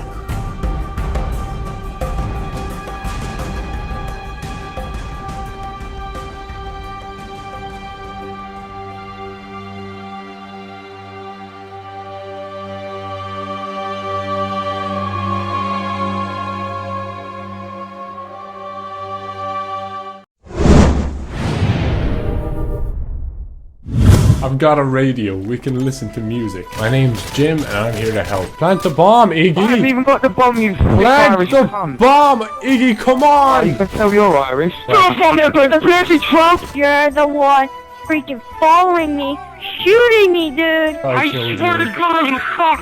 Holy shit! You're a noob! Shut up! Dude, shut the fuck up, you fucking annoying prick! Fucking got me in the fucking corner. Guys, can you tell this guy to back out? He's helping you win.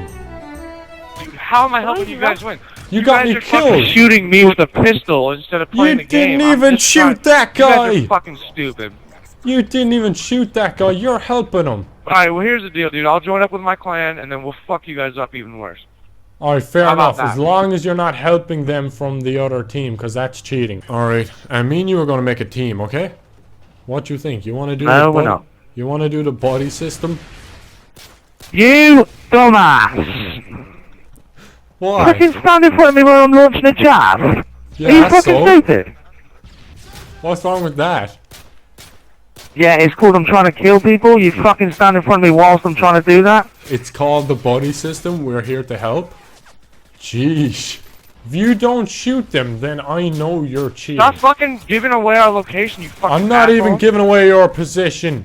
Did you see me kill that guy? Yeah, but that's only because I'm watching you. Wow, That's did only you because smoke I'm too? watching you. See, maybe if you weren't fucking trying to shoot me, you would have fucking goddamn lived, you fucking retard.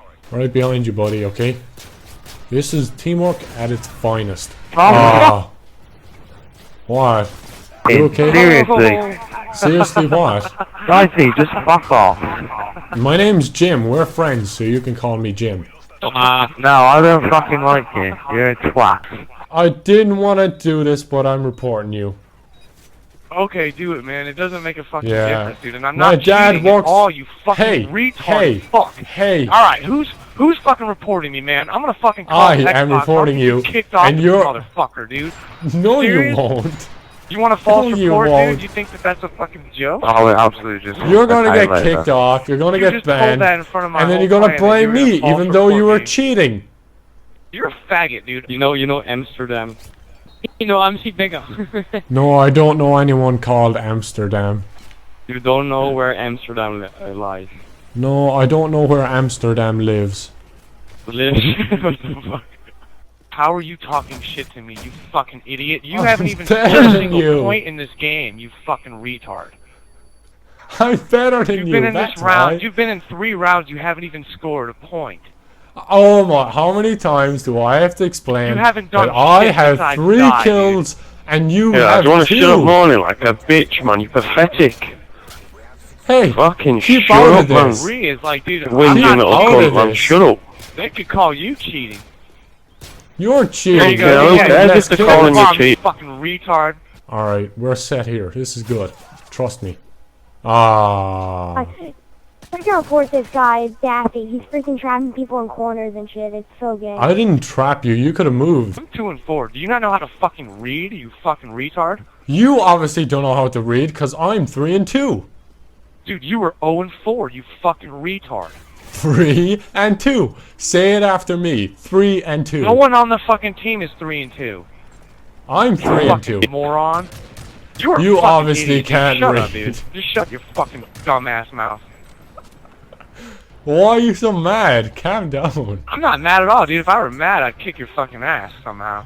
You better shoot him when you see him, because if you don't, you're getting reported. Stop Like- it, you fucking faggot! You're getting reported if I see you not killing him. You're a fucking queer asses, bitches. Just defuse it. Come on. Alright, watch this. I'm using a pistol, and I've got more kills, less deaths, and more points. You are Dude, you have 1 so kill, bad. you fucking moron. And dude, the only reason you have a kill is because you just fucking follow wherever I go. If you're happy and you know it, clap your hands.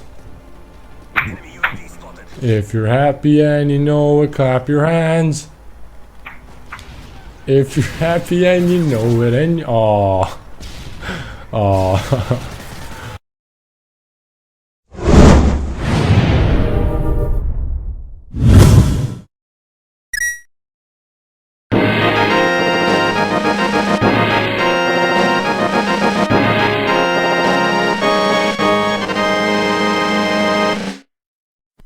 Shooters. First and third person. For game 1 today, we are going old school, and I mean super old school. What you have in front of you is Perfect Dark by Rare, and this is not Perfect Dark Zero, the crappy 360 game that sucked and nobody liked. This is a port of the original Perfect Dark from the N64. Now most of you have probably never heard of that. Here's something you have heard of. GoldenEye. If you haven't heard of GoldenEye, go away. If you have heard of GoldenEye, Perfect Dark runs on the same engine, it's by the same people, and is pretty much a spiritual successor to it. It's as much GoldenEye 2 as BioShock is System Shock 3. If that means anything to anybody. This here is the Xbox 360 arcade port of the game done by 4J Studios, which has got updated graphics. Yeah, they're still not amazing, but it's a lot better than it looked on the N64. And is fitted to work with 2 analog sticks, which, oh my god, is so much better than trying to play this game on a freaking 64. Trust me. It's really original. All the guns have a secondary function, and a lot of them are really creative, like the laptop gun, which can be thrown and becomes a laptop sentry turret. You have a rocket launcher that can shoot guided fly-by-wire rockets. You've got a pistol that can charge up and shoot exploding laser rounds. There's all sorts of weirdness in here. The story's crazy, entertaining to follow. It's one of the only shooters in forever that you're not just fighting waves of dudes. There's all different sorts of enemies in Perfect Dark. I don't want to spoil it, so there's more than just dudes. I promise. Don't worry, I won't throw a bunch of spoilers in here. That's more like foreshadowing. That's not a spoiler. It is very difficult. Very difficult if you turn the difficulty up, and being an N64 port, it's extremely unforgiving. The objectives are sometimes a little unclear and might take a little fiddling to figure out what you have to do, and if you fuck something up or die, you are starting that mission over. It doesn't care how long you've been in there. So, the less hardcore in the audience will probably want to play this game on a lower difficulty setting, which will give you less objectives you could possibly fuck up, way more health, and dumb as rock AIs to fight. Either way though, the single player is amazing. It also comes with a co-op mode, a whole bunch of challenges, online multiplayer just like the good old GoldenEye days, and an interesting mode called Counter-Operative, where one player plays through a single player mission and the other players in the lobby spawn in to control random guards throughout the map and have to try and stop Joanna from doing her objectives. Requires a bit of honor rule because they can totally just go dick mode and go destroy objectives so you fail the mission, which is stupid. But it's a really unique and fun experience that I haven't seen anywhere else. In the Xbox Live Arcade, $10, go pick her up. Keeping the old school, but stepping forward a couple years in time, our next game is Jedi Knight 2 Jedi Outcast, available for the original Xbox, but it'll work on your 360, it is backwards compatible, or for simpler people like myself, on Steam for $10. This game was created by Raven Software and LucasArts, like every other Star Wars game ever, and has everything you expect out of a Star Wars title done how you have imagined it for eons. It is the only Star Wars game I've ever played that I think really feels just right. You play as Kyle Katarn, an ex-Jedi who runs around as a mercenary now, beating all sorts of ass, stormtrooper ass, of course. It's a Star Wars game. We kill stormtroopers. And droids, and anything else he happens to run into, with his blaster pistol, rifle, grenades, rocket launchers, anything you can pick up. The game starts out as a straight-up first-person shooter for a couple missions, before events drive Kyle back to the Jedi Temple to pick up his old lightsaber and go back to the great ways of the Jedi. Now, once you pick up the lightsaber and get the Force flowing back through your veins, this game really goes awesome. You still have all your guns and grenades, but you now also have got a lightsaber to pull out, and you can use whatever you choose for whatever situation. You can lob a couple grenades and some blaster fire into a group and then run in with a lightsaber. You can shoot some lightning through people while you're shooting rockets at them. It's all sorts of glory. Now, holding a lightsaber obviously makes you a complete badass, but it doesn't make you into an unstoppable juggernaut that doesn't make any sense like some more recent games like Force Unleashed. I didn't like Force Unleashed, and a lot of people didn't like Force Unleashed, at least from a lore standpoint, because Starkiller's ridiculous. Kyle Katarn is an actual, reasonable fucking Jedi. He can't rip Star Destroyers out of the sky, but he can shoot lightning, force choke a bitch off a cliff, throw people around, whatever force trolling you can come up with, and he can swing one nasty lightsaber. He'll go through a whole lot of different types of fights in the game, and it's, again, extremely difficult. If you can beat this on the highest difficulty, well, I don't even know. That's not even respect at that point. I don't even know what to call that. I wouldn't touch that with a 10-foot pole. This is the hardest game I've ever played in my life on normal. It's mental. But it's really smooth. You gotta get over the old graphics because it is an old original Xbox era game. But the gameplay is amazing. If you can live with some lame graphics and a couple unskippable cutscenes per mission, definitely grab this one. Play the hell out of it. And if you can find some people for the online multiplayer, that is a glorious and unique experience that hopefully you can still have. And finally today, we're going to go a little bit more modern. Our last game is a shooter by Bethesda, believe it or not, going by Wet for the Xbox 360 or PS3. Game's running about $12 either online or in GameStop if you can pick it up used. And in a break from normal, a lot of you probably heard of this. There was a pretty good amount of hype before it came out, and then it released and just kind of flew under the radar and nobody ever actually played it, which makes me pretty sad.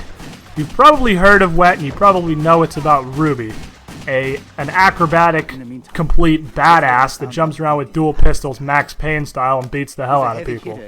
Now, what you don't know is that she does it way better than Max Payne. The basis of the game is that you run around dual-wielding whatever you're dual-wielding, be it pistols, shotguns, even crossbows later in the game, and you pull a whole bunch of acrobatic Assassin's Creed type shit while you dispatch legions of thugs and gangsters. It's very arcadey. You have a score meter, you build up a multiplier while you're mowing through dudes, and that's literally even how you heal yourself. Higher multipliers cause you to regenerate health faster. Now the cool part is whenever you're jumping, running on a wall, sliding down a ladder, diving through the air, any of that, and you're firing, A, you go into basically bullet time. Time slows down and you can just lay down indiscriminate amounts of justice at everyone around you. And B, you gain the ability to take down 2 enemies at once. Ruby's left gun will automatically target a thug, while you aim the right gun with the right stick like normal. So you got 2 thugs, you can jump right at them, pull up both pistols, and drop them both before you hit the ground. It is absolutely awesome.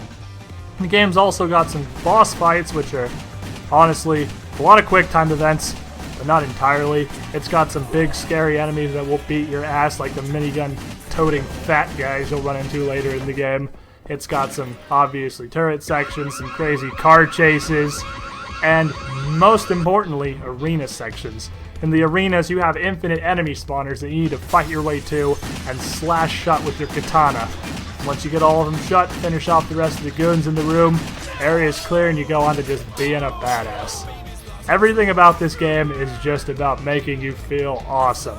The only downside is it does get a little bit repetitive. I mean, the core of the game is pretty much jump around, slow-mo, go crazy. But you turn the difficulty up, it'll get difficult enough that it won't be that repetitive for long. And there's enough stuff like the turret sections, crazy rage katana mode, and all the different stuff you can do that I didn't get bored with it until well past 2 playthroughs. So, if you can get a copy wet, order it online, see if you can find it in GameStop. Get on Steam, download Jedi Knight 2, and get in the Xbox Live Arcade, and buy some Perfect Dark. And go shoot a whole lot of bullets, all the bullets. Fire every bullet ever into this skull of villainy. Enjoy it, and have a good day. We'll see you next time.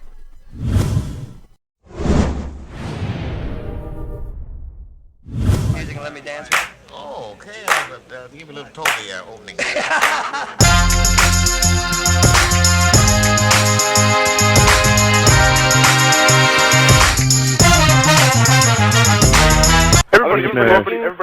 Everybody, stop. Hammer time.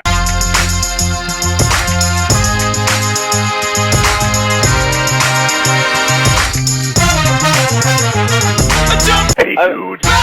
Boy, kiss your bad self. Can't stop, won't stop. It's the top shelf. Top dollar. All dollar. Your mind's so blown, your scope become hotter. He won't follow. He's not like a stupid dog. He just sits there, chills, and eats his kibbles and bits, and then goes and poops on the carpet. Oh, we'll play. Damn it. You like this funk? Then put your name on it. It's like buzzards when it's stunk. They get all up on it. And we bringing it here. The purpose is clear. It's like that stay down hard on your ear hole made whole. Hey, Gamble. He blind. Oh my god.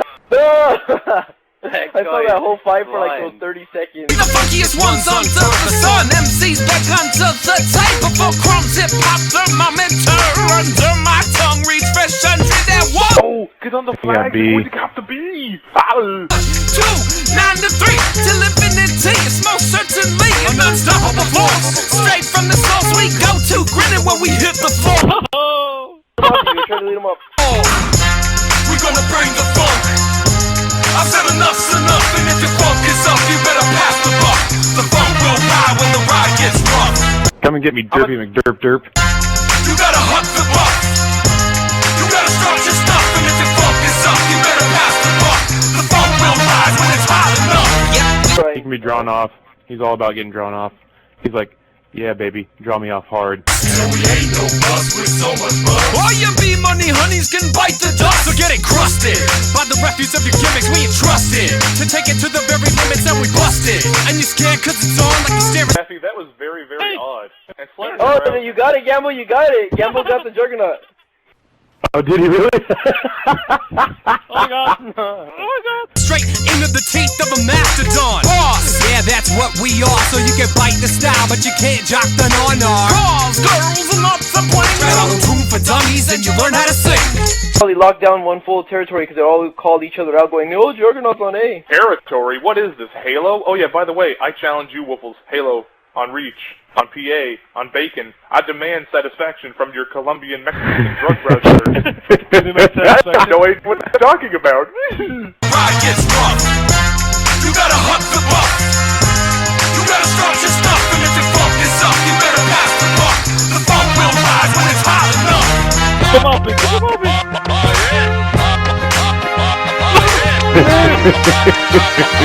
Let's do this. It's too stupid. What an idiot. And I died. Oh no. Oh shit.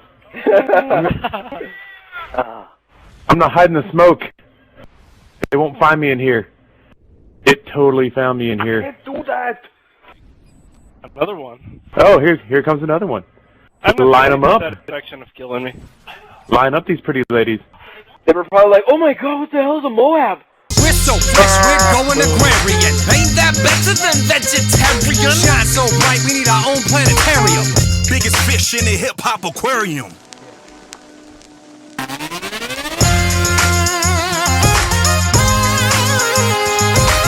Making some moves, yes. Yes, come on. Move.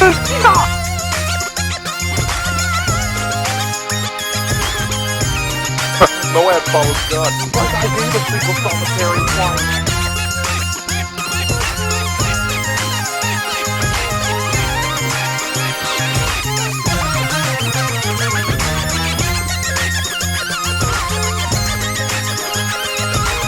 He just killed himself.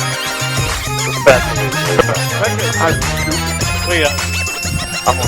Nice. 20 times. Nice 20 times.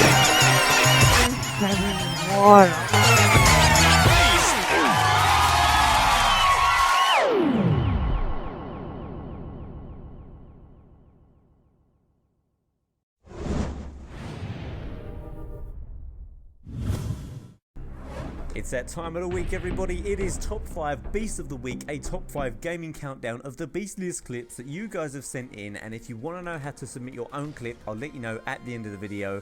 At number 5, we have Gabriel K44 playing some Modern Warfare 3 on lockdown, and he is getting headshots for days with this Model 18. 4 headshots in a row, followed up by a couple of quick kills. And I know how difficult that is. The Model 18 is a hit markup machine, so to get 4 headshots and then another couple of quick kills is pretty beast.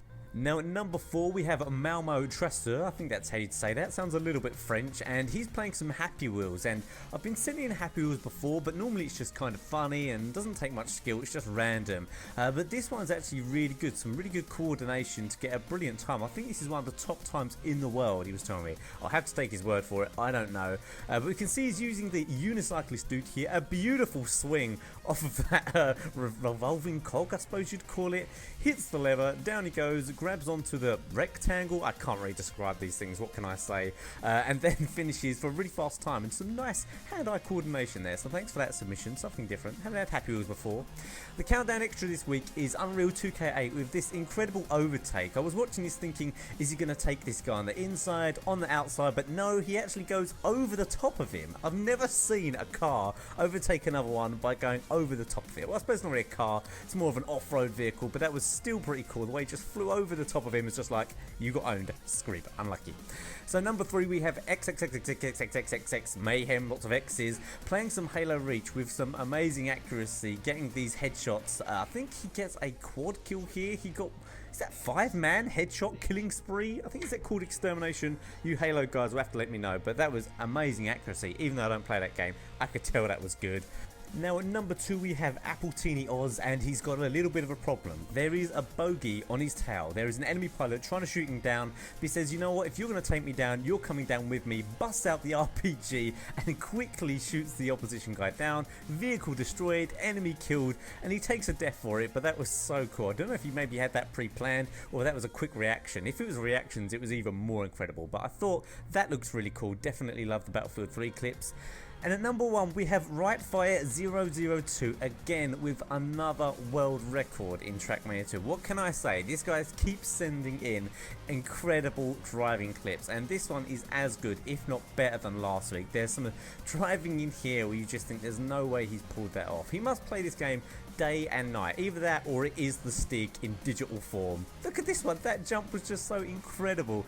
So I thought this was sped up, but actually listening back to it, I listened to the sound and the sound doesn't seem sped up, so I think this is real time, which makes it even cooler because it seems so fast, my eyes can barely keep up with this. But here we go, he's nearly at the end here, and for some reason this track makes you die at the end of it, a bit like I suppose Trials Evolution does, but another great number 1, so thanks for that submission. So if you've got a clip that you would like to submit to Top 5 Beast of the Week, please do so. We're not getting many submissions at the moment, so if you send in something that's good, you've got a very good chance of getting in Top 5 Beast of the Week. So you need to send it as an unlisted YouTube video to top5botw@gmail.com. Please put in the title, what kind of clip it is, describe it a little bit, and of course send in any game you want. It can be puzzle games, RPG, shooters, sports games, literally anything, and the more diverse it is, the better chance you've probably got of being in the top 5. Hope you enjoyed this week's video, and I'll see you guys soon.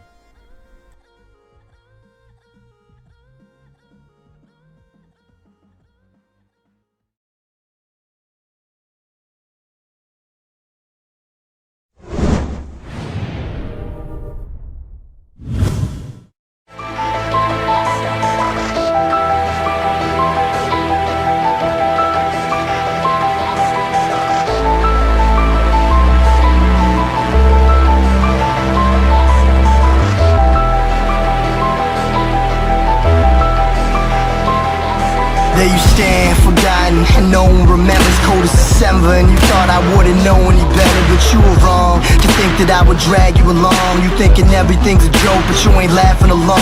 I'll break your spirit, your spine, you will never survive, cause you a cynic, you slime, you a waste of my time. I got that Balboa attitude, did all that I had to do. You may think you fly, but you ain't on my altitude. This is your captain speaking, the seatbelt sign is on. We off to home city, but you can ride along. Just stay seated, we're making it through the storm. We land in about an hour, be sure that you dress warm. When you cold and you broke and you struggle to cope, I'll take it all, steal your hope when it matters the most. I went from nothing to bluffing, now I'm buzzing. Ain't that something, cousin? So stop fronting, I'm everything you said I wasn't.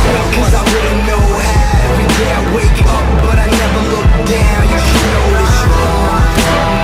You better know that you're wrong.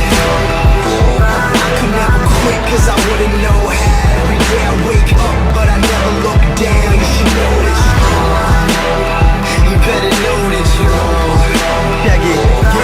Yeah, summer to winter, until I hit stardom, and now I'll never fall. That's why I skip autumn. That's why you fuckers can never figure me out. And for the record, I ain't reckless, I was spitting your house. You were pawns on my chessboard, I don't respect y'all. Y'all pay the price for all the time that I've been slept on. You think I won't, you must have heard me all wrong. I burn that bridge when you on it and the current is strong. Just accept that you were dead to me, it's time you let it be.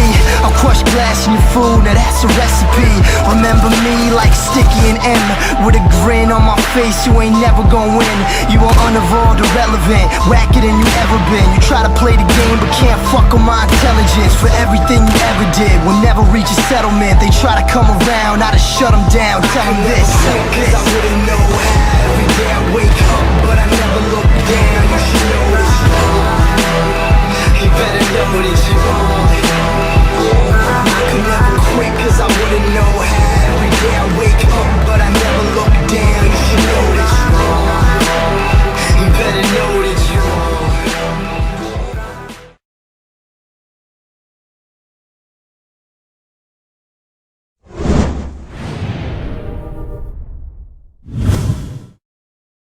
I don't know about that. What clan you in, bruh? Frozen Z. Frozen Z.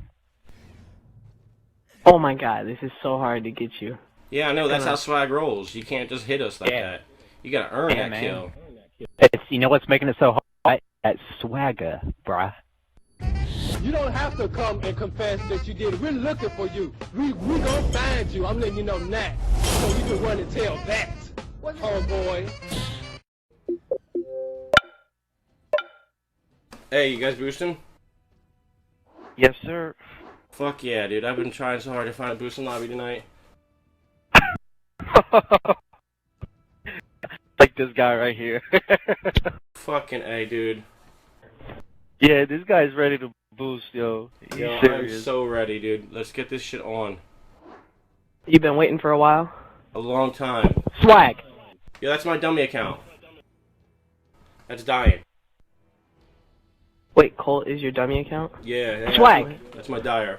Lost my... Swag! 420 Kush Chronic, yo. Alright, let's do this. Swag! Swag! Oh, I see what you did there. Your clan tags. I lost my swag. I got it. Yeah, you think you got it, but you ain't. Swag! Right about it. You can't just get the swag, son. You gotta earn the lost mine. Swag. Is it like a clan you guys have, or is it just you two? Swag. Yo, we roll deep, son. You heard of FaZe, right? Alright, so. What? You heard of FaZe, Yeah, I right? heard FaZe. Yeah, they're our bitches. Yeah. FaZe are not our bitches. We're joking. We love FaZe. FaZe? Yeah, FaZe clan, dog. Oh. Trick Shotters Unanimous. Hey, legit, your guess is kind of like moonwalking right now, bruh. Oh God. Yeah, man, stop doing Wait, that. You honey. need to stand still and die like a man. There we go. 360 Kush swag. Oh my god, I thought I got that, but that was legit snipes. Oh, I tried to stick you and get a headshot, but it didn't work. My God. Man, you gotta get that swag. You gotta put a C4 up behind him, then snipe it out the air. Get that swag. 360 Kush. You're off. Pick your class. Hey. Hey, little girl, hush down, hush down. I don't know. Hey, legit, you there? I think you guys made him rage quit and mute you guys. Legit, did you mute them? No, he's there. I hear him. Nah, he muted those swag people. Then, come on. We'll stop it if he unmutes us. They say they'll stop it if you unmute them. And we promise. On behalf of my swag. On behalf of their swag. Yeah, we're a respectful clan. Yeah, we don't need a bad rep in the community. Second, I'm getting my fresh swag, bruh. Alright, Fresh swag, the other bruh. guy while you getting your swag on. Alright, bruh. Thanks, bruh. I don't know where the other guy went. It's over here, bruh. Right here, bruh. He's laying down going hidden masses on your ass, bruh. Hey, whoa! Oh, shit! Whoa. Swag! Oh, shit, you scared me, bro. I was doing I thought it hidden was masters. I thought that was Snipes guy. No, that was Lot. Oh. Never No, mind. dude, that was stupid. That was really dumb. I'm sorry. Alright. That was too much swag, bruh. You gotta tell him back to swag. He needs to get his kill streak so it can boost, bruh. Alright, won't happen again. Yeah. Alright, we need legit Snipes to seriously unmute us. Alright, legit, seriously. I'm gonna follow him until he unmutes us. Yeah, unmute him now. Or they're gonna follow you around. Legit, do it right now, you little baby. We're not gonna pick on him. We aren't gonna pick on him, I swear. Tell him we They aren't won't gonna pick on you, I swear to God. Alright, I think he's doing it. Legit, are you unmuting him? Alright. Alright, thanks, bruh. We appreciate it. We're not gonna pick on you or anything. I'm sorry about it. Maybe some people take our swag a little too serious and they don't have a high tolerance of it, and maybe that was just like an overdose of swag or something. I don't know. You gotta build up a tolerance to swag. Man, I've been exposed to swag ever since I came out the womb, man. I came out the womb and Soldier Boy even kind of tilted his head, looked at me, and he's like, the fuck? Well, hold on a second. Let's back up a second. Hey, legit, do you even know what swag is? We gotta know. Do you want to know what swag is? Sure. This swag is just like making these guys fly around everywhere. I know, bruh. Thanks for. I appreciate someone that can appreciate my swag. Our swag, to be honest. Trying to Pure earn this legit headshot, Kush you know? swag. Yeah, you earning that shit. That won't look fishy to Infinity Ward at all. He's like, these guys ain't boosting. We aren't resetting their ass, man. They had to work for this. Pure I haven't Kush, got a bruh. single headshot the whole game. Bruh. Hit marker, bruh.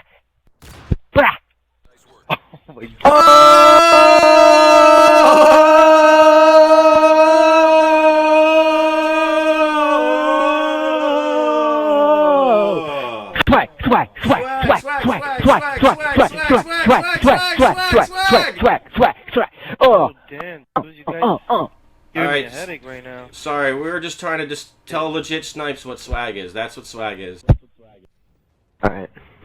Snipes, you know what swag is now? You, I guess. Hell yeah, man. That's the best answer you've given me all day. That is. And lost in my swag is swag, too. Don't forget me, dog. Swag. Swaggity swag. Legit, kill the people. Yeah, and you gotta swag kill them. Legit, don't defuse, kill the people. I have to win. That was semi-swag. Look at that headshot swag. We're about ready to see it. Yeah. There better be at least a 180 in there. No. Oh, there's no swag whatsoever. And if there was a swag leaderboard, man, let's just say you wouldn't want to be looking at it. I'm waiting for those gangsters back out, to hit me up.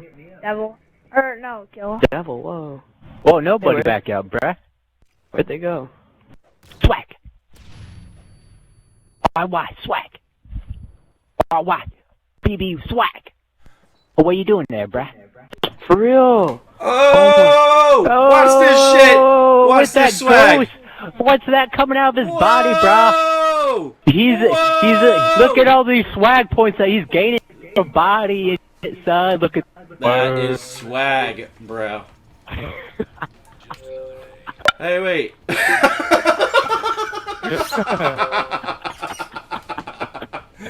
Oh, why'd they kick us? I don't know why. I know. That sucks. Man, I listen. They tell them the benefits of subscribing to TX Culture. Or Lost in Place, man. They're the swaggiest swags they're ever swagged.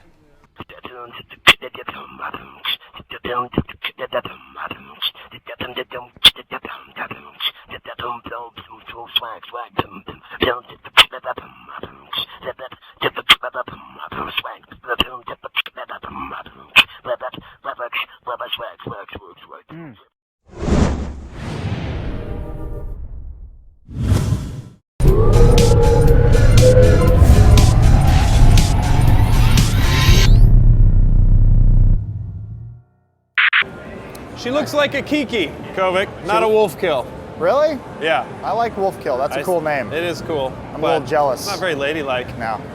So you've departed from the main stage. That party looked like a lot of fun. I'm sort of jelly that you got hands-on with Halo 4 multiplayer. That's the same place Justin Timberlake hung out with that kid in Social Network. It's kind of weird. Was it? Yeah. Awesome. Yeah. That's the cool thing about living in LA. You will accidentally run into celebs here and there. You were down in the Snapdragon by Qualcomm Gaming Lounge, though. What are you about to look at? I'm hanging out with the guys from Crytek right now. We're going to be looking at Crisis 3. This is the latest in the Crisis series. This, if you don't know, this Find is, out if any of those guys are Austrians working in Germany, so we can get our, nationality, our accents right. I don't think any of that matters. And tell them they're showing off. All right, we're it's here all to you. see the game. Anyway, hey guys, are you Austrians working in Germany? So I'm Danish working in Germany, and then there's 40 other nationalities working in Germany. It's a melting pot. My is, co-host is just a racist and thinks that everyone is just from one country and they just make one thing. But you guys have been with the series for a while now, right? I mean, you've been working in it. Have you been with? How long have you actually been with? I've only been with Crytek for 18 months. Gotcha. But obviously been in the games industry for longer than that. Gotcha. Well, I mean, Crysis definitely was it was a staple in the history of Crytek, moving after Far Cry. And Far Cry 2 was huge because it was on consoles. And now Far Cry 3 is continuing the story of Prophet. Well, Nomad / Crysis though, not Far Cry. What did I say? You said Far Cry. I'm an idiot. Sorry. Sorry, Crysis. Yes, it's a continued story.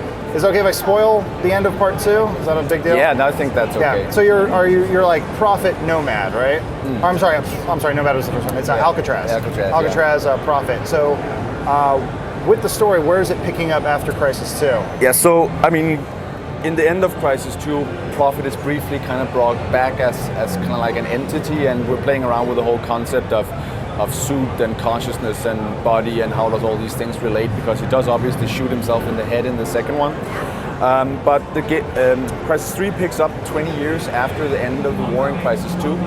And within that time, Prophet has been fairly obsessed with hunting down what he believes to be like the crown of the Ceph race, like Uber Ceph, if you will. And everybody is kind of going, it's a little bit, And but Prophet had a vision of a future that is very grim. It's Earth completely dominated by Ceph with no humankind left. And having had that vision and being the heroic and loyal to the human race kind of person that he is, he makes it his personal mission to make sure that that vision does not come to fulfillment. And that is basically what he does within this Liberty Dome, which is where the game takes place, this nano dome that Cell Industries have built over a number of cities. And he will kill and hunt down everything that will stand between him and making sure that Ceph will not take over Earth, and whether that's Cell guys, as we will see in the demo, or whether that's Ceph aliens, which are of course also present to a large extent in the game. Very cool. Well, you guys can't see it, but we have a monster PC down here right below us, and we're going to be taking a look at a demo right now. I'll be cutting some gameplay, and we'll just be talking about the game as we go through. Cool. So let's go ahead and I guess get started. So yeah, it's beautiful. Thank you. Yeah, those are. I'm guessing this is all DX11 crazy high-res textures. Yeah, so what you guys do best. Yeah, I mean, we're watching a PC build, and the game will be DX11 when it ships.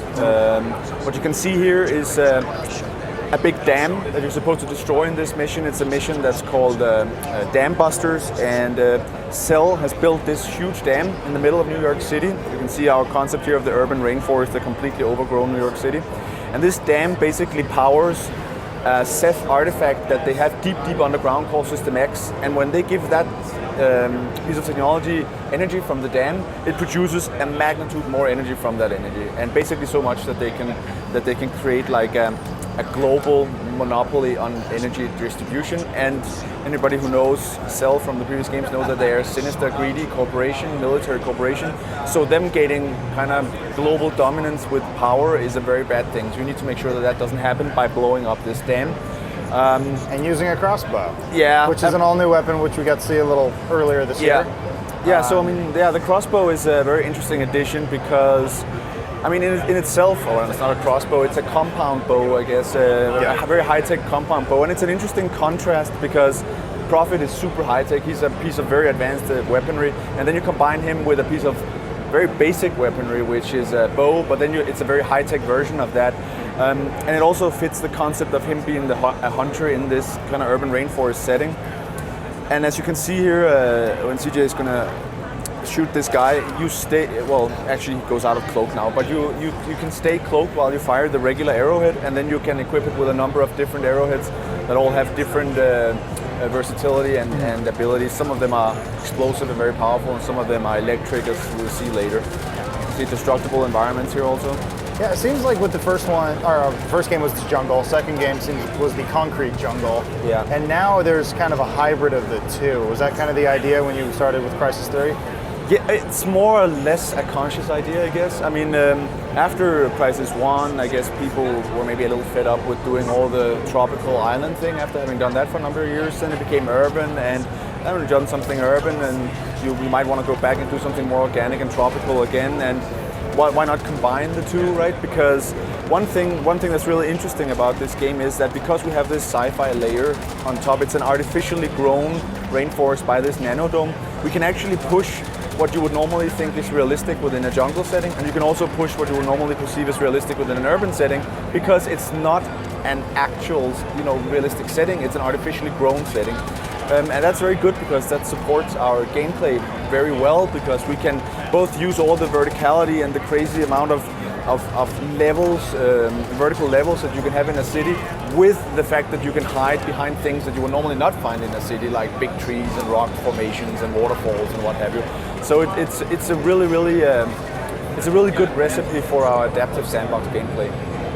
In the second edition of Crysis, they introduced this idea of when you kill the Ceph, you could collect this energy that would allow you to upgrade. Yeah. Is that system back in this game, or has it been expanded or changed in any way? We're still working on stuff like that. I mean, even though it looks almost finished, this level, we're still in pre-alpha, and a lot of the things that are not done is stuff like UI, AI, all the code underneath, all the prettiness.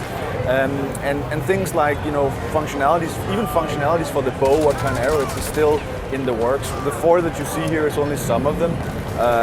Also, like how you can customize your suit, set up these almost macro setups for it. It's also something we're working on. So it's too early to say exactly how these things will work, because we're still working on it. Gotcha. And well, you're saying you're pre-alpha right now. When did you guys actually start development on Crysis 3? It's roughly 15 months ago, something like that, like early last year. Obviously, conceptually, these things start to manifest themselves earlier than that, but actual production started early last year. It just feels like the jump between 1 and 2 was so long. It took a long time for those games that, like, you guys really just, I mean, obviously when you started, would say 18 months ago. Yeah. So you're basically right into it. Like we're finishing one right into the next. We're finishing Crisis 2 when I started. Yeah. Very cool. And I mean, it's very different, right? Because when Crisis 2 was being developed, we were also developing CryEngine 3. And as soon as you're developing technology, that's fundamentally in parallel with the game. It's just a completely different undertaking, and we had to move the games to console, the game to consoles as well. So right now we have a much more defined foundation, and we can do little tweaks and additions to a solid foundation rather than create the foundation, right? So that means also that the guys kind of from the get-go can start creating release quality level assets because the technology is ready for it, and that's just a different pacing that the production has initially, right? Now, when the game first shipped on all the platforms, there was some criticism for the PC edition because it did not ship with the X11, did not ship with the textures, and it was patched in much later. Yeah. Is this edition of the game going to start off with full PC support? Yeah, it's gonna start out with the X11 compatibility and shaders and whatnot. So yeah, I mean, it was interesting because a lot of the visual features that existed in the game at launch, even though it was not DX11, was it was still a really good looking game, right? And then that other stuff was just added on top, primarily because we had new stuff to show, but also because there was a lot of people who really wanted to push their rigs more. And now obviously we had that as a starting platform, and then we can build on top of that. So obviously we will release the game as DX11 from the get-go. It's the only thing that would make sense. Excellent, very cool.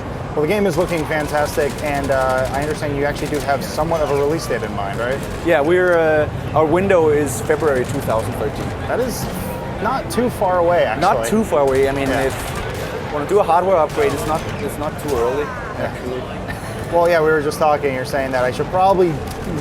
Is a 580 okay? Yeah, you're gonna definitely be able to play it on the 580. Okay. I don't need to get another one to do SLI. I'm all right. I'm fine. Well, I mean, the game will exploit whatever hardware you put into your rig, but a 580 is a fast card, so you'll definitely be able to play it on the 580. And console players are going to be okay too. I mean, I'm saying before. I played Crisis 2 on the 360.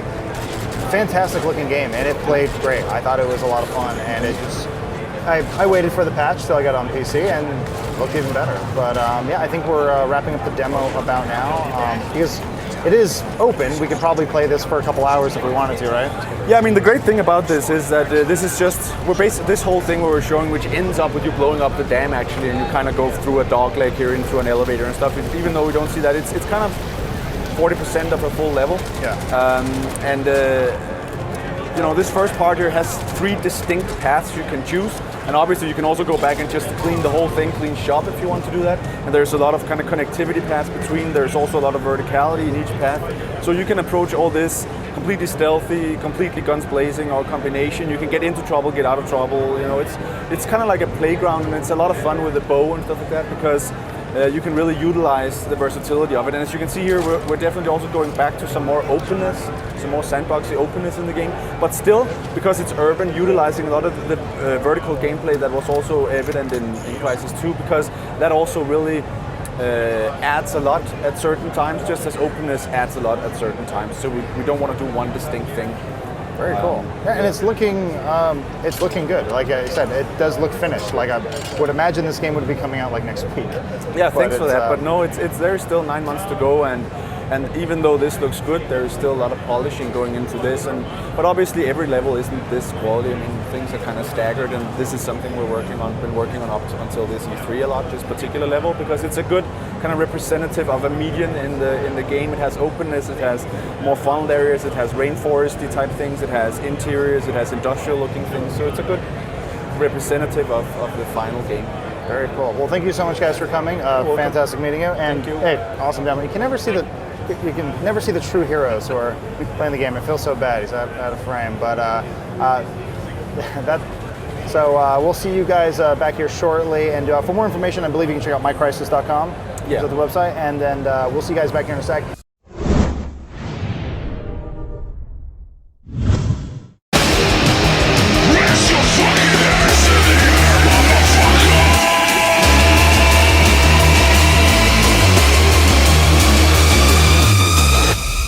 We're breaking blocks of life.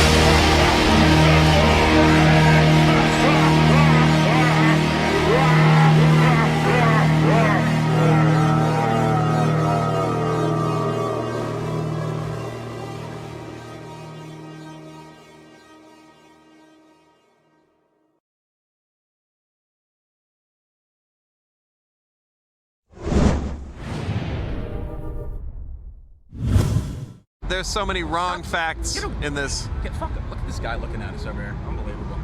Get the fuck out, dude. I don't give a shit that we're... He's like staring at us with the apron. Yeah, you want to see what's under my apron? You fucking bitch.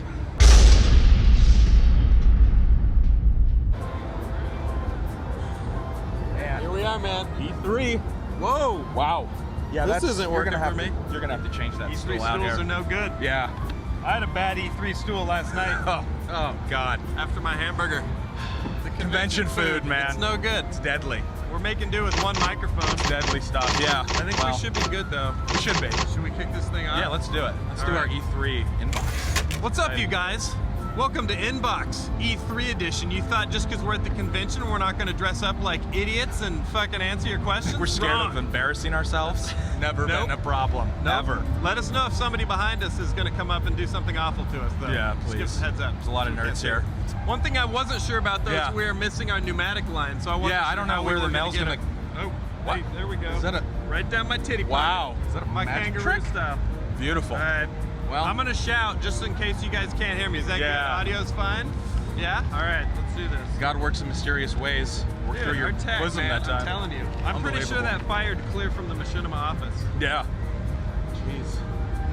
We gotta keep our heads on a swivel. We gotta be really There's careful. a bunch of shady motherfuckers here. Seriously. Greasy mofos. Sega is the worst of the bunch. Unbelievable. It's crazy stuff. All right, are you ready for this? Yeah, let's jump into it. All right, Let's see what we got here. Here we go. Our very first question came from Eric O. He wants to know, what's the best thing you've seen at E3? Oh man. It's a good question because we've seen a lot of shit. There's a lot of shit here. What's the best thing you've narrow seen? it down? This is, I guess, anything. That's really general. Best thing I've seen so far still has been, this was from Monday. I wasn't actually here yet, but I was watching the press conferences. Watch Dogs, Ubisoft. Looks freaking impressive. Yeah. Still the best thing I've been watching. They have a big booth. I've been watching the gameplay stuff. I haven't gotten to play it yet. I think it's press. Came out of press nowhere. Only. Out of Did you know nowhere. anything about Watch Dogs before this? I didn't. New IP. I didn't know nothing about it. Nope. So. I think my favorite thing I've seen has been, let me think. Drum I think I'm psyched on Aliens Colonial Marines. Also, Assassin's Creed 3 looks good, and I'm not even a huge Assassin's Creed fan. Boom. Okay, so Evan Geshart, have you met? I don't know. Wait, Evan what? Is it Geshart? Gazehart? Gazehart is what it looks like. I don't know. Evan. Not to me, because I'm literate. Yeah, well.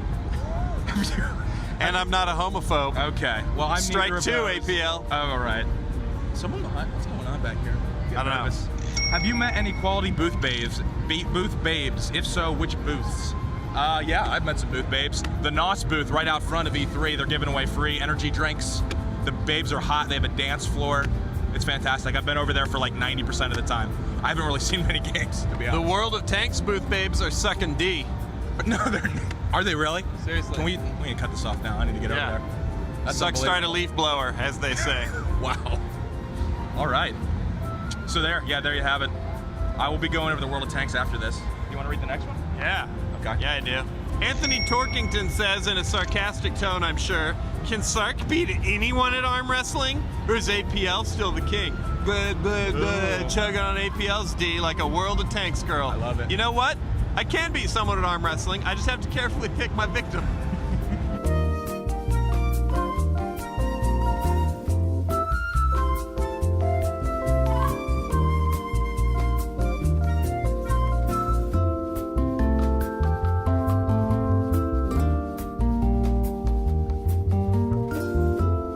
Brett Prodanuk asked, in your opinion, what is the coolest free stuff being given away?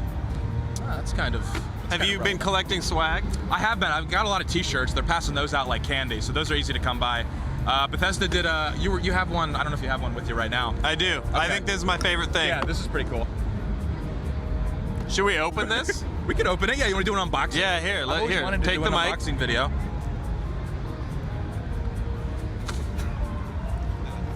Oh. Okay. That wasn't the box? Fuck. Yeah, you shit, just... I ruined my shit. Well, Okay, so here's what it is. It's a pair of bullshit cardboard speakers that say Dishonored and Elder Scrolls Online that you can't tell the difference between the speaker and the actual box that it came in, so I tore this shit up. Fail. Taylor Coy asks, hey Mr. Sark, what'd you think of Halo 4? Good question, Taylor.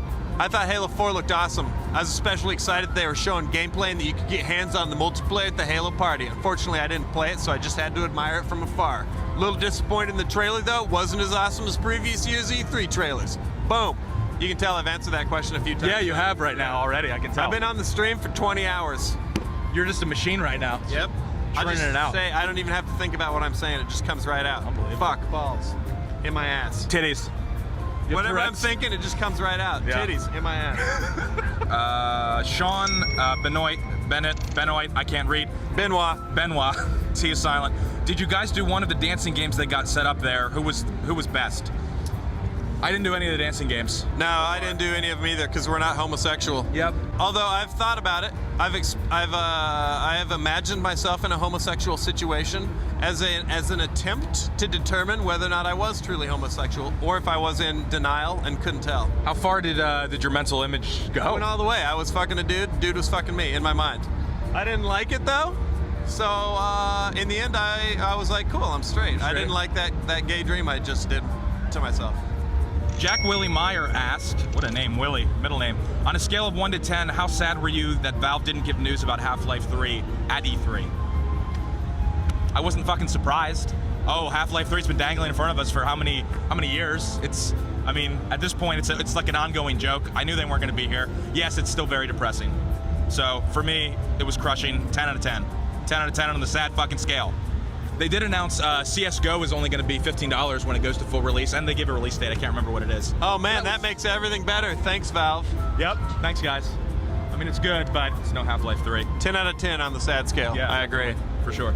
Eric Anthony Menendez asks, I'm pretty sure that's how you say that.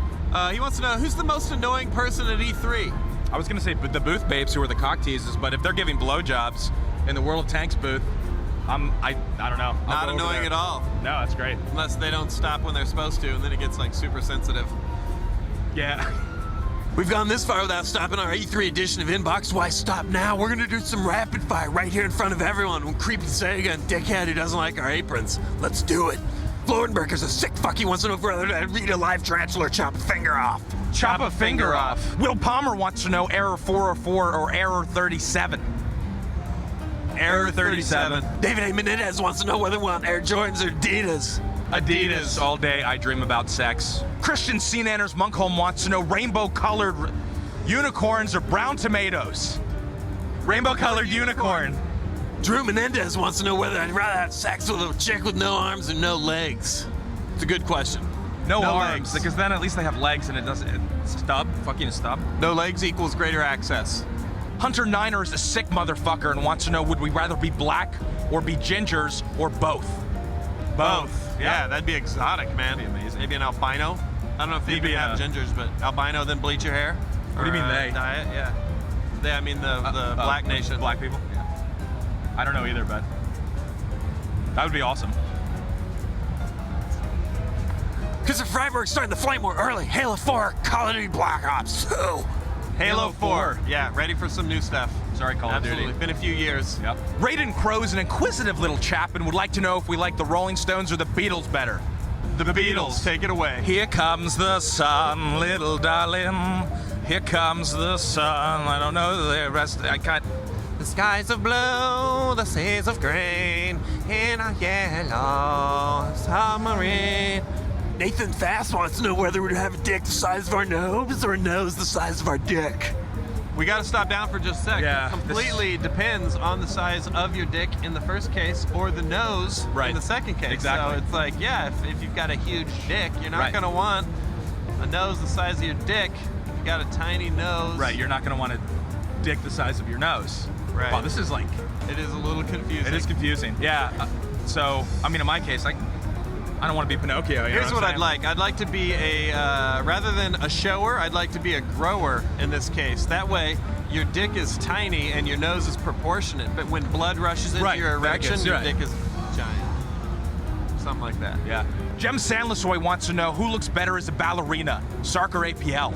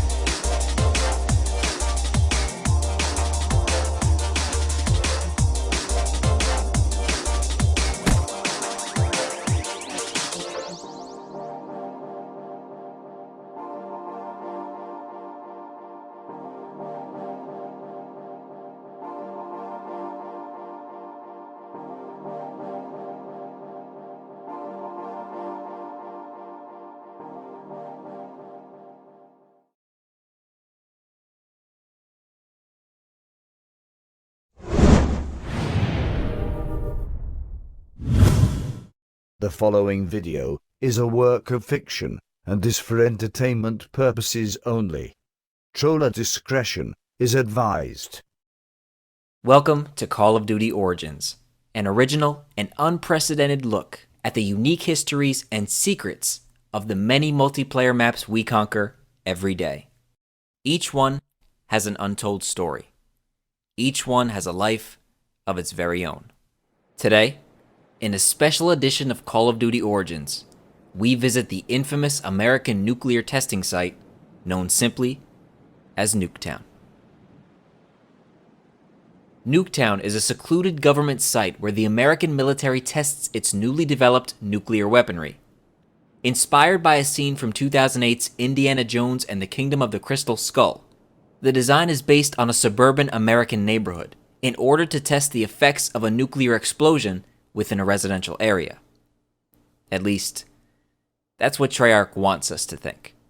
But I've uncovered the real truth behind this so-called nuclear testing facility. And today, I intend to share with you the legend of what really happened in this beautiful suburban development. I've gone to great lengths to obtain this information, and I must warn you, after I reveal the truth to you, neither of us will be safe. So now, I present to you the real story of Nuketown. Located in southern Nevada is a beautiful and secluded gated community miles outside of any populated areas. The development was built specifically for those who wanted to get away from the noisy, overcrowded cities and enjoy a quiet, peaceful surrounding. Since the area was so small, most families became very close friends. They would often join each other for dinner, and the kids would enjoy playing together underneath the warm sun. But no one really liked the O'Briens. They were f***ing assholes. The large 2-story yellow house was occupied by the Woods family. The interior was recently remodeled to give the home a more updated look. While across the street, the Mason family enjoyed more subtle tones and historical art, such as these beautiful portraits of Presidents George Washington and William something, and never passed up the opportunity to catch up on some light reading. It tickles my special place. Each morning, the school bus would take the long trip to pick up and drop off the children of the area. While the men were off at work, the women were cleaning the homes, tending to the gardens, and slaving away in their kitchens, as they damn well should be. Perhaps the most breathtaking sight in the entire neighborhood is this beautiful... Whoa. That's a full rainbow, all the way. Double rainbow, oh my god. It's a double rainbow all the way. Oh, it's so intense. Whoa. Sorry. Where was I? Oh, right, the shocking part. But this calm and peaceful serenity wouldn't last forever. And the residents had no idea of the horror that awaited them. Just over these hills, at a secret government facility, the military was quietly working on a new vaccine that would allow them to cure any human ailment and extend their lifespan by almost 30 years. It was revolutionary, it was life-changing, and it was untested. The government needed subjects, but due to the nature and the complexity of what they had developed, public health officials denied their request for human trials. So they decided to take matters into their own hands. The following morning, they released a concentrated amount of the vaccine into the town's water supply and intended to monitor the results over the course of a few days. To them, it seemed like a necessary, albeit risky, move. But no one was prepared for what would happen next. Within 24 hours, the residents began to feel strange. Hallucinations and horrible headaches struck the people of the town, and it became clear that a terrible mistake had been made. As time went on, their conditions worsened. The residents suffered severe loss of skin pigmentation, major joint stiffness, and involuntary urination. Many began walking the streets in a trance-like state. Others secluded themselves in their homes, and some even tried to go about their day. But legend has it that exactly 72 hours after initial exposure, every muscle in their bodies became paralyzed, and all cognitive function was lost, turning the residents to cold, pale, lifeless statues.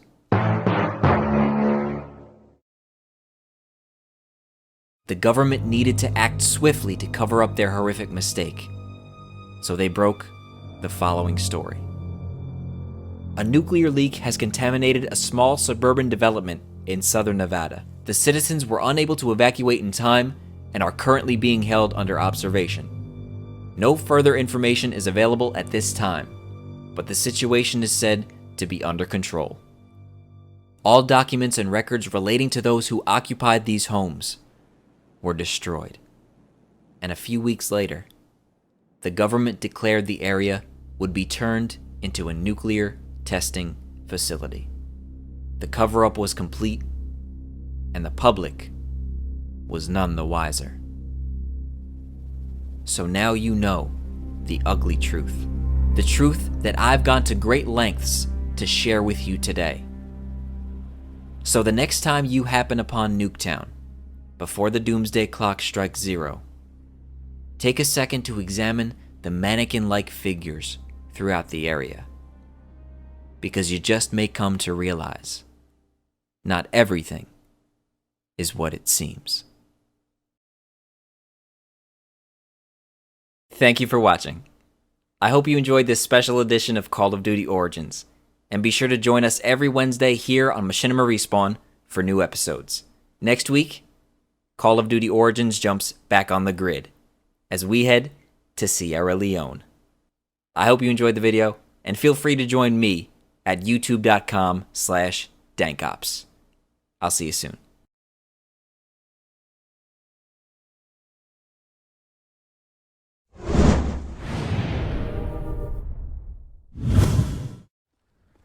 Hey there guys, how's it going, and welcome to a new gold gun video. Now in today's video we're looking at the MP7, a gun which is regarded as one of the best guns in the game, if not the best gun. You'll see a lot of professional players using this in competitive gaming, and if you just want to get the job done and play slightly aggressively in this kind of SMG style, the MP7 is a very good choice. Now personally it's not my favourite submachine gun, and that's probably a bit surprising to a lot of you because so many people just see this as the ultimate gun in this game, but it didn't really suit me so much as some of the others, and I'll go into why a little bit later in the video. Now for any of you who are new to my gold gun videos, hello and welcome to the series, glad to have you on board.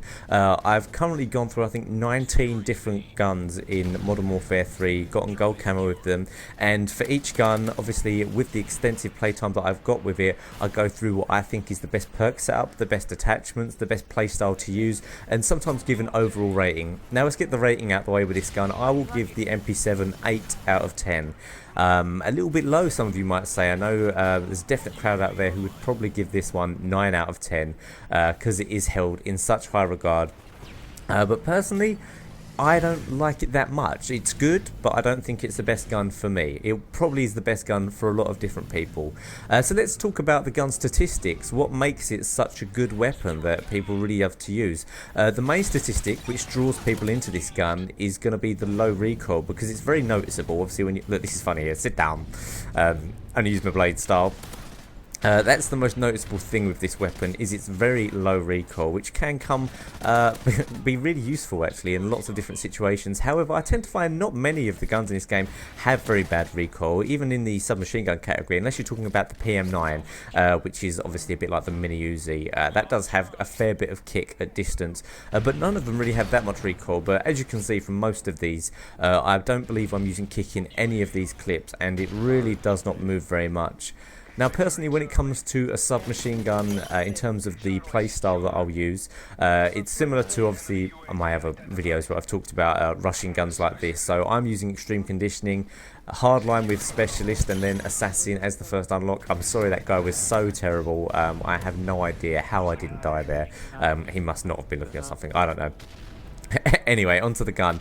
Yeah, I obviously would use this in the same way that I use a lot of different weapons. It took me actually a long time to figure out what I thought were the best attachments for this gun. There's lots of different attachments, and to be fair, like I always do give you guys tips and try and give you the best setups and so on for each gun, but they are all personal preference. If you really like red dot sights, use it. If you feel comfortable with them, then go for it. I don't feel like I need a red dot sight on really any of the weapons, bar maybe the M60 or something like that. I think the sights on most of the guns are actually pretty good, so I'll always prefer a silencer or suppressor, whatever you like to call it, in one of these games. I find it's really invaluable. You know, it's the only attachment, well, I suppose apart from extended mags, which isn't kind of for show really. I mean, a red dot sight, it's just a little aesthetic thing that might help you out, but a silencer is just so useful. You'll find that you'll get a lot more advantage out of using a silencer than a red dot sight. But like I say, I pretty much always say silencer on most guns, so but if you like red dots, go for that. Anyway, it's enough about the about what not to use. What do I use for attachments in this game? I would definitely use silencer and rapid fire, because the thing is with this gun, its main asset is its low recoil. It has moderate fire rate and moderate reload speed, so its fire rate isn't unbelievable, you know. So when you're in close quarters combat, looks like I might not have rapid fire on it here. Actually, that was quite a slow shooting. Yeah, I think this is without rapid fire. I mean, look how slow that shoots compared to how fast I was shooting in the other games, unless there's some sort of playback problem. If you can put rapid fire on this, it basically changes the whole statistics of the gun, because then obviously it becomes a fast shooting, low recoil SMG, which is a very nice combination to have. Personally, like I kind of hinted at the beginning of the video, I prefer the PP90 to this gun. Both of them very good guns, but the MP7, if you really do think the low recoil is going to be for you, then go for this submachine gun. Personally, when I'm using a submachine gun, I try and play aggressive, flank the enemy. I want to be close to them. That's when submachine guns are most effective, when you're actually right next to the enemy. So it doesn't really make sense to me to look down the sight too much. Obviously, I do look down the sight in a lot of these clips, but when I first started playing with this gun, I was looking down the sight all the time, and just because it's got low recoil, I thought, well, I might as well look down the sight, you know, it's going to increase my accuracy. But there's no harm in using this gun like you would one of the other submachine guns that has more recoil and hip firing with it. You can see I use steady aim. If you don't have steady aim unlocked, Stalker's a good perk to use with it. But if you have steady aim, rapid fire, silencer, I tend to find you don't always need to aim down the sight. Don't be afraid to shoot from the hip. I will aim down the sight if I need to, but I don't know, I just tended to find when I was looking down the sight too much, or kind of thinking to myself, you know, must look down the sight every kill, I was losing out on those real close quarters kills where it's just all about instant reactions. Like here, for example, I didn't want to mess about looking down the sight there with steady aim. This is still a very accurate weapon, so you might as well just go for the hipfire kill instead. I won't really go into too much the playstyle that, you know, to use with this, other than to go over my perks, because it's the same kind of playstyle that I've suggested for all the guns that are similar to this. I use extreme conditioning just because it's all about positioning this game. You know, you need to get yourself in and around the opposition and in those advantage areas before they are, and extreme conditioning helps that, especially from the start of the game, where you can kind of lock people into their spawns if you can stop them getting to the B flag, where you can stop them progressing into your side of the map. Hardline, I always use hardline, those of you who have watched these videos when I use specialist. And so my first perk is actually probably more important than my middle perk, my first specialist perk, and that's assassin. I really don't like assassin. Personally, I don't think it should be in the game. I think there's a counter UAV for a reason, you know. If UAV is a problem, everyone runs counter UAV as well, and that's how you counter you know, the UAV advantage. I don't think that you should be able to counter a kill streak with a perk. However, there's also a problem because it's very easy with the support package to get UAV. So I think they should make UAV assault and not have assassin. You know, if people don't like UAV, they can run counter UAV. I don't see what the big problem is with that. But when it's there, you know, I'm going to definitely use it because it helps keep me alive. But I wish it wasn't in there personally. So I don't mean to be hypocritical by using it. I don't like it. But if it's in the game, why not use it? So if you enjoyed this gold gun video, there is a ton more over on my channel, link in the description, and they're all in a playlist on the right hand side. I'll see you guys soon.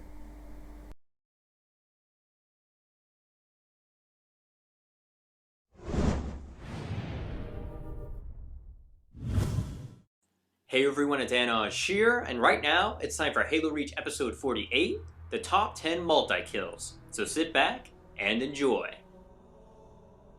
Starting off number 10 is the Banana2696, who starts off by missing 5 straight shots, and then all of a sudden, can't miss with the next 3.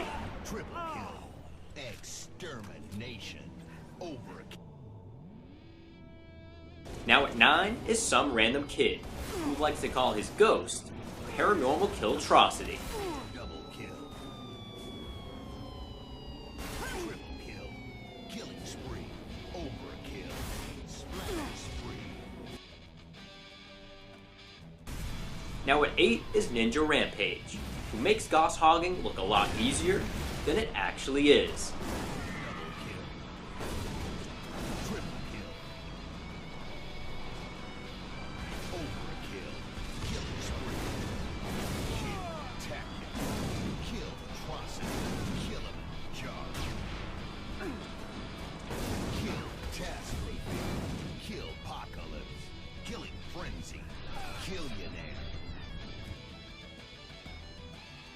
At 7 is Dr. Tycho, who is without any health and without any care.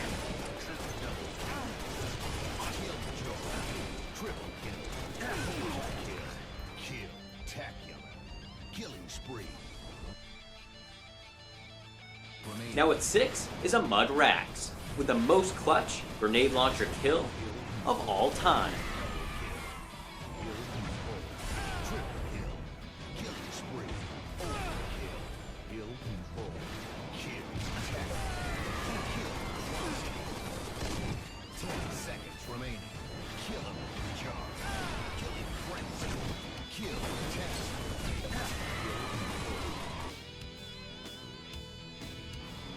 At 5 is Gengar, who is a Pokemon that should have been available without the link cable.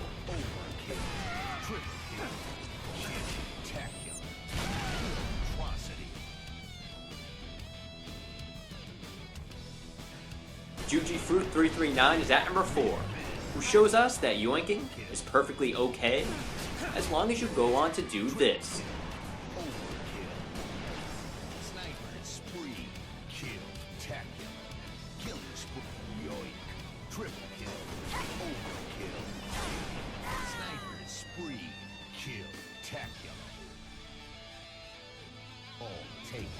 At 3 is Rizzle 3, who gets really angry when you try to touch his 2 oddballs.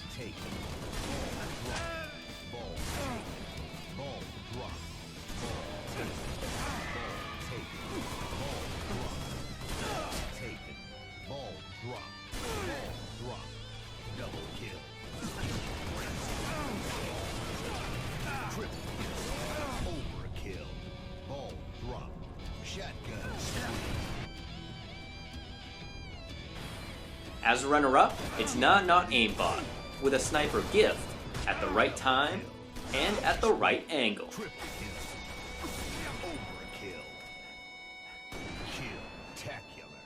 Kill-trocity spree.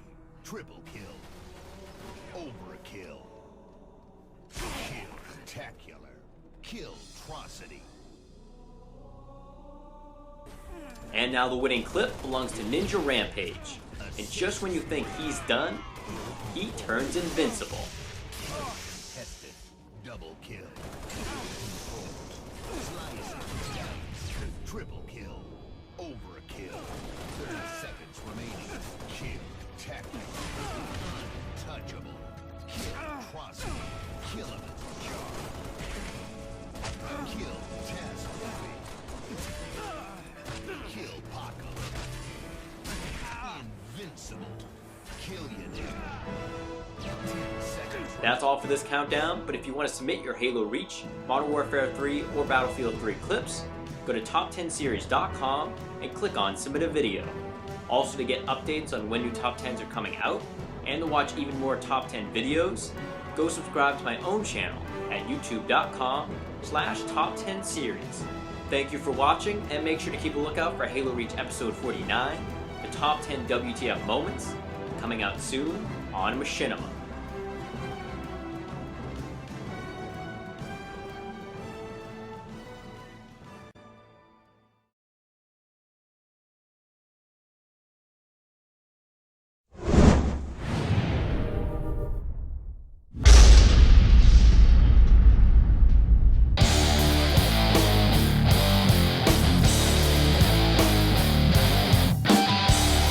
What's up, you guys? Welcome to Respawn Insider. I don't know about you guys. I'm so fucking tired. It's been a long week. Yeah. We did E3, and then I bounced straight into EDC in Vegas and just got back yesterday. It must have been wild. It was intense.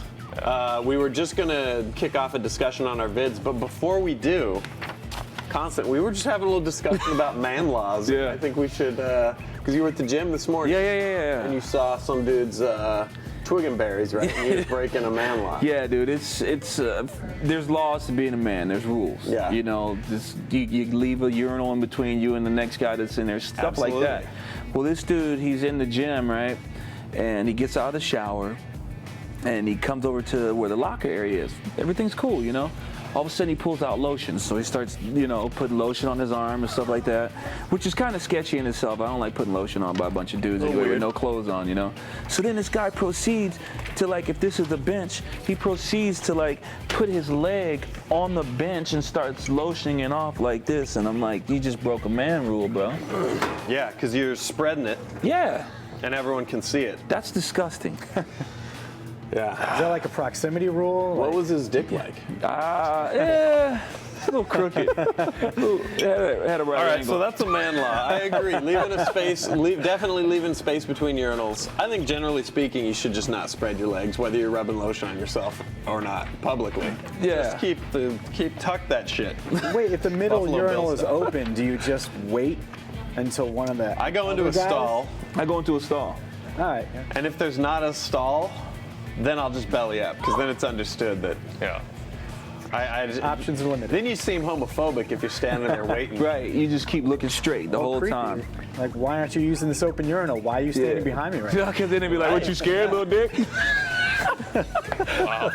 Come here, little shorty. All right. This is exactly what I pictured coming back to work this week would be like. All right, let's cover our videos right now. Wait, first off, introduce yourself to the audiences. Is Constant, we'll start with you. So guys, Constant.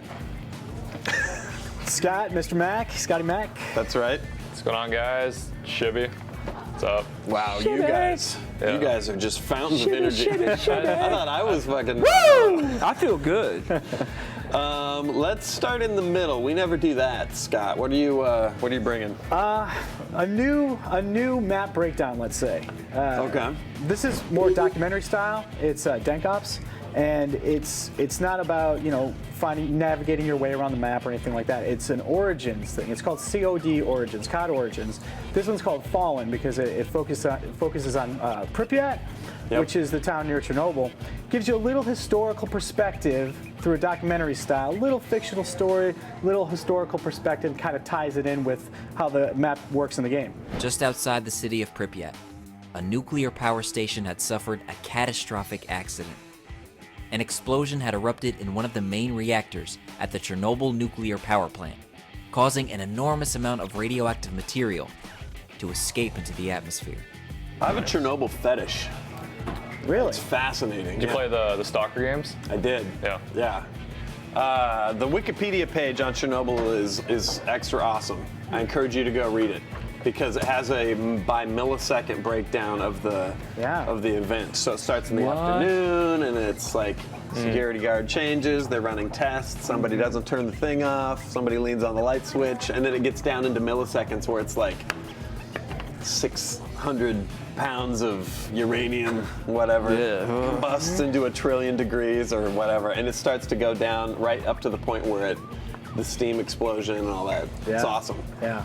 I read the other day there was a life form found in the radiation of Chernobyl that we hadn't seen before, and it changed the way we viewed what was possible, like environmentally, for life to survive. Wow. Because technically nothing we know about should be able to survive in there. Little microbe. Amazing. It's fucking crazy. Yeah. Wow. I think that's where bath salts come from. Yeah. The bowels of Chernobyl. Let's see. Constant, what have you got? Yeah. There we go. Yeah. Devin Supertramp. Yeah. Epic paintball battle here. This is just a smorgasbord of adrenaline. You got motorcycles, you got dune buggies, you got people hang glide. I mean, and you got guns. It doesn't get any better. Yeah. I think there's chicks in there too, so that helps.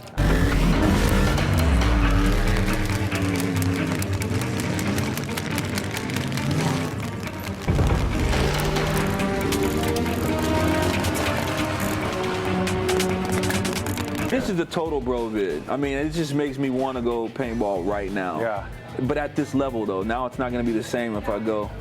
We've got a crew around the office that's getting into airsoft. Would you guys be into that? Hell yeah. Yeah. It sounds, it's a little more honor system because you have to be honest when somebody hits you. Oh, then but it's less messy. So you rocking like a big I rifle want to or try what? it. We should do a Machinima airsoft battle. I say we do it. Around the office. Scott's scared. No. I just strap some GoPros. I don't want to on everything. I don't want to dominate so much that I have to do it. Oh, I see. All right, what's next? Shibby, what do you got? All right, I got Battlefield Friends, Of course. Season 1 finale. Yes. My favorite show on Machinima by Hank and Jed, so shout out to them. Quotes for days. I mean, honestly, one of the funniest videos I've ever seen, how they're talking to a Colonel level 100, so he's like the top rank. So he's played for a long time, and he's all talking about prioritizing, like, sex. You guys having some? And they're like, yeah, you know, a little bit here and there. Wrong answer. Sex, minus kills. No sex, plus kills. That's right. So I saw your squad was full. I was going to join your squad. And it was, Yeah, ooh. it's too bad, I know. You want to make a new squad, or? No, we don't want to. Next time, we'll... Okay, yeah. Okay, how's your fourth guy? Is he good, or? Yeah, not really? No. He's a level 100 colonel. Okay, so that's pretty good, yeah. Yeah. I bet he has a MAV. Does he? Is he a MAV guy too? No. I doubt it. That's interesting because there's a lot of Battlefield news going on right now, so it's good that you bring up some Battlefield.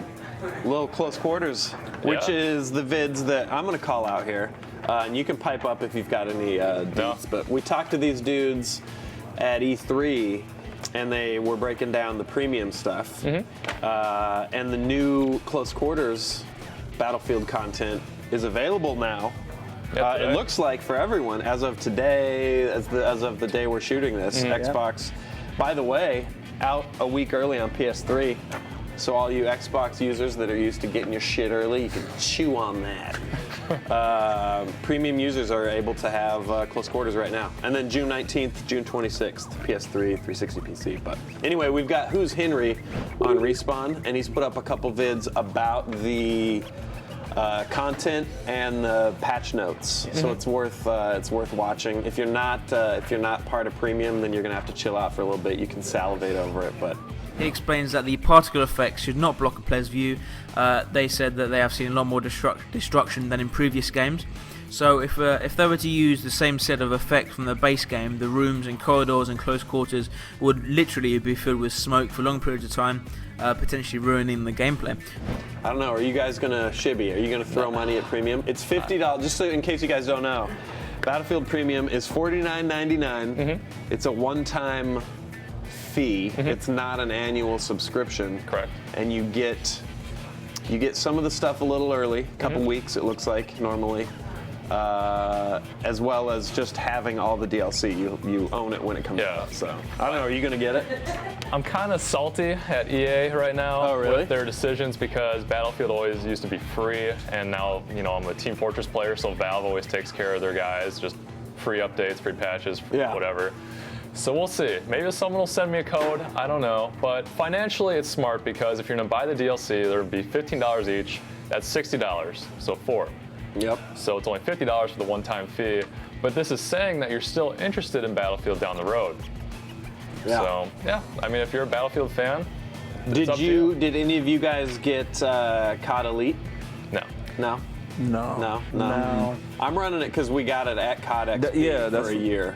But after that, and I don't know if I would subscribe. How much is that service? $50 a year. Okay. Yeah. There was a one-time. It's interesting. It's interesting to see these the big companies try and figure out how to squeak a few extra bucks out of our pockets without chasing us off. If they're giving us cool shit, choke them out. I have no problem throwing some money at it. But some of the tactics are a little interesting to watch. Yeah. I don't know. Anyway, Close Quarters is up right now for premium guys. Another couple weeks for the non-paying crowd. Go watch Who's Henry's vids, and go watch the Battlefield Friends. Amazing. Yeah. You guys rock. Thanks for doing this this post E3/EDC. If you don't know what EDC is, by the way, we'll put a link in the description to a trailer for that too. Why not? Absolutely. You can see how I rocked this weekend. Thanks for coming out, you guys. Yeah. World of Warplanes. Yeah, you got it. Corporate whore. You don't look Russian to me. Yeah, it's clean. It's clean. All right, we'll see you guys. Thanks for watching.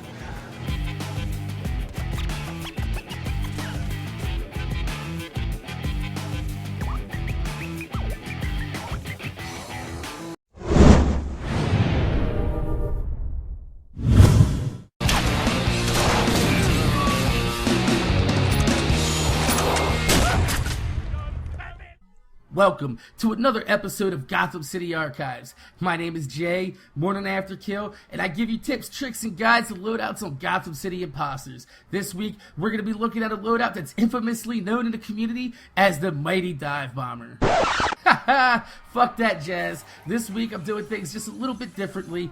For the last few months, I've made Gotham City Impostors videos, clips, montages, guides, and I'll happily do it all over again. But I just have one problem. I can't play the game.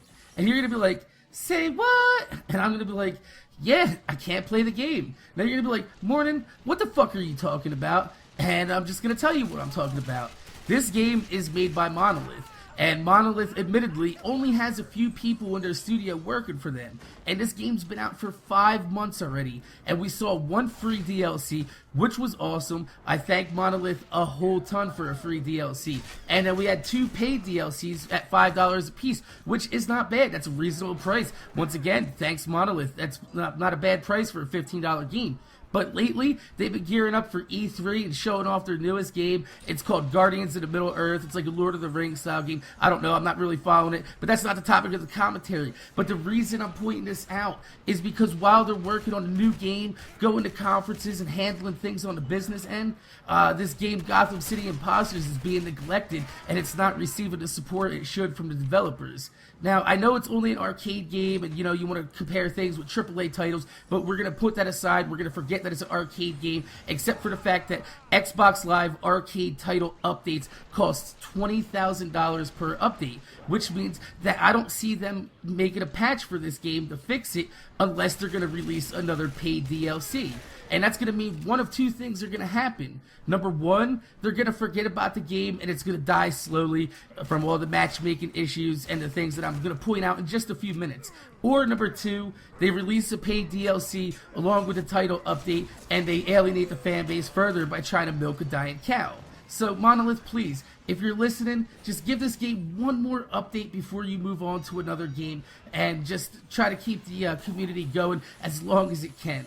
Now I'm going to go into a few things and list down what is wrong with this game so Monolith does know exactly what we're talking about. A lot of people in the community, the forums, tweeting all over the place have told Monolith about these issues. They are 100% aware because I sent the email to the developers. They responded back with the bug report that I sent them, and they are 100% aware. But this is what's wrong with this game. I originally bought this game on the PC, and I feel bad for all the people that don't have consoles to have, as a backup, because the PC version of this game is totally broken. Their first mistake was using games for Windows Live, which I'm pretty sure is like probably 70% of the problems that the PC version of this game is having. I have no clue why Monolith would do this or why any PC game would support games for Windows Live and not on Steam. But yeah, I bought the game on Steam, so I thought I was getting a Steam game, but I wasn't. Anyway, second, the matchmaking on the PC is totally broken, and finding a match is almost as hard as admitting to your girlfriend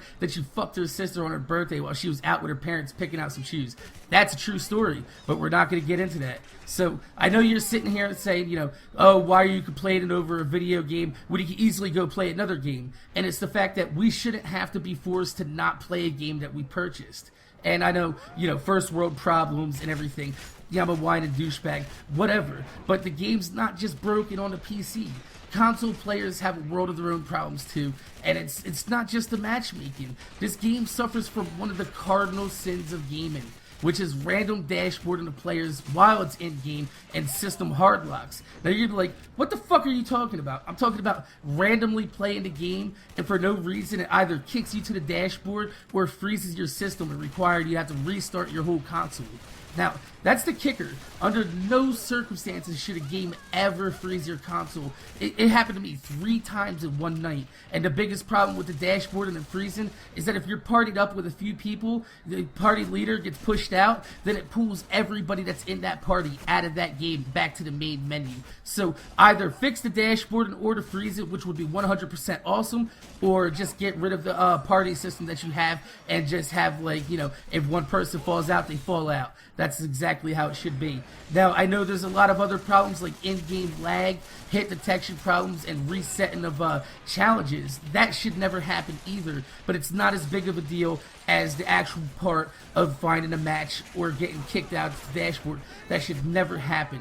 And as you can see here, I went totally ham. I'm 15-1 when this game gets dashboarded out. And it's really frustrating because the game was only half over. I'm on back-to-back rampages, and I was having a really good time with my friends in the party. As you can see, he gets dashboarded right there, and it pulls the whole party out of the system. So make sure you guys rate and comment, but also check out my channel for gameplay, commentary, montages, clips, and more. See you guys later.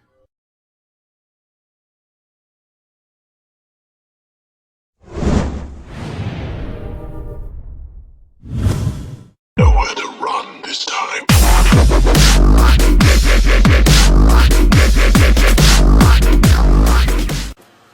What is up, all my GLGs, and that stands for Good Looking Gamers, XRPM X13, the incredibly sunburnt gamer, coming at you with episode number 29 or 30 of Good Looking Gamer Girlfriend. I say that because there was a bonus episode on my channel, so go check that out, okay? We throw money at each other, pretty much.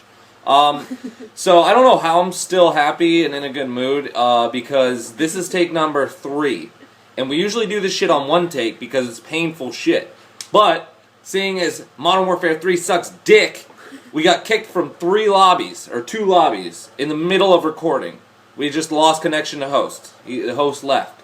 So I had to do this painful shit twice and tell them 3 times. What the one of them wasn't bad though.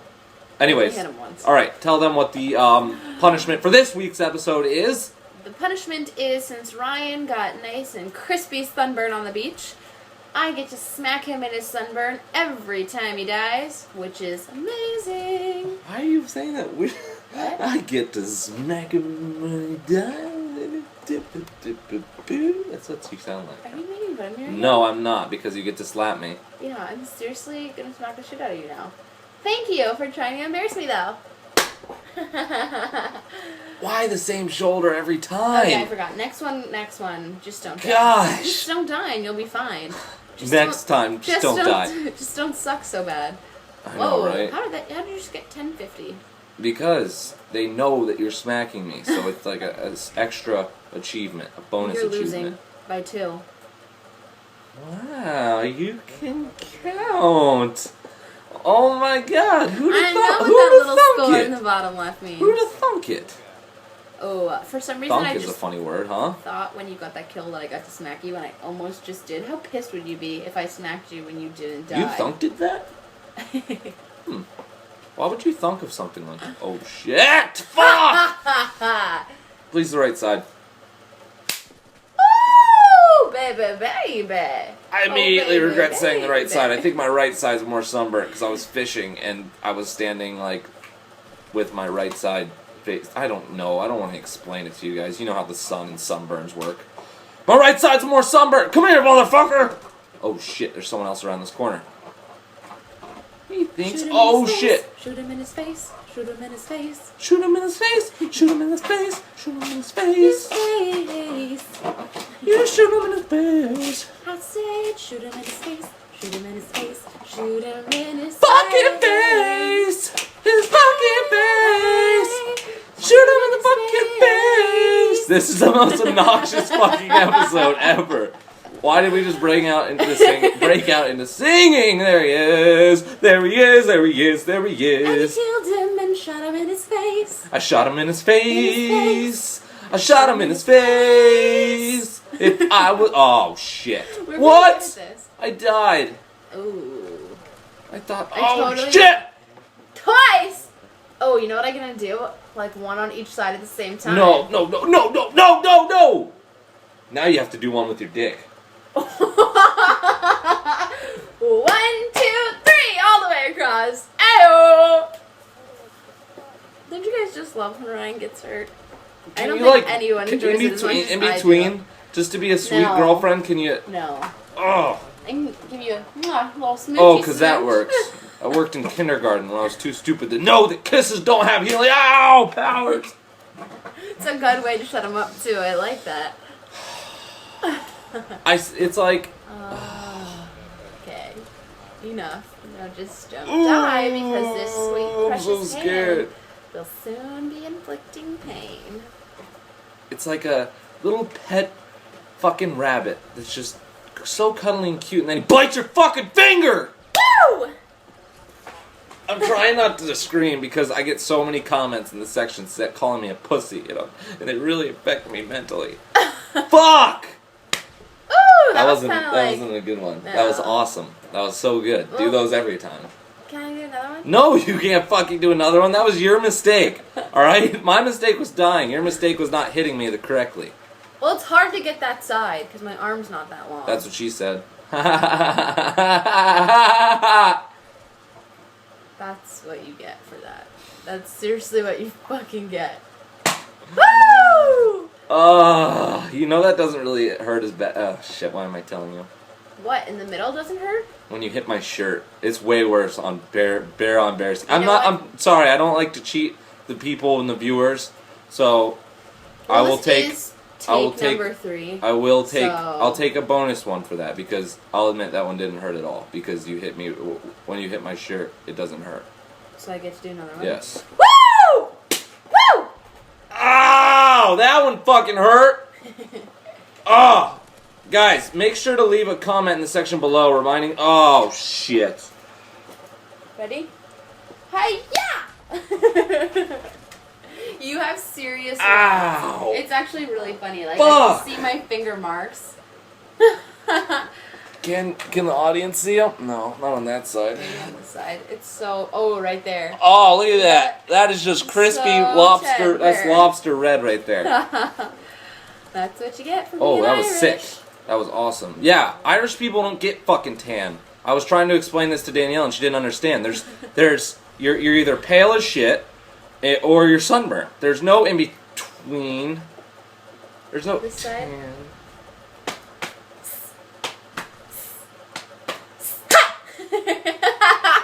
Ow! God, this hurts so bad. I don't even have aloe. All I have is whiskey. Well, that kind of works better, huh? Pour some whiskey on it. No, I'll drink the whiskey. That's a better idea. Hey! Woo! Ah, that one like you cupped air and like. I can't talk. Okay. What I was saying was leave a comment in the section below, letting us know of other challenges. Thank fucking God, Cosmic Assassin. Mwah! I fucking love you for winning that fast. Gosh, 3 takes of fucking this shit. Can you rub this while I fucking tell the audience thank you for watching and tell them how much I love them and appreciate them?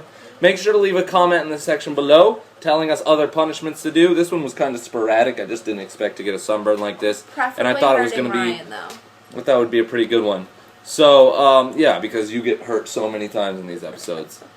So, if you have time to get away from your keyboard warrior, I'm fat, she's not really my girlfriend, she's my sister, all those funny comments, and actually want to help me and make this more entertaining, leave a comment and tell us other punishments to do, aka tell me other punishments for me to do, because pretty much she doesn't do anything punishing at all. Like, the most punishing thing she's ever done is given me $50.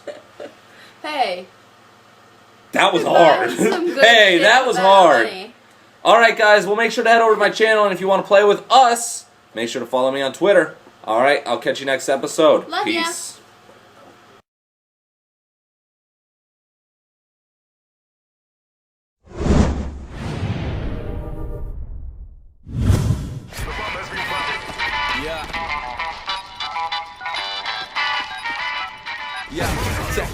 Yo, man, we bout to go, man. I got my hope, man. I am the soul, man. I know I got the skill. I'm bringing soul to the game, homie. That's the deal. Yo, man, I see you got no fans. Just check the program. I got the soul plans. I'm headed out to kill all that bullshit sound, homie. That's the real. Sag ich doch! Der lag schon die ganze Zeit über dir! You gon' win, cause it's EAS to the TON. Competition running from me saying let's hurry. A warrior in this game, Steph Curry. Been right up dressed since a kid on my handlebars. Still doing the same as these people watch me handle bars. No, I ain't swagger jacking these crackers. Man, this kid's got the whole rap game backwards. And I can spit it as slow as molasses, or faster than Steve Nash and passes on the Mavericks. I didn't even see him over there, man. God dang. Dusty, I don't fuck with ya. Yo, man, we bout to go, fam. I got my hope, fam. I am the soul, man. I know I got the skill. I'm bringing soul to the game, homie, that's the deal. Yo, man, I see you got no fans. Just check the program, I got the soul plans. I'm headed out to kill all that bullshit sound, homie, that's for real. Like, listen to you motherfuckers, man. It's a demon in me, Tom Riddle. High class style swagging like Gatsby. How the honey's crushing like Helga G. Pataki. If you coming at me, I'm everlasting, bashing anyone passing me.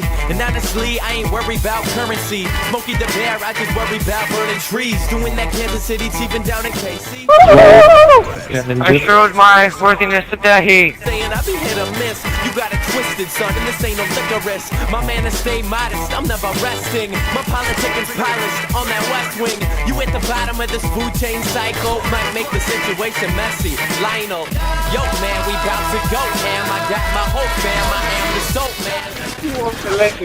LOL. Yo man, I see you got no fans. Just check the program, I got the soul plans. I'm headed out to kill all that bullshit sound, homie, that's for real.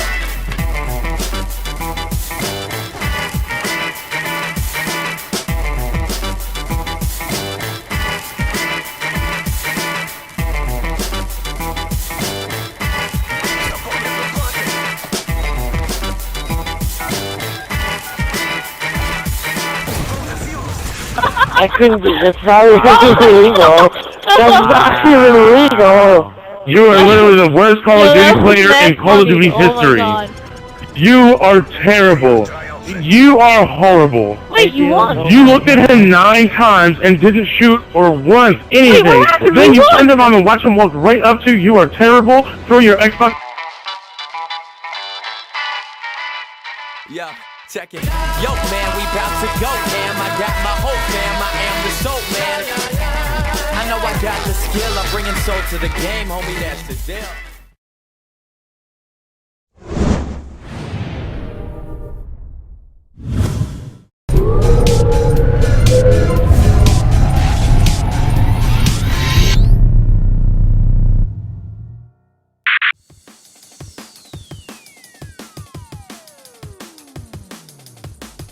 What's up guys, Lockie here for more E3 action with the one and only Michael Croft from Crytek to discuss Warface.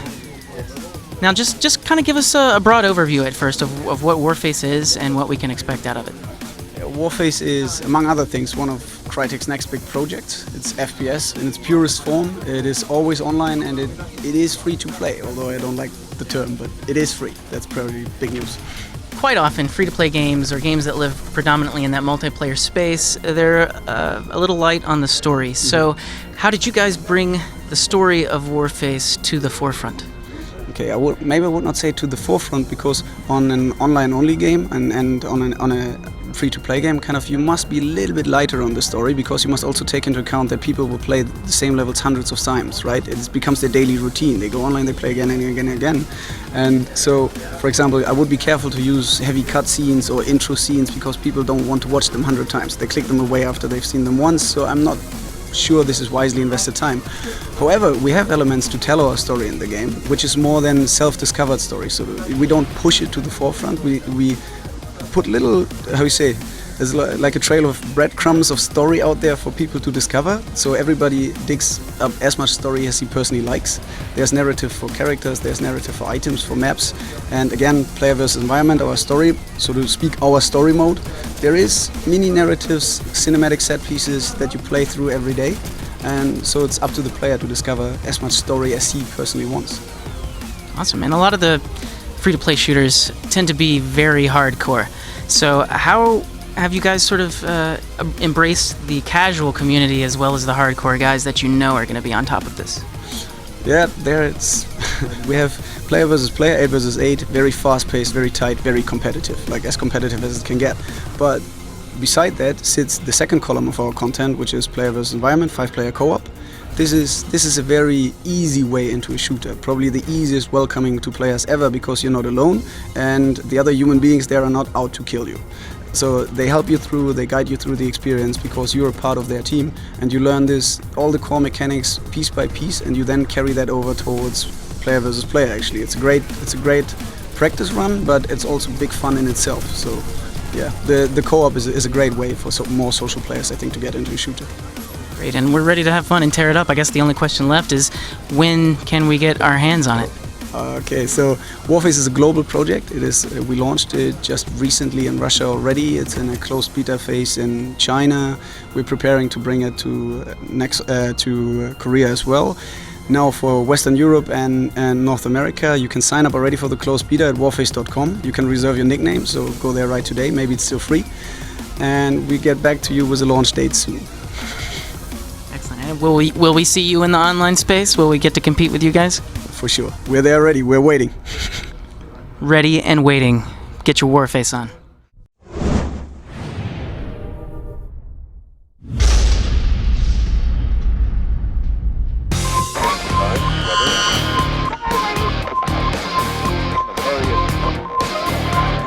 Welcome back, all you motherfuckers. Your favorite midnight snacks coming off a year-long week. We had some E3 followed up by some EDC and some Prometheus. My body came apart yesterday like an engineer drinking the black goo. The foundation's alive. That's about all I talking points today. How do you like that shit? That one's sexy, wasn't it? That was all three. I like the high note on talking points. E3, we're going to go E3, Prometheus, EDC. First things first, though, welcome to the show. Gents, introduce yourselves to all of our listeners. Go ahead, Ricky. You first. Hi, I'm Ricky. I've been on the show before. I do the gaming partnerships, get all the cool channels into the network. My name is Rishi, or R.Chata. First-time guest, long-time listener. I'm the head of affiliate recruitment, and real happy to be here.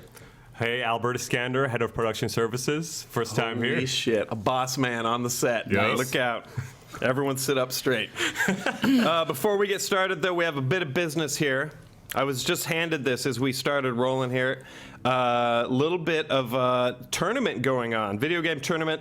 Nexus, here's the details. It's coming up soon. It's going to be a 4v4 single elimination best of 3. And there's 10K on the line. We're doing a little Nexus tournament. Last minute addition to our news lineup. The date is still TBD. It just says coming up soon, so. 10K for playing Nexus, not a bad deal for such a brand new downloadable game. All right, let's start right now. E3, let's see, what order did last week go in? It went E3, then we did EDC. It depended. Some people went and saw Prometheus that night it came out. We were already all traveling. We had a mission to go on. Yeah. So let's start with the E3 then. That was first. Man, that was a long week, you guys. Jeez. Yeah. Counting, and because for us, E3 runs for pre-E3 adds about 2 weeks on the front end of that. So it does.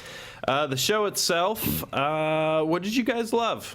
Let's talk about what you guys loved at E3 specifically. Albert. Well, I actually got to go to all the press conferences with Hundar, and I did not love the Nintendo press conference. No, he did a snoozer. Yeah. They were treating us like we're 5, and the Wii U, I'm not really impressed. Except for the zombie game looked cool, but I think I'm done with Nintendo. Like, I bought the Wii, I never played it. I never bought the 3DS. Like, I think it's done. It's the next Sega to me. Yeah. I don't know. You think they're gonna fail with the? I don't know. You think they're gonna fail? They're just sitting like Scrooge McDuck doing backstrokes through their money bin, though. The new Super Mario Brothers game for the Wii U looks exactly like the one on the DS. Why the fuck am I getting a brand new console that's beefed up and it's the same fucking game? I'm not. But Sony was awesome. You're not getting it. No, Sony was awesome. I was really impressed. Last of Us looks amazing. I'm super excited to play that game and beyond. That was a nice little surprise for us right at the get-go. So it was not a boring press conference. It was short. They showed a bunch of games. Microsoft, and other Gears of War. I didn't see that coming. Right. Whatever. Yeah. Yeah. They ended with Black Ops. Like, we know that game's coming out. That was your big surprise. It's on both consoles. I'm sorry to disappoint you. All right. Damn. Albert dropping the hammer. He was coming out. Rishi, what do you got? I have to agree with Albert that I was kind of disappointed with the whole Wii U thing. But essentially, though, really big fan of... I also thought it was a really bold move on Ubisoft's end to be saying that, you know what, we're doing Assassin's Creed till we hit 10. That's a bold statement, but with the way they showed off Assassin's Creed 3, and if they keep that up, you know, they'll be pretty successful with the whole run, I think. So that was awesome. And then checking out, you know, Last of Us, and then also, you know, I mean, there's just so much stuff that's coming out this year. I'm really excited for Black Ops 2, especially all the stuff that you got to cover, and watching you do the stuff on the live stream was awesome. So really excited for that. What if they keep doing 2 and 3 miniature Assassin's Creeds between the official sequels? There's going to be like 80 games. Like the Brotherhoods and all this. And there's DLC for all of them too? Oh, yeah, keep it going. That's gonna be a lot of Assassin's Creed. Speaking of Ubisoft, I'm a little jelly Splinter Cell because was cool. Assassin's Creed sort of has crapped on my Splinter Cell, but we'll talk about Splinter Cell sort of coming back. What were you saying, Albert? No, I was just saying, speaking of Ubisoft, Splinter Cell looked fucking awesome. Oh, yeah. Ubisoft's press conference was dope. Yeah, their setup was great at E3 too. It was Ricky, what did you dig? I'm a huge Xbox fan, so I liked all the Microsoft stuff, except for being able to control with your voice and hands. I couldn't care less about doing that. I'm excited about NHL and NBA TV coming to it. Nice. The South Park game has me really excited. I'm going to be stoked for that when it comes out. And I think all I did at E3 was I played Forza like 10 times because I couldn't play anything else the line for too long. Were you wandering? You were roaming, Yeah, I was right? just like wandering around looking at stuff and being like, I said last night to my roommates, it was like going to a convention where they just show pictures of food and you can wait 2 hours to have a sample. Right. But I'd rather just sit down and have a full meal so I can wait. Yeah. But I think my favorite part was the Machinima party with Mixmaster Mike. That was, Oh, that was the man, best part of he the was week. killing it. He was killing it. Yeah, that was fun. Yeah. And that one bartender that was losing her mind and she got fired. Yeah, she got fired. She grabbed someone That from the was company rich. and made out with them, which was pretty He cool. works for this company, just to let you know. Yeah. Oh, well, in that case. We will not name him.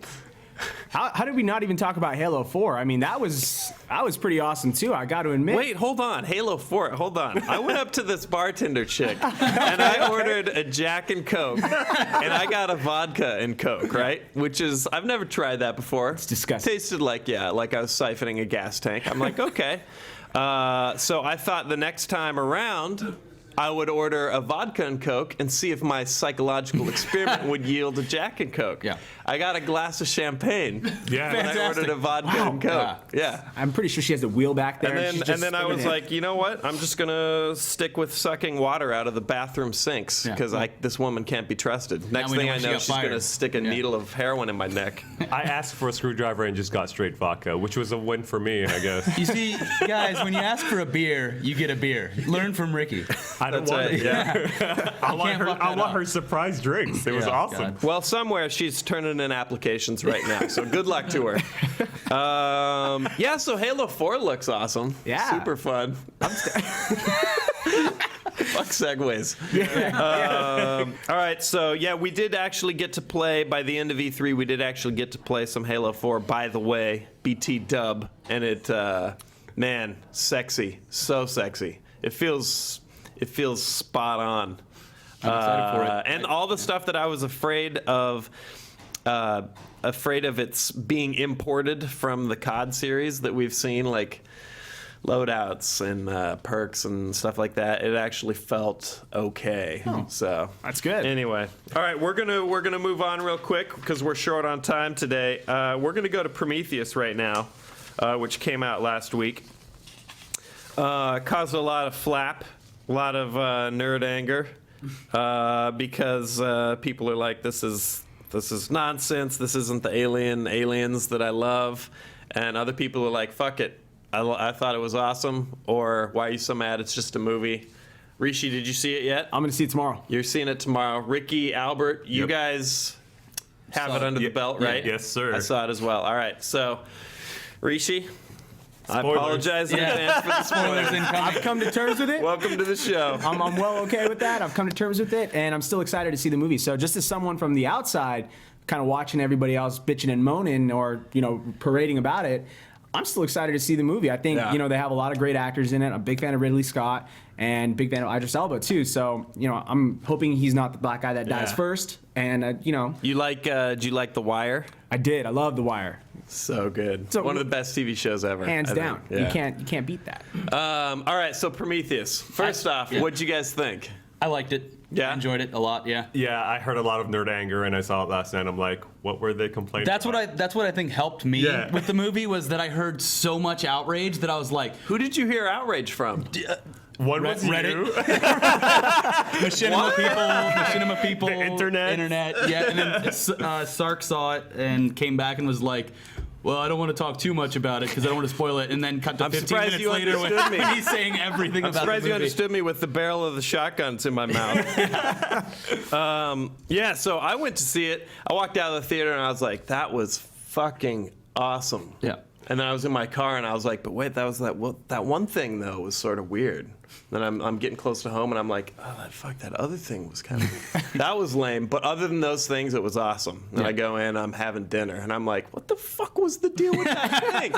And by the time I go to bed, I'm like, fuck that movie. Fuck that movie. So let's Ridley Scott hit a home run.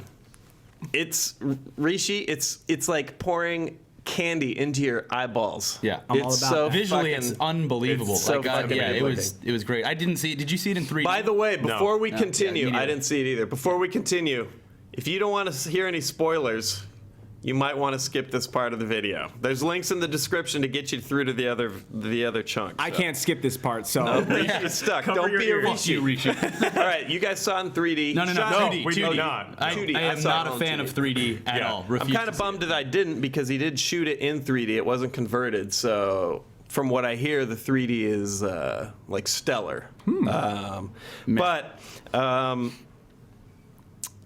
Here's the sitch. Here's the lowdown.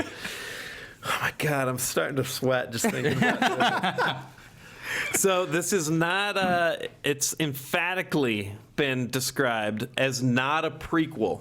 This is not a prequel, which I'll call a little bullshit on, but it doesn't connect. When they say that, they mean that it doesn't connect directly to the beginning of Alien. Or the rest of the series, right? Mm-hmm. So it's not setting up the series. It does happen in the same universe, and it does happen before, but it's not a direct prequel. There's a lot of nerd hate going on because of there's so many little things. Yeah. The movie's gorgeous. There's just things in it that don't make sense according to the rules established by the rest of the franchise, and so that is where the nerd anger comes from. It's like, what the fuck? Like that's not how it worked in the movies, mm-hmm. Or why'd you set up, more questions than answers in this, which is not always a bad thing, but in my case. I'm gonna, and who the fuck am I to do this? Because I've never written a movie, but the Lindelof screenwriter, this just has so many essences of Lost in it, where it's like I feel like the dude has brilliant ideas, and then he stops mid-sentence, where it's like there's a goo.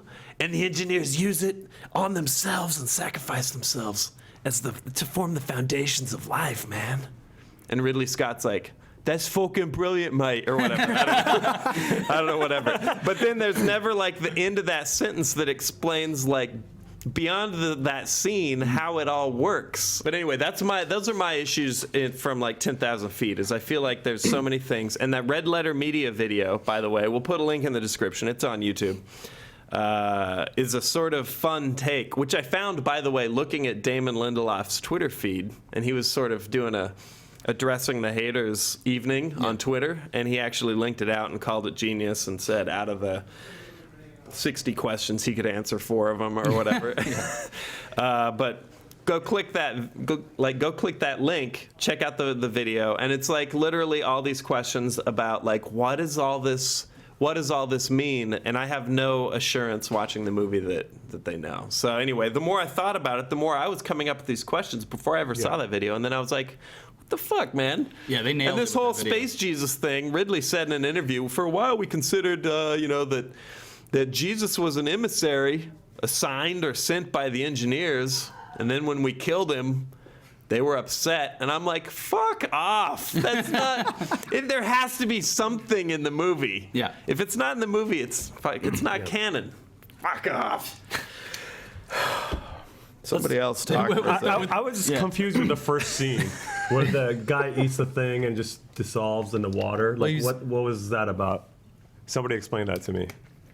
A lot of All that right, movie's so interpretation, I think. Yeah, at that point, the way I saw it was he's sipping the goo and sacrificing himself to seed life on that planet, which may or may not have been Earth. Yeah. That's what I got out of it. So it fell into the water and it mixed with his genes, and then DNA happened, and I guess. Yeah, same thing with when the guy got poisoned with the black goo. I felt like that was. I don't know why he knew that they were gonna have sex that night, but I'm pretty sure he thought, hey, we're on a new planet, let's celebrate by having sex.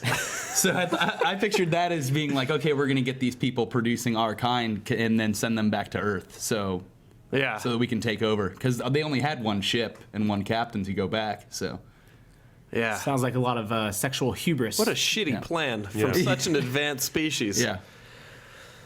Anyway, feel free to discuss in the comments. How it wasn't supposed to do a Aliens prequel type lead-in or whatever, and then at the end it just goes, look, yeah, it's like aliens. Yeah, so it couldn't get any less obvious.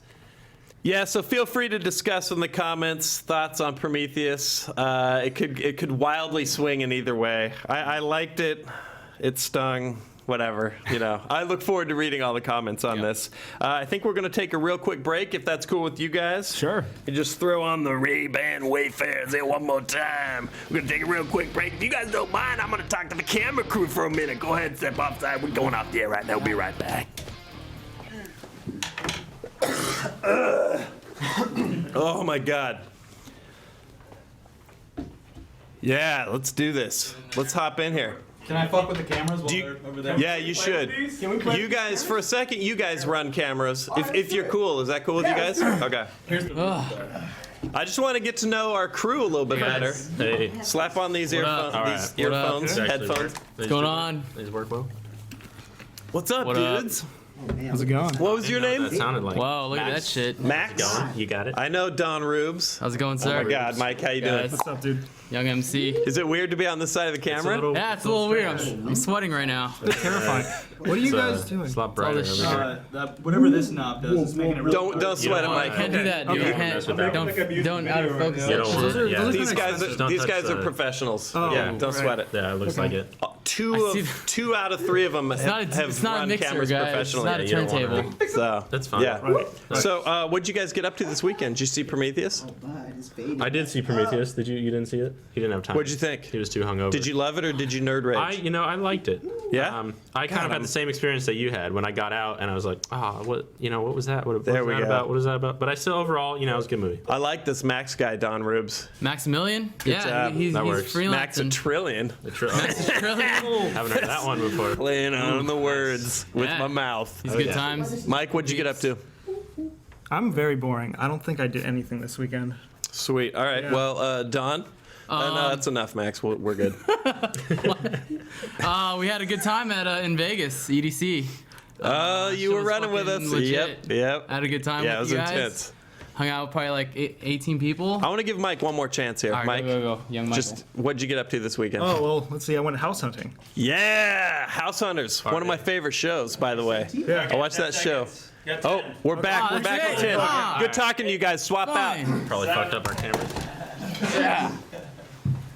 5, 4, Go. 3, 2.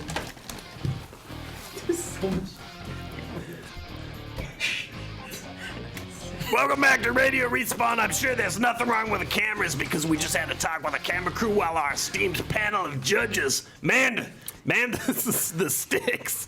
I'm sure it's all good, right, you guys? Yeah. You white balance on the green mic, Ricky? Yes, I did. Said, yeah. Okay, all right. That's what I like. Let's make some 3D. Let's make this. Let's shoot this in 3D for a change. God damn it. God damn it, I can't talk like that. For too long. Jerk up. Oh, it's so good once it touches your lips. All right, we're 2 out of 3 down. Prometheus and E3. Let's talk EDC. We got a bunch of EDM heads Yeah. That was We got all four of us and Don Rubes. Maybe Canal. And about 10 others. If he was producer present. Mondo, who's not on camera right now. We're at EDC. We hopped straight out of E3, went to Vegas for this big electronic festival, and just rocked it for 3 solid days. Yeah, it's. I would be more enthusiastic on camera right now if I wasn't so completely dead tired. Yeah. Same here, man. Yesterday, my body just shut down. Yep. I started I was having a fever. It was terrible. Yeah. I got a fever, and the only cure for that fever is more electrolytes. Yeah, we hit it hard. So right out of E3, traveled to Vegas. I drove. We all drove. We all drove. I rode. Mondo drove along. for us. Yeah. And that first night was probably my favorite. Really? I think. Yeah. Yeah, I had the most energy that night because by Sunday I was just ready to go. I remember going up to you Sunday at 4 a.m. being like, "Don't you think it's time we go to sleep yet?" and all I said was like, so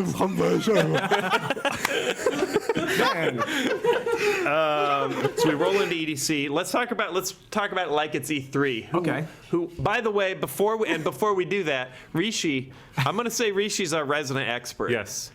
Because this dude's an aspiring DJ. You know every song the second you hear the beat come up in the mix. Just so even it's the ting of it, you know? Yeah. I always just check Rishi's face, and if he's like, I'm like, all right, this is gonna be a good song. I'll point it out too. I'll call you guys. I'll be like, Sark! He was the our Pied guy. Piper. He was in the front of the line like, we're going to see Thomas Gold. Blah, blah, blah. Okay, so who won EDC for you? Best of show, definitely got to give it to Thomas Gold. I am a huge Thomas Gold fan from day one since I've heard, his mashup he did for Rolling in the Deep was amazing, and then he just kept on going from there. And this is my second time seeing him, but this time it just blew it out of the water. I remember on Friday, I was like, guys, we have to see Thomas Gold. We have to see Thomas Gold. And I think only 1 or 2 other people in the group are like, oh yeah, for sure. And everybody else is like, who the fuck is Thomas Gold? Who the fuck is this guy? And I was like, dude, just trust me. And I brought you guys over there, and then he was just playing banger after banger after banger. And I was getting tired too, and I had to sit down for a minute. But then, like Sark was saying, I heard a little bit of just the lyrics of the beginning of his remix of The Wave by Mike Snow. And I just jumped up and I was like, everybody needs to fucking listen right now. This shit is about to go down. And he brings out a fucking drum line. Yeah, and then when the drum line came, I lost my shit. And it was crazy. And then he did it again for his last song too, which is a remix he did for Adele, Set Fire to the Rain. It's just, oh my God, the energy and just, I was a little bummed at the fact that they did not put him on the main stage, but I loved exactly where we were because it was on the grass, we can make it hang out. But he definitely stole the show. Honorary mention's gonna go to, Kazette, Chucky, Sebastian Ingrosso, and definitely Dirty South, who I felt had the most emotional set because he uses a lot of build-ups, a lot of melodic beats, and just it's very emotional when you listen to his stuff. So you are such an EDM nerd. Oh my God! I'm sitting over here, pull my glasses up. There was a lot of emotions were running hot. Albert, what about you? I like Thomas Gold. That was really, really awesome and a great way to start EDC. That was day one for us, and I really liked Laid Back Luke. Yeah, he kicked ass. That was day 3. Ricky, what was your tops? Friday night, I thought Knife Party really got the whole weekend started. It was an amazing set, super high energy. Yes. That night, the Thomas Gold, obviously, everyone's already talked about that. Above and Beyond was amazing that night. Kazette, which Reese's PCC. That should be your DJ name. No, it was Kazette, which you showed me. That was an unbelievable set. And then Chase and Status, or Chase and Status, which everyone... or as I recall Jason Statham. Jason Statham. Jason Statham's great. Reese should be like, we're going to go watch Jason Statham. Jason Status. And I'd be like, Jason Statham is spinning? Oh my God, that's awesome. He's a DJ? Yeah, Jason Statham he's over there. I'm like, fucking the transporter? Wait, let's go. Yeah, they killed it. That was an amazing Is it 2 dudes or is it 1 dude named Jason Status? It's 2 dudes, but it was just, I think, one guy spinning there, and then his, which you're not a fan of, I heard earlier, and then I'm also not a fan of the hype man who stands in the front and kind of like raps, but you can't understand what he's saying. By the 8th time of him saying like, "Let me see your fucking hands," I'm like, I'm gonna put my balls in the air for you. You're gonna see like a sea of hands and then like one pair of testicles. Yeah, and then Porter Robinson closing it out. I really wanted to stay and see Dada Life, but I was just completely that was at the tail end of so by the way, EDC runs from about 7 doors open to 7 to 5:30 a.m. So we saw the sun. We saw the sunrise every morning. I think. Yeah, you get there as the sun is setting, and you basically bail as it comes up. So we left one set early on Saturday we did Sunday, because. I just wanted to sleep. I wanted to sleep so bad. By about 5:30, you're seeing about 60,000 girls doing like the biggest walk of shame possible. It's glorious. It's the saddest thing when you're in the parking lot afterwards because everyone's just so happy all night, and then you're walking to the car and it's just people like just stringy by the hair, wind and dirt, and like pasties like hanging off the nips, and it's not even cool. You're like, oh god. And it sucks when your cell phone dies and you're a girl and you're asking for help, and then some asshole just totally blows you off. Yeah, Rishi thought these girls were trying to sell him cell phones. And their cell phones were dead, and he thought they were trying to sell them. Fuck off! No, fuck you! Like, hey, can you help me? I'm dying, and my phone is. This dead, is how it played out. The girl's like, "Do any of your guys' cell phones have battery power left? We need to call our friend." And Rishi goes, "No, I'm not interested in whatever the fuck you're selling." Completely misunderstood. We've forgiven you though. So, and this is your penance, your public penance. I have to do it. Somewhere that girl may hear from a bro friend who listens to this show. That hey, that dude that blew you off in the parking lot. He just didn't understand. Bad. Yeah. I'm really sorry, ladies. I hope you see this, and if I ever do see you again, I'll be more than happy to give you my phone and my number because you guys were pretty cute. I just wasn't having. He just wasn't having it at 5 in the morning. Can you guys help us? Fuck off! Not interested. I'm gonna respond to that when people ask me for help. Not interested. Like, I'm not interested in whatever you're trying to help you're trying to get. I want nothing to do with that. All right. We got to wrap this thing up, you guys. That covers everything. We've got a Nexus tournament coming up. 10K on the line. E3 was awesome. Prometheus was awesome for a minute, and then EDC was awesome. See you guys at Nocturnal in September. That's right. Yeah, more shows coming up. All right, we're gonna bring this thing to a screeching halt right now. Are you guys ready? Let's do it. That's about it for Radio Respawn, all you motherfuckers. That's a lot of badass in one 30, 40, 50-minute show. Yeah, something like that. Yeah, we're gonna pull the plug on this right now. Thanks to the camera crew for popping out to have a chat with me. I mean the radio technical crew for popping on and chatting with us for a moment. We love you guys. Peace out. Thanks to my host. We'll see you guys next time. Thanks for listening, not watching, because it's a radio show, not a video.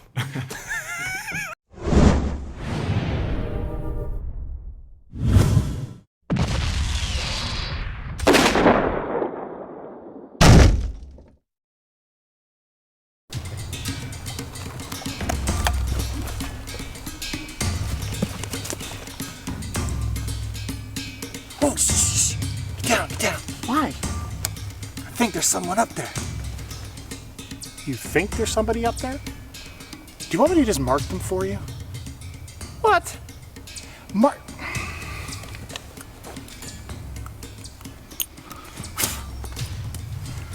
I go!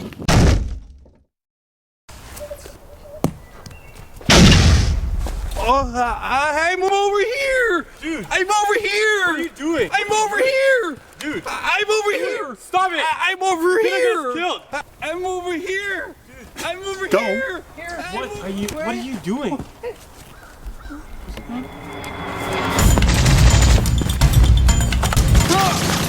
Whoa! Not bad, huh? Can you do it again? No, it's my only grenade, man. Oh, here. Use mine.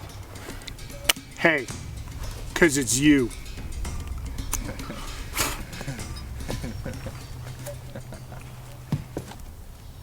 Oh, crap. I'm over here! Oh, man.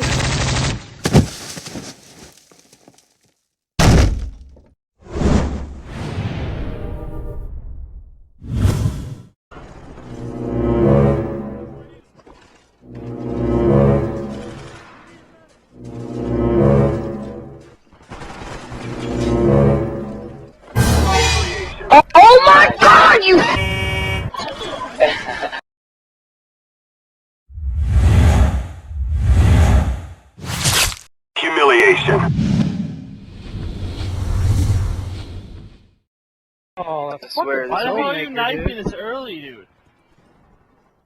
He's not trying, he's just knifing. Yeah, he Oh! knows me too. He's got He 4 got me kills. twice. Oh my god, I can't kill anybody with Oh my, a fucking fuck knife. you. He's knifing us. Why the fuck would you waste your money just to knife? I don't understand.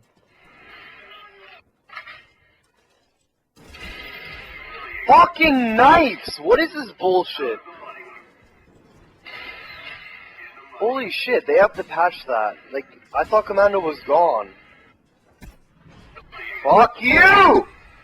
Found off my ass all day.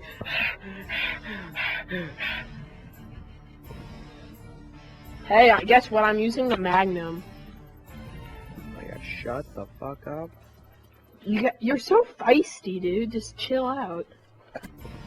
Wow, you demoted me. You're a boss. You're really the boss. Wow, why'd you keep demoting me? I'm on the damn pistol, you cheap shots. Yeah, you know, if you get demoted 3 times in a row on a pistol, you get booted off Xbox forever because you suck major donkey dick. Wow, demoted? Are you kidding me? That's mentally retarded. It's when you get knifed. Yeah, it's not really retarded. Actually, I'm not. Wow, I just got knifed after I got a kill with the hardest sniper rifle. That is so much bull. I would rather take a dump doing a handstand. Wow. Yeah, everybody knife Noob Killer. No, Hey, it's okay. It's okay. Noob Killer, do you actually want to get a kill that's not from 3 feet away this time? Whoa! Why did you knife me, dude? I've been set back 5 times. 3 more times than every single other person. I'm still in first place. No, 2 more. Oh, knife again! Oh my goodness, stop it. You guys are being mean to me. Hey, go home. Hey, I was not running at you. I've been knifed 7 times. Just stop the misery. Why? No! I was on the crossbow! Oh my gosh, dude, I've been set back 8 times. Is this a joke? Are you a joke? No, but your life is. No! What the heck? Now everyone's tied on the China Lake. If I win, dude, oh wow. Knife down the ballistics. Oh wow. Oh wow. Oh wow, I'm only 6. Oh. You guys are my best friends. Yeah. I'm gonna tell everyone at school I have friends now. Oh! Wow! You guys wow, that is mentally retarded. We're probably his show and tell. Like, I took these wow. videos of my I got tomahawk 9 times, dude. This is ridiculous. Yeah, because we have tomahawks. Yeah, you do have tomahawks. No, we don't. They're in your pants. Whatever. Can I go to hockey practice? Or oh god. He was calling his mom. Loser.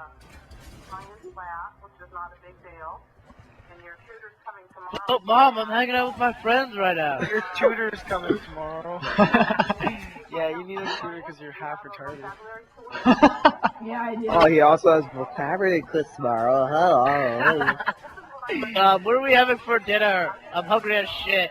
Wow, dude, now I'm talking the whole time. Now I'm in last place. This is bullcrap. You shouldn't be. Oh, wow. Yeah, let's do this in the real world. You're in last place. You have an LA exam tomorrow, don't forget, sweetie. Wow. Yeah, you have tutor tomorrow, and we're having meatloaf for dinner. Wow, I'm in 2nd place, and I wasn't last. Oh, That's just how good I can just turn my skill on and turn it off. Oh my god. Shut up. Wow! Why did you knife me, you butthole? You dirty butthole? Yeah. Wow! I've been knifed 3 times! This is so much bullcrap! So much bullcrap, right? Stop knifing me! Wow! Oh, Are and I you still quickscoped you with an M. I quickscoped you with an M14. You gotta give me some respect. That makes no sense. Last time I checked, the M14 had an iron sight. You dumbass. Well, it's single shot. I hate you. more than I hate a song with mod. I can't get killed with this freaking M16. Wow, I'm gonna get, if I get first place and I was in last for like the first 2 minutes, it's gonna be amazing. Like, wow! Why did you knife me, you butthole? Dude, wow, dude, this is mentally retarded. I'd rather take a dump doing a handstand. Okay, if you say that thing one more time. Retarded.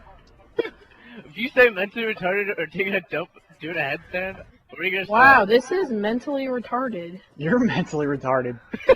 Oh my gosh, I'm sad. Sad face. Wow, I have 6 setbacks. That's mentally retarded. Exactly. It's like doing a dump on, it's like taking a dump on doing a headstand. I can't wait to tell all my friends about how I got 3rd place. Oh god. Is my mic echoing? Are you guys sounding just right like me? Guys, guess what? Guess what? Guys, guess what? I have a whole box of donut holes and powdered donuts in my kitchen. Nice. You're just a fat fucking kid.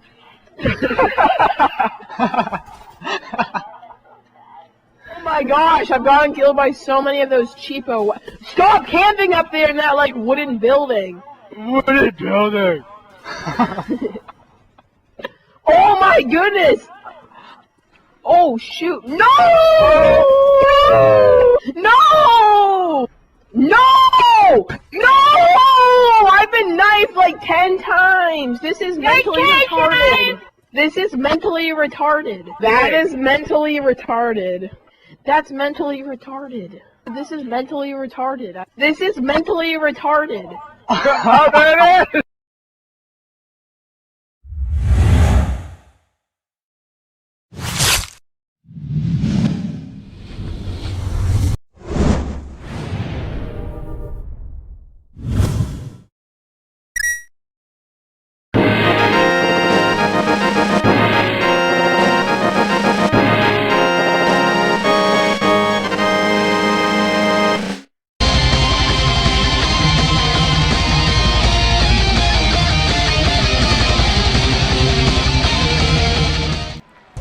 Hello there, Machinima. Welcome back to WTF Is This Loadout. Today we got something a little different. It doesn't suck. I call this the Raining Buckshot. A bit less ridiculous than a fat cheerleader, but this loadout is a bit less ridiculous than the fat cheerleader. We're running today with the Partisan, Chaperone, Burly Body Type, and the Glider Rig. And this loadout is just seriously a recipe for domination. It's called the Raining Buckshot because the general idea is to dive bomb into places and then depress right trigger until stuff dies. But if they're too far away, we've got the Partisan. The Grand Master of long-range combat, this covers my set's one weakness, which is the fact that the Chaperone can't kill anything more than like, I don't know, 11 inches away. Maybe a good round foot if they're looking the other direction. But beyond that, your Chaperone is a useless piece of crap. The Partisan's a 3-round burst assault rifle, incredibly accurate even at long range, and has sick, nasty damage if you can land the headshots with it. It can put out over 100 damage headshots even without the marksman fun fact.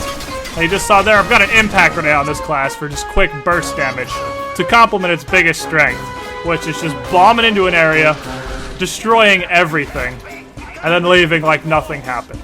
The quicker it happens, the more likely you are to survive.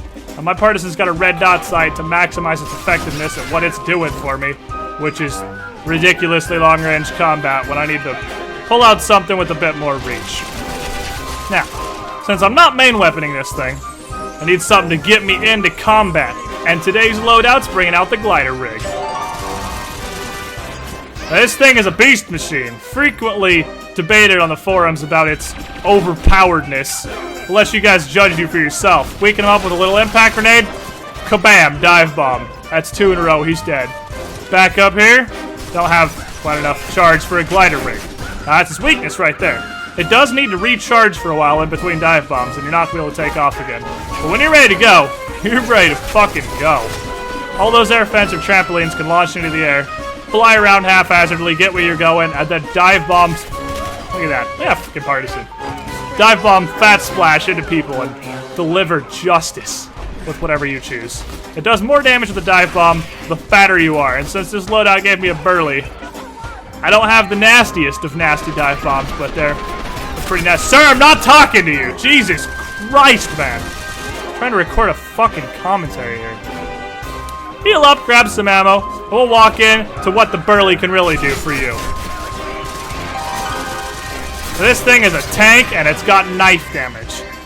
Its knife can one-hit kill anything except other burlies that are armored or have health increases, or the all-powerful mighty, unless you're packing some cutthroat.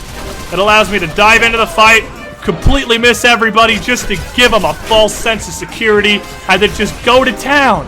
And I can just take the hits, and that guy over there, partisan, motherfucker. Partisan. And then I get shot in the ass by some tool who thinks he's just gonna hide in the garage with Dawn Patrol with his stupid ass goggles. By the way, these goggles are stupid. And you're stupid. And I'm gonna go glide around with my fat fucking burly and deliver more greatness. This set is seriously, I actually had a lot of fun recording this. The blue you're seeing right now is I just popped my rampage, which was completely unnecessary because those guys barely landed a shot on me and this guy totally misses everything with his dive bomb.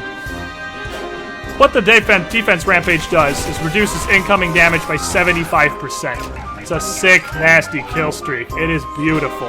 I'd go as far as to say it's overpowered, but it's a kill streak. It's supposed to be. It's not supposed to be balanced. You beat ass. Here's your reward. Go beat more ass. With the boomstick. This chaperone right here doesn't give the slightest of fucks.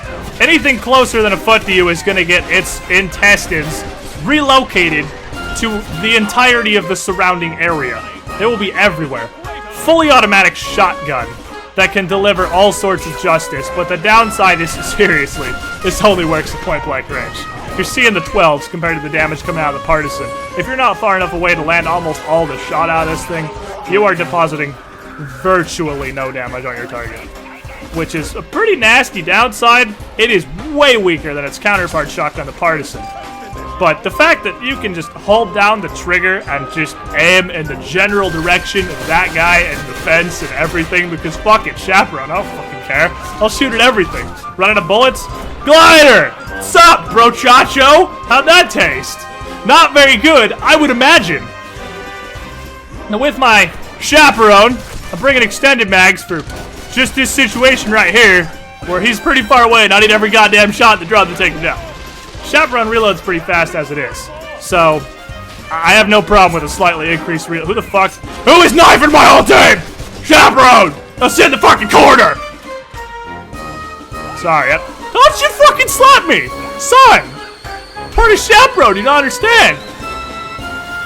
Taste of partisan and an impact grenade. I would have felt kind of dumb if I'd killed myself with that. But anyway, WTF is this loadout, gentlemen. Weapon, gadget, body type. I'll make it happen. It can be stupid, it can be horrible, it can be awesome, it can be themed. I got a Zelda one on my own channel, bow, sword, etc. Good day to you all, gentlemen, and I will see you next time.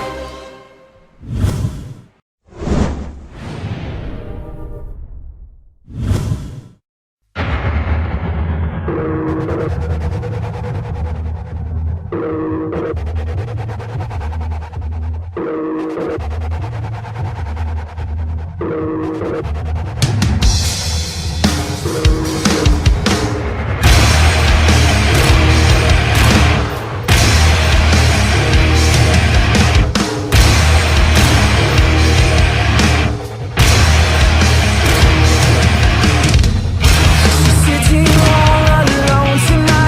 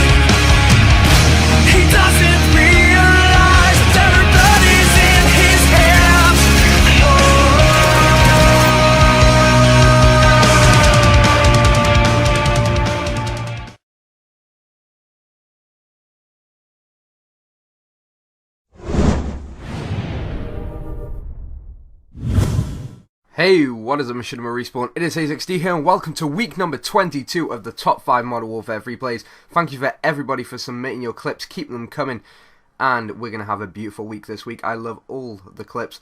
Coming in at number 5, we have got Zirkle NZ. He's playing on hard hat, he's got the golden MSR. He's going to go to this tunnel where everyone just hangs out. What's he going to do? No scope quad, no biggie. What you going to do? Let's listen to his friends' reactions right now.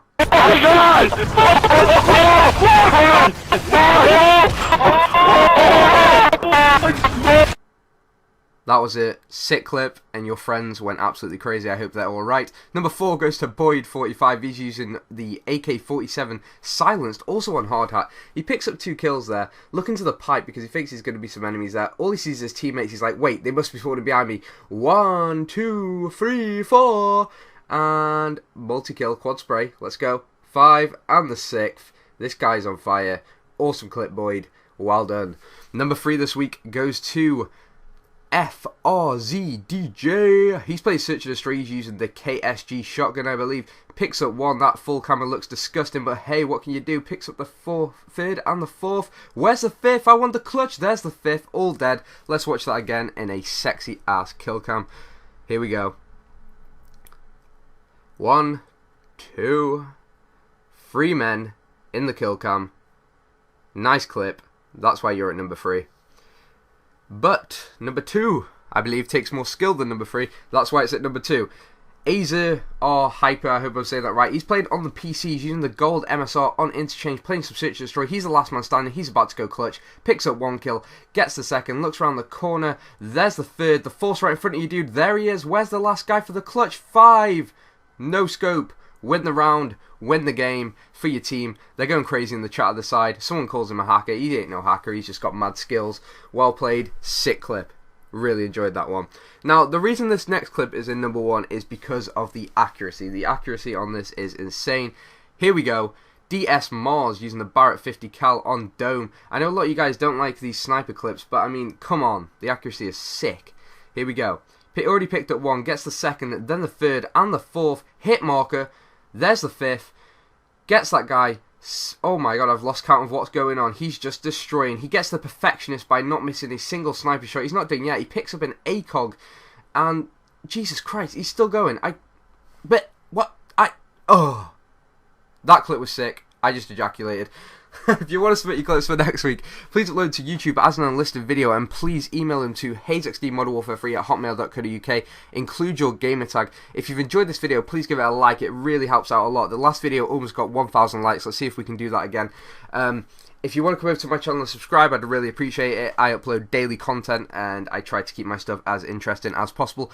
So thank you for Machinima Respawn for letting me to come on, and I'll see you all next week, guys. Peace out.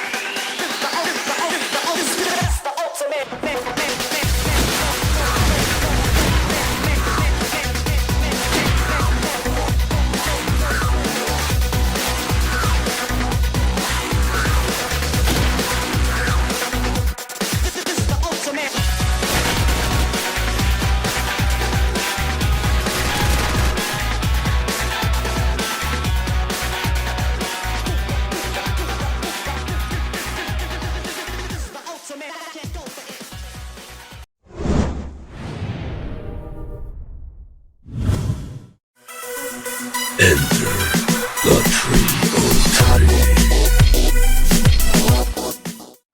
Alright, Dazran, let's see you get the M.O.A.B in this mission. Hey, Machinima Respawn, it's Dazran303. Welcome back to my series. Hope you're having a good day. This is Mission M.O.A.B. It is my mission to get a M.O.A.B on Call of Duty Modern Warfare 3. And this is Outpost. And I'm going to be using the MG36 light machine gun. And it's going to be a short enough gameplay. In reality, it was about a 10-minute gameplay, but I have shortened it down to make it a bit more enjoyable for you guys watching.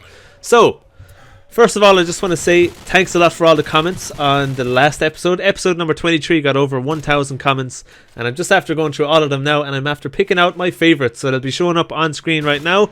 And, you know, I got some mixed feedback on my last episode. The last episode I was on bootleg, and I was using the Type 95, and some people said the gun is really overpowered, and I'm disliking this video because you used a certain gun, and stuff like that, so, you know, it's a shame, but yeah, okay, if you didn't like the episode, that's fair enough.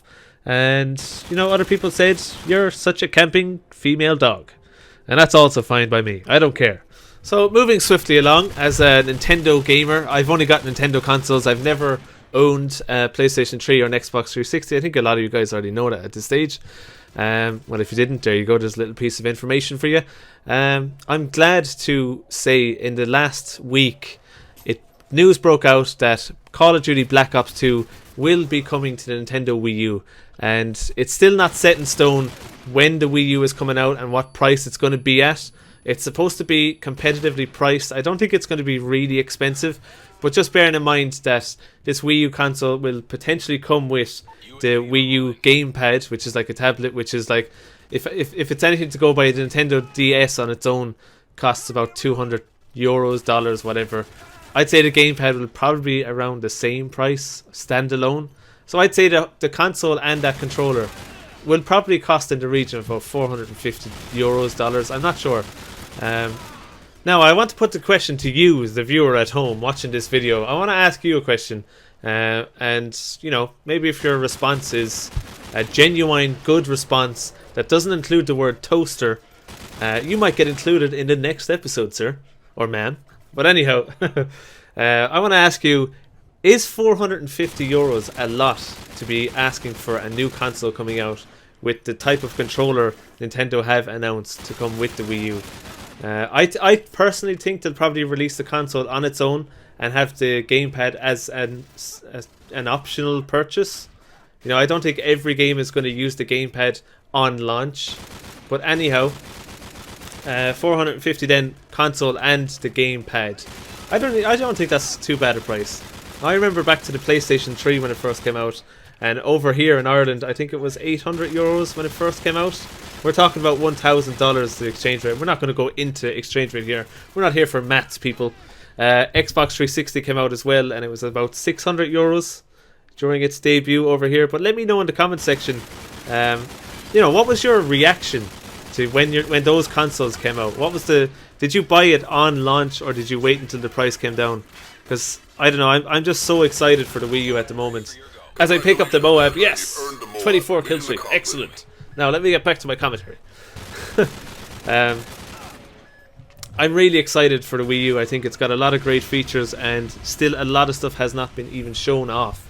I'm just dying to get my hands on the Wii U at the moment, so I will be getting it at launch. €450 though. It's a lot of money to part with at any one time, and that's not even talking about buying games on launch as well. Now, last year, or not last year, it was what, 7 years ago when the Wii came out, when this console I'm playing right now in this video, when that console came out, I bought 7 or 8 launch titles at one go. And I tell a lie, actually. My girlfriend, who is now my fiance, she bought me the Nintendo Wii and all those games. Best Christmas ever, by the way. We weren't living together, nothing. Now we're living together, and things are terrible. But anyhow, thanks for watching this commentary, guys. Of course, that last statement I just made is completely false. I hope you're not watching my fiance. I won't say your name just in case somebody stalks you for the rest of your life. Thanks for watching, guys. We'll see you again in episode number 25. And I reckon I should get a Type 95 M.O.A.B and camp a whole bunch just for everyone who enjoyed it the last time round. But anyway, thanks for watching this video, guys. It means a lot. I hope you enjoyed it. I look forward to reading all your comments in the comment section. See you next week. I've got a radio. We can listen to music. My name's Jim, and I'm here to help. Plant the bomb, Iggy. I haven't even got the bomb, you Plant the bomb, Iggy. Come on. You can tell you're Irish. You're the one freaking following me, shooting me, dude. I swear to God, you fuck. Holy shit. You're a noob. Shut up. Dude, shut the fuck up, you fucking annoying prick. Fucking got me in the fucking corner. It's fucking following me, shooting me, man. Yeah, because we're friends.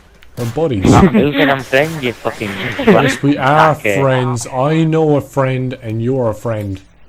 No, please, no. Please, no, what? You fucking tosser.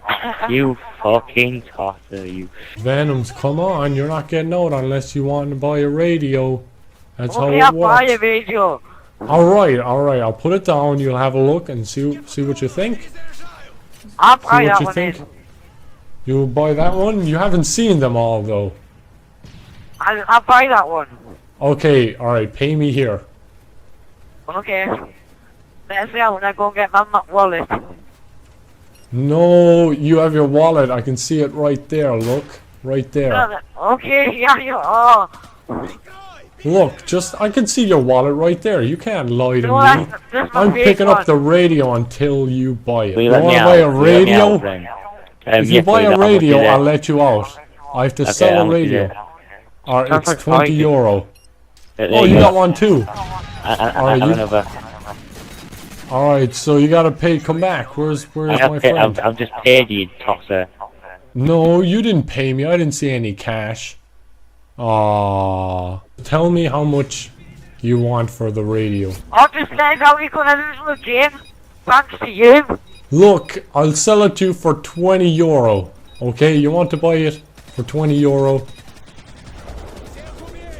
I guess Everyone, not. you lost the game because of this twat. Oh my gosh. Venoms, you didn't even buy the radio.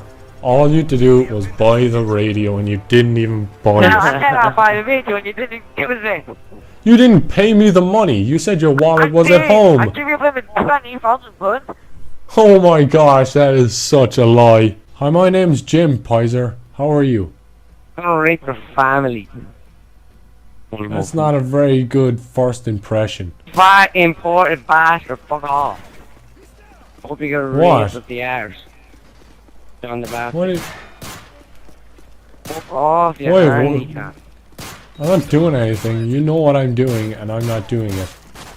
You fucking rape your whole family. I'm back on these lobbies. These sound like French weirdos and never go outside and just sit in the room all day teabagging the granny. Venoms for losing that round.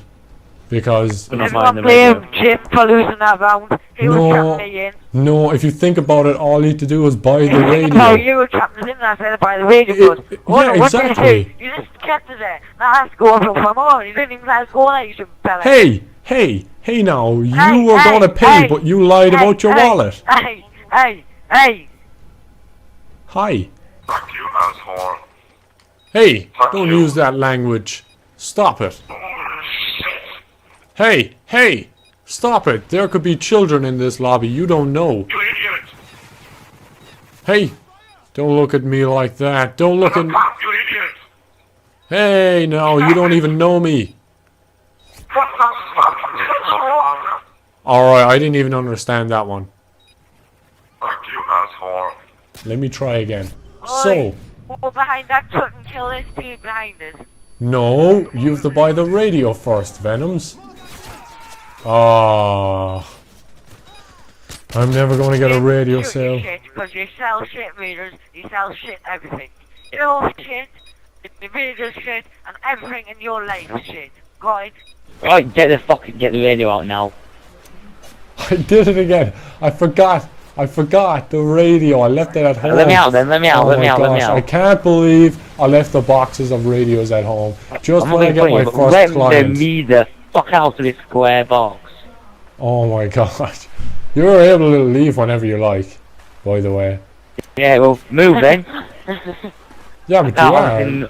I am moving. Look, I'm turning left and right and spinning and spinning and spinning and spinning and You get me killed. spinning. No, that was your fault. You should have shot that guy. You got me a call, that wasn't my fault. Alright, guys. Alright, on 3, we're gonna have a shouting contest, okay? 3, 2, 1.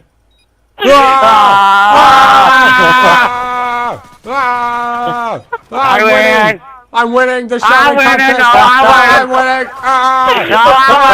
It's a shouting contest. Shouting contest.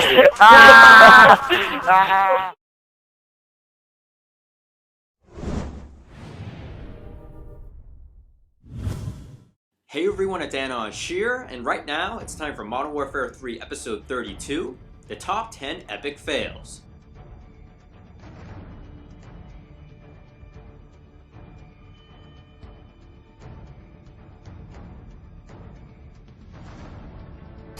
Starting off at 10 is Slick Rick 250, who finds one of the first helmets ever to do its job.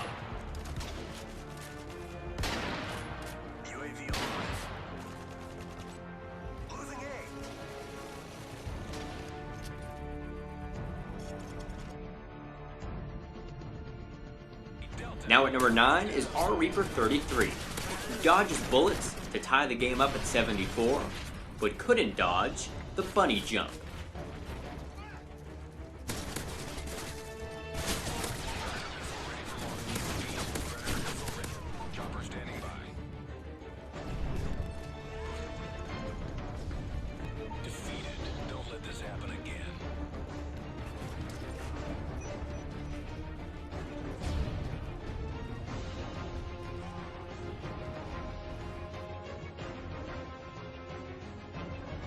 Now at 8 is Raffle MAO469, and how even being inside won't save you from care package hail.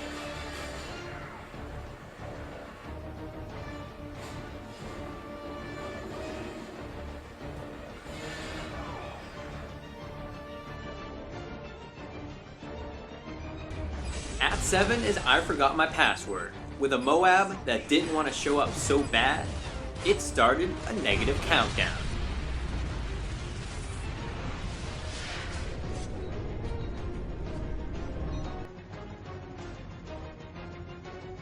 Now at 6 is I'm Gavilar, and thanks to this clip, he's now self-conscious about his weight.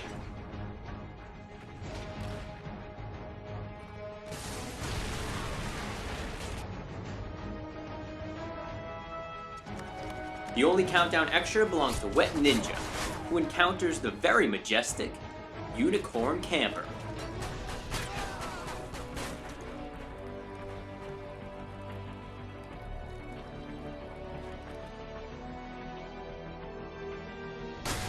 At 5 is Bailey's 2196, and on the bright side of his 8 deaths, at least he captured A.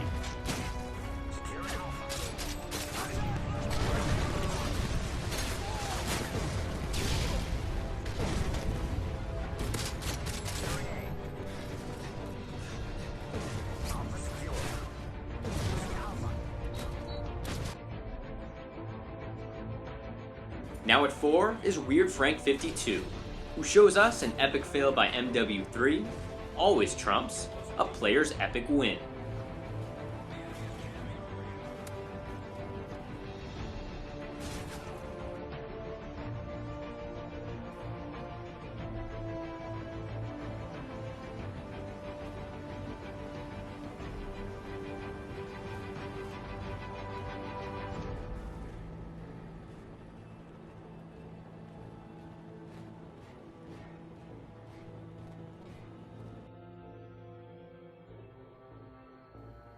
At 3 is Clocks 330, with a care package that just wanted a hug.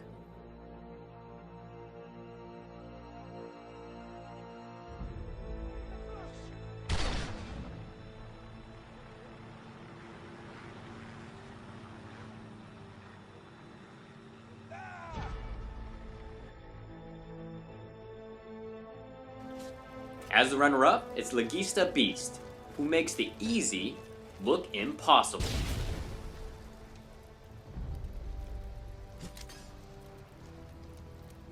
The bomb has been planted.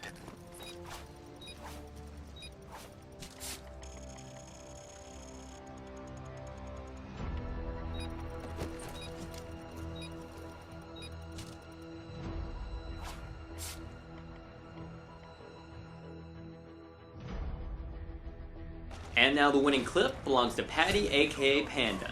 And when a C4 decides to do a U-turn, you're gonna have a bad time.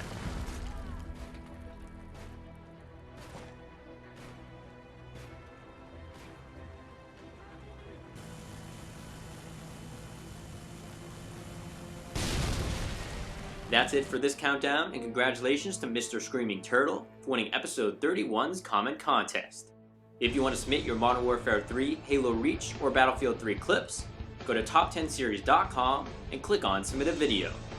Also, to get updates on when new top 10s are coming out, and to watch even more top 10 videos, go subscribe to my own channel at youtube.com/top10series. Thanks for watching, and make sure to keep a lookout for new MW3 top 10s coming out every Sunday on Machinima. Next Sunday, it's episode 33, the top 10 lucky kills.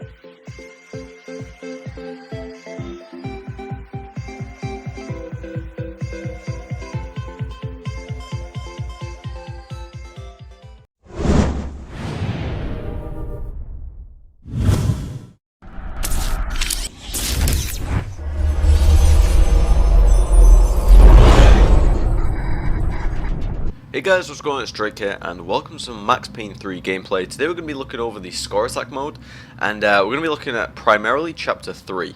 So first things first guys, we'll go down to Arcade mode, Score Attack, and Chapter 3. Now if you look to the right, first thing you'll see is Leaderboards and Global. Number 1 is me. I'm number 1 in the world on this map, chapter, and yeah, so you can look at Leaderboards in a few specific ways. Number 1, Global, Crew, and Friends. So yeah, I'm number 1 on all of them. Obviously I got the global score, and you can play it in multiple different ways, soft lock or free aim. The difference between them is free aim is essentially you move around on your own, it locks to no target. You can imagine soft lock as a kind of aimbot type of thing. A lot of people play like that. I play through the single player like that. There's no shame in playing through it like that. It's very, very good if you're new to third-person shooters. Very, very good to learn that. And obviously characters. I don't want to go backwards and spoil. Actually, wait. I don't want to go backwards and spoil the characters, but I think and I'm not sure if you unlock most of them anyway. But yeah, I like to use Beach Max. He's the character you finish with, so it's kind of cool. So yeah, that's that, guys. Let's get started. I'm going to show you guys how to get a world record on this map. Thing you're going to bump into is 3 guys from the left and 2 guys from the right. You really don't have to do anything special. In score attack, you really want to aim for the head, and you want to build up the combo on any other chapter. Chapter 3, very different. Okay, later on in the mode, you're going to take advantage of a small little glitch in the game, and from there on, you can just continuously have a multiplayer. Okay, so what you do in the starting 10 minutes, starting 10 to 12 minutes, really doesn't matter all that much. You can sprint through this. I've done this numerous times, just sprinting through it. My original run for the world record was me actually playing properly, and I got like 40,000 before the actual area where you can build up a really high score, to like 200, 300, 400, 500,000. And that's really what you want to do from there. Okay, so this area, don't worry about it too much, very simple stuff.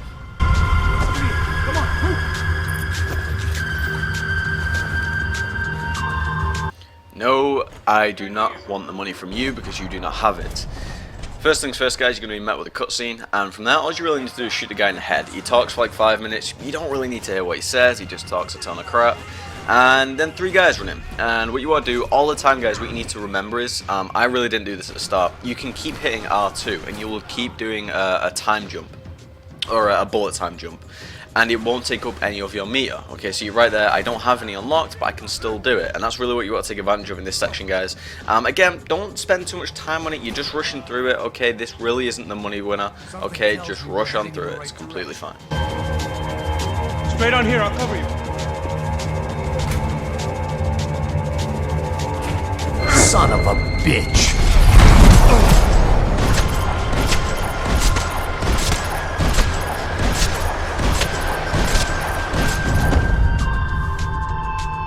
Guys, so one thing you really want to note down is to map out certain areas. Okay, so within chapters, every shootout, I kind of note it down as an area. Okay, and I really want to concentrate on how I go about doing that area one at a time instead of thinking about it as a chapter as a whole. Now this one in particular is very simple. The only key point in Area 3 is you will be able to pick up an MP5. I do that right there. You lead on to Area 4, and you want, it's very simple. I think if you stand still for too long, you'll get shot by the sniper. But for the most part, just keep running, rolling, sprinting, you'll do completely fine. You come on to Area 4. This is one of the harder parts, when it starts to get a little difficult. What you want to do is bullet time for the first 2 guys, headshot them, shoot the hell out of them, whatever, it really doesn't matter all that much. and from there you can take your time. Again, stay around the corner, bullet time, bullet jump, it really doesn't matter all that much, guys. Again, you're just wanting to speed through this part to get to the real money winner. Alright guys, so after you take out those couple, there's a guy at the stairs, don't really bother about him, but you really want to take out the sniper guy because he has been getting on our nerves for a while now. Run up the stairs, run around the corner, bullet time through, guy on the left, guy on the right. It's not a problem usually. I think I get shot up once or twice, which is a bit annoying. It didn't happen the first time I done that, I promise. And yeah, very, very simple stuff, and you will jump into a cutscene from there. Alright guys, so we get a little harder from now on. More enemies come at you, they have better guns. I think they have a little better armor as well. Again, take advantage of bullet time, take advantage of the things you earn. The more headshots you get, your bullet time meter will fill up. If you really want to do some, I don't know, hard-boiled action style thing, feel free to jump over the ledge like I did and do some cool shooting. It worked very, very well. And it's really the only way to take care of a lot of enemies in this game at one time. Remember to keep picking up ammo, guys, you will need it. If you run out of ammo at a checkpoint, it can be really crucial and you might have to restart the level. So be sure to keep picking up ammo, keep watching the corners, okay, and don't rush through it too much to keep dying, because it will get really frustrating. Alright guys, Area 7, in my opinion, the most difficult part of this whole chapter. Not so much because of a lot of guys, it's just the way they're spread out. They're spread out in a very, very awkward way, and sometimes it can be obnoxious, okay? You'll aim out to get one guy, and then all of a sudden another guy will pop out. Like you see right there, I go for the guy on the left, guy on the right pops out. Everything's timed like this in this area, so what you really want to do is risk a few hits, okay? It's okay to bullet time out, it's okay to jump around the corner like I do right here.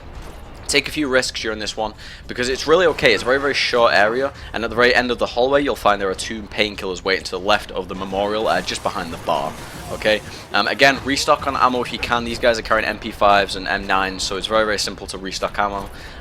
Remember, take advantage of bullet time, guys. This area, again, it is kind of difficult, but you can still rush through it. You don't need to take too much time, but it's definitely, out of everything, the hardest part.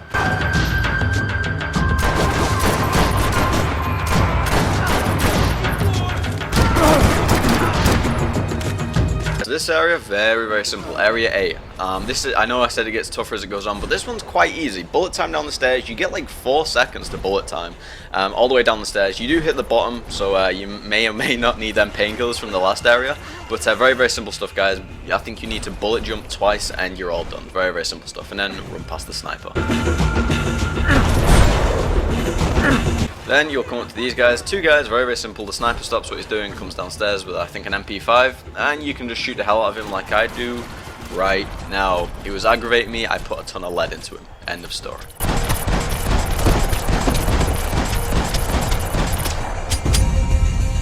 So if you've been playing this game while watching the guide, I'm hoping you've rushed through the game. I'm hoping you've rushed through this whole chapter and you've got to this point, and I want you to slow down, okay? That's really what you need to do right now. Ironically, it's the easiest part in the whole chapter, arguably the easiest part in the whole game, and you really need to take your time. Why? Because you want to keep that multiplier going. The second you miss a bullet, your multiplier is gone, okay? It's very, very easy to miss. I actually done it a couple of times when I was actually going for the high score, and it's very, very aggravating, especially when you're at like 120,000 and you're really close to getting it, and then all of a sudden, boom, you've missed. It can really, really draw you back, and you can really hit a wall, similar to the way I played Nazi Zombies. If something happens, you go down maybe, or something bad happens, you get a bad box run, you hit the wall, and you're just like, really? I can't be bothered with this.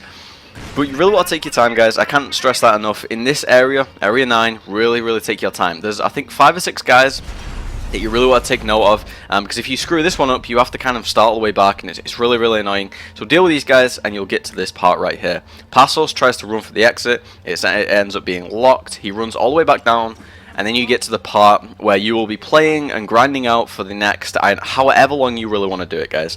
I done it for like an hour or so. And I was talking to Perpetual Jordan, and I just kept jumping back to this, and you know, I just kept going back and forth.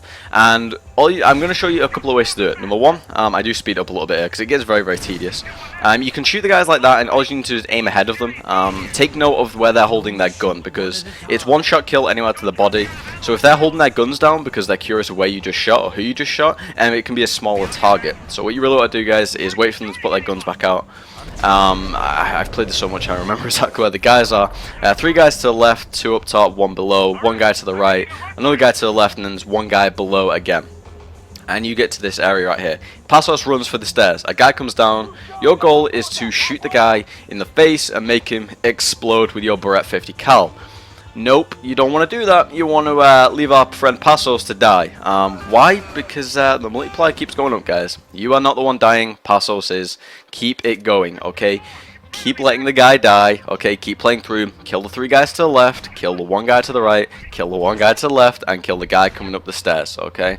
If you really want to, you can hold X and keep hitting. You can hold the slowdown button, which is A on Xbox and X on PlayStation, and you can just keep shooting the last guy if you really want to, if you're a little bit bored. But what you really want to do, guys, is keep letting Passos die and keep building that multiplier.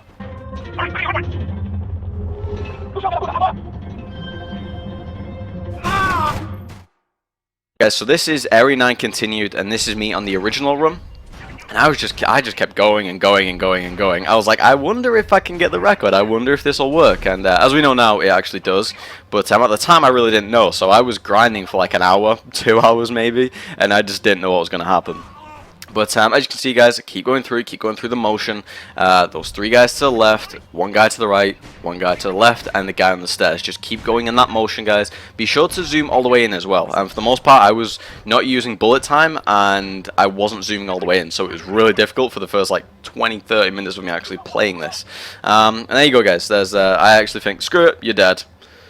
And that leads us on to the next part, guys. Okay, so if you're watching this guide all the way through and you're watching it while you're doing it and you paused it to grind out that score on Area 9 right there, and you're up to this part, congratulations. Congratulations like crazy if you actually got a high score on whatever system you're playing on. Congratulations.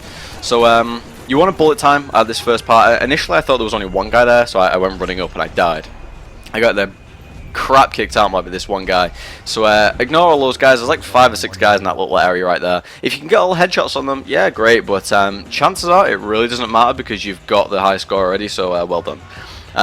On like little short walkways like that, I like to bullet time. Okay.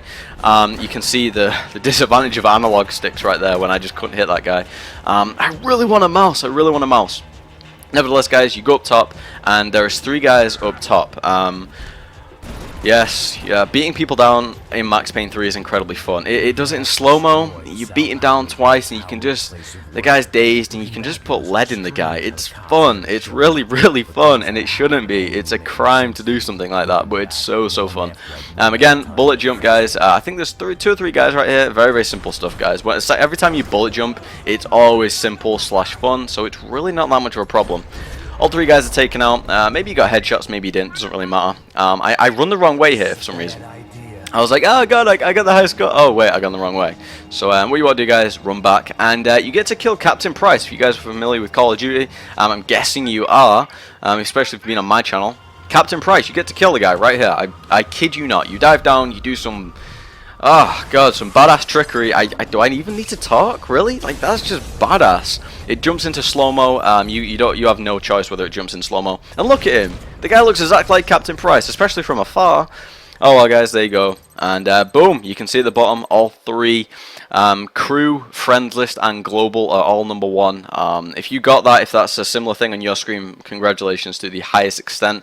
185,659, 105 headshots, and I also picked up a few trophies on the way. If you've done this, guys, very well done, and I will see you next time.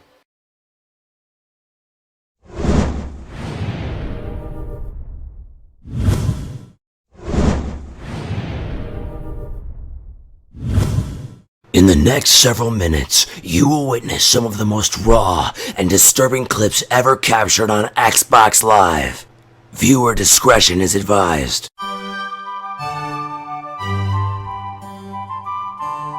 Within this video, I switched my voice up just a teeny bit. That's not exactly how I talk, so just letting you guys know now. And yeah, it works pretty effectively in getting this person angry, so enjoy. I go to the gym occasionally, and I have fairly large biceps. I like to press some benches. Oh, we go to the gym! We go on the weekend! We go on the weekend! I guess you don't press too many benches, because I am the bench presser, tell you what, okay, my friend? Or perhaps have you considered joining the Girl Scouts? You look like you're fairly decent Dude, at camping. You talking about everybody else camping. How come I see you coming out this corner every few seconds? Just because you move around the circle don't mean you're not camping. No. So how come I'm moving everywhere else? I haven't stayed in one spot, not one. Well, I'm just gonna lay it down like this, friend. You probably are going for some, perhaps some merit badges for Scoutmaster Jimmy. I know he likes to give you massages, but that's no excuse, my friend. Please, Okay, move but you're around always talking about everybody else camping, but you're the one over here camping and just walking around in the circle. I'm camping? Oh boy, I'm camping from the left to the right. Oh yeah, baby, we gonna camp all night.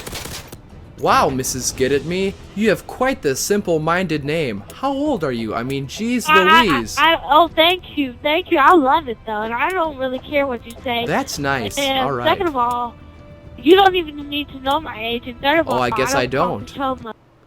Oh, I'm not going to molest any children. Do not worry, friendo. All the way. And you're always talking about somebody else's do. voice is annoying. You're gay, and you sound like it, too, so you can go on and get some... Thank you, friend. That's a pretty intelligent statement.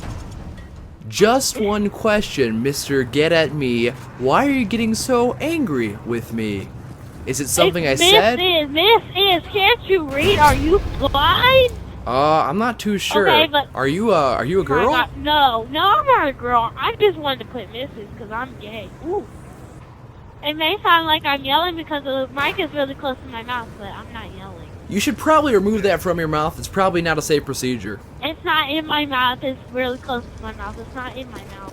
Do you like this song? A few times I've been around that track, so it's not just gonna happen like that, cause I ain't no holla back girl. I ain't no holla back girl. I haven't said not one word to you in 5 minutes, and you are still talking to me. Shut up. Nobody wants to make you a sandwich, and if I had to, I would spit in it. That's not very nice, young lady. I like my sandwiches spitless. If you could make that, that'd be great. Well, you both tell me you sound Spanish. Why are you getting so angry? And I'm not Spanish. Jeez. What are you talking about? I don't sound like anything. Don't get so upset, young lady. Calm down, okay? Okay. You want to talk about your problems? You want to talk about your problems, big girl? Yeah? Sounds like you got a severe case of asthma, okay? That's enough. Shut up. Shut up. Nobody has talked to you in 5 minutes. You still can't let it go. I thought you said you was grown. If you can't let nothing go, shut up. Nobody cares. Whoa, big fella, calm down. I'm good in the hood, Oh tell my you what. God, shut up. It was like, how many, like 30 minutes ago? Okay, and then I didn't say nothing to you for that whole entire match on Dome, and then you could still talking to me. Like, will you make me a sandwich? Will you do this? Will you do that? No, I wouldn't do nothing for you. For not worth my time. Girlfriend, you did not go there. That makes me upset. Why don't you shut okay? up? You don't even know me. Why is you still talking to me? Yeah, why is me still talking to you? Shut up. Shut up. Great Shut grammar. up. Shut up. Shut up. Shut up. Shut up. I'm sorry I have to warn you, friend, but I have quite the amount of skill in the game of Call of the Duty, and I will stomp your yard. Okay, first of all, nobody likes you. Second of all, you're probably overweight. And third of all, you're stupid. And fourth of all, you need to shut up and leave us all alone because somebody has to talk to you and you still talking to us. Whoa there, friend. No need to be a hot-headed Henry. I mean, Shut jeez. up. No, it's mutant time. It's mutant time. Oh boy, mutant time. My favorite time of the day. Mute. Oh Ooh, boy. I can't hear you no more. Wow, fellas, did you guys hear all the crap Miss Get-A-Me was talking to me? I mean, geez Louise, Papa Cheese, what a naughty Nancy. I was just trying to have a hullabaloo of fun, and she pooped all over that, tell you what. Okay, but like, still, somebody just told me you still talking stuff. I ain't talking no stuff, dog. About it. Gee whiz. It's over, forget okay, about friendo. it. It's over, forget no need to about get it. so hasty. It's Okay. over, forget about it. Alright. It's over, forget about it, forget about it. Okay, Shut up, sounds forget good. about it. Forget about it. You said that a few times already, my friend. No need to repeat yourself. Shut up, forget about it. Forget about it. Well, hot dog, gee willikers, you're getting quite angry at me. Okay, but if I'm mad. Hopefully you guys did in fact enjoy this trolling type video. I went for more of a polite vibe for it, and what'd you guys think? Perhaps leave a like if you enjoyed it, and leave a comment, leave some feedback below. I'd love to read it up. I got some great comments last time. I got at least 10 to 20 people commenting fantastic things such as, "Dear Mr. ZXX12, I spend like 17 to 19 hours on a computer and the YouTubes every day, and this is not trolling. This is a bunch of bullshit, and I don't want to see any more of this bullcockery coming from you." Wow, buddy, fantastic. And yes, I know a lot of you guys commented below before. Yes, I do accents on my channel. If you have an issue, grab a tissue, and perhaps you would like me to throw in a couple of these voices. Does that sound like something you would want? Some kids in the audience right now. I just took a dildo to the knee. That sounds like a bad day. But guys, I'd love to have you on my main channel. Stop on over, subscribe, we'll say hi, we'll have a dance party. It'll be kind of sexy. But this has been ZX612 saying peace, the nipples out. Bananas! And I know a lot of you guys are sitting out there going, "What are you talking about? Piecing the nipples out bananas? That sounds like a bunch of crap. Is there something wrong with you? Perhaps you inhaled the bath salts." Well, there's nothing wrong with me. It's just something I do, and well, hopefully you guys enjoyed this video. See you next week. Bye!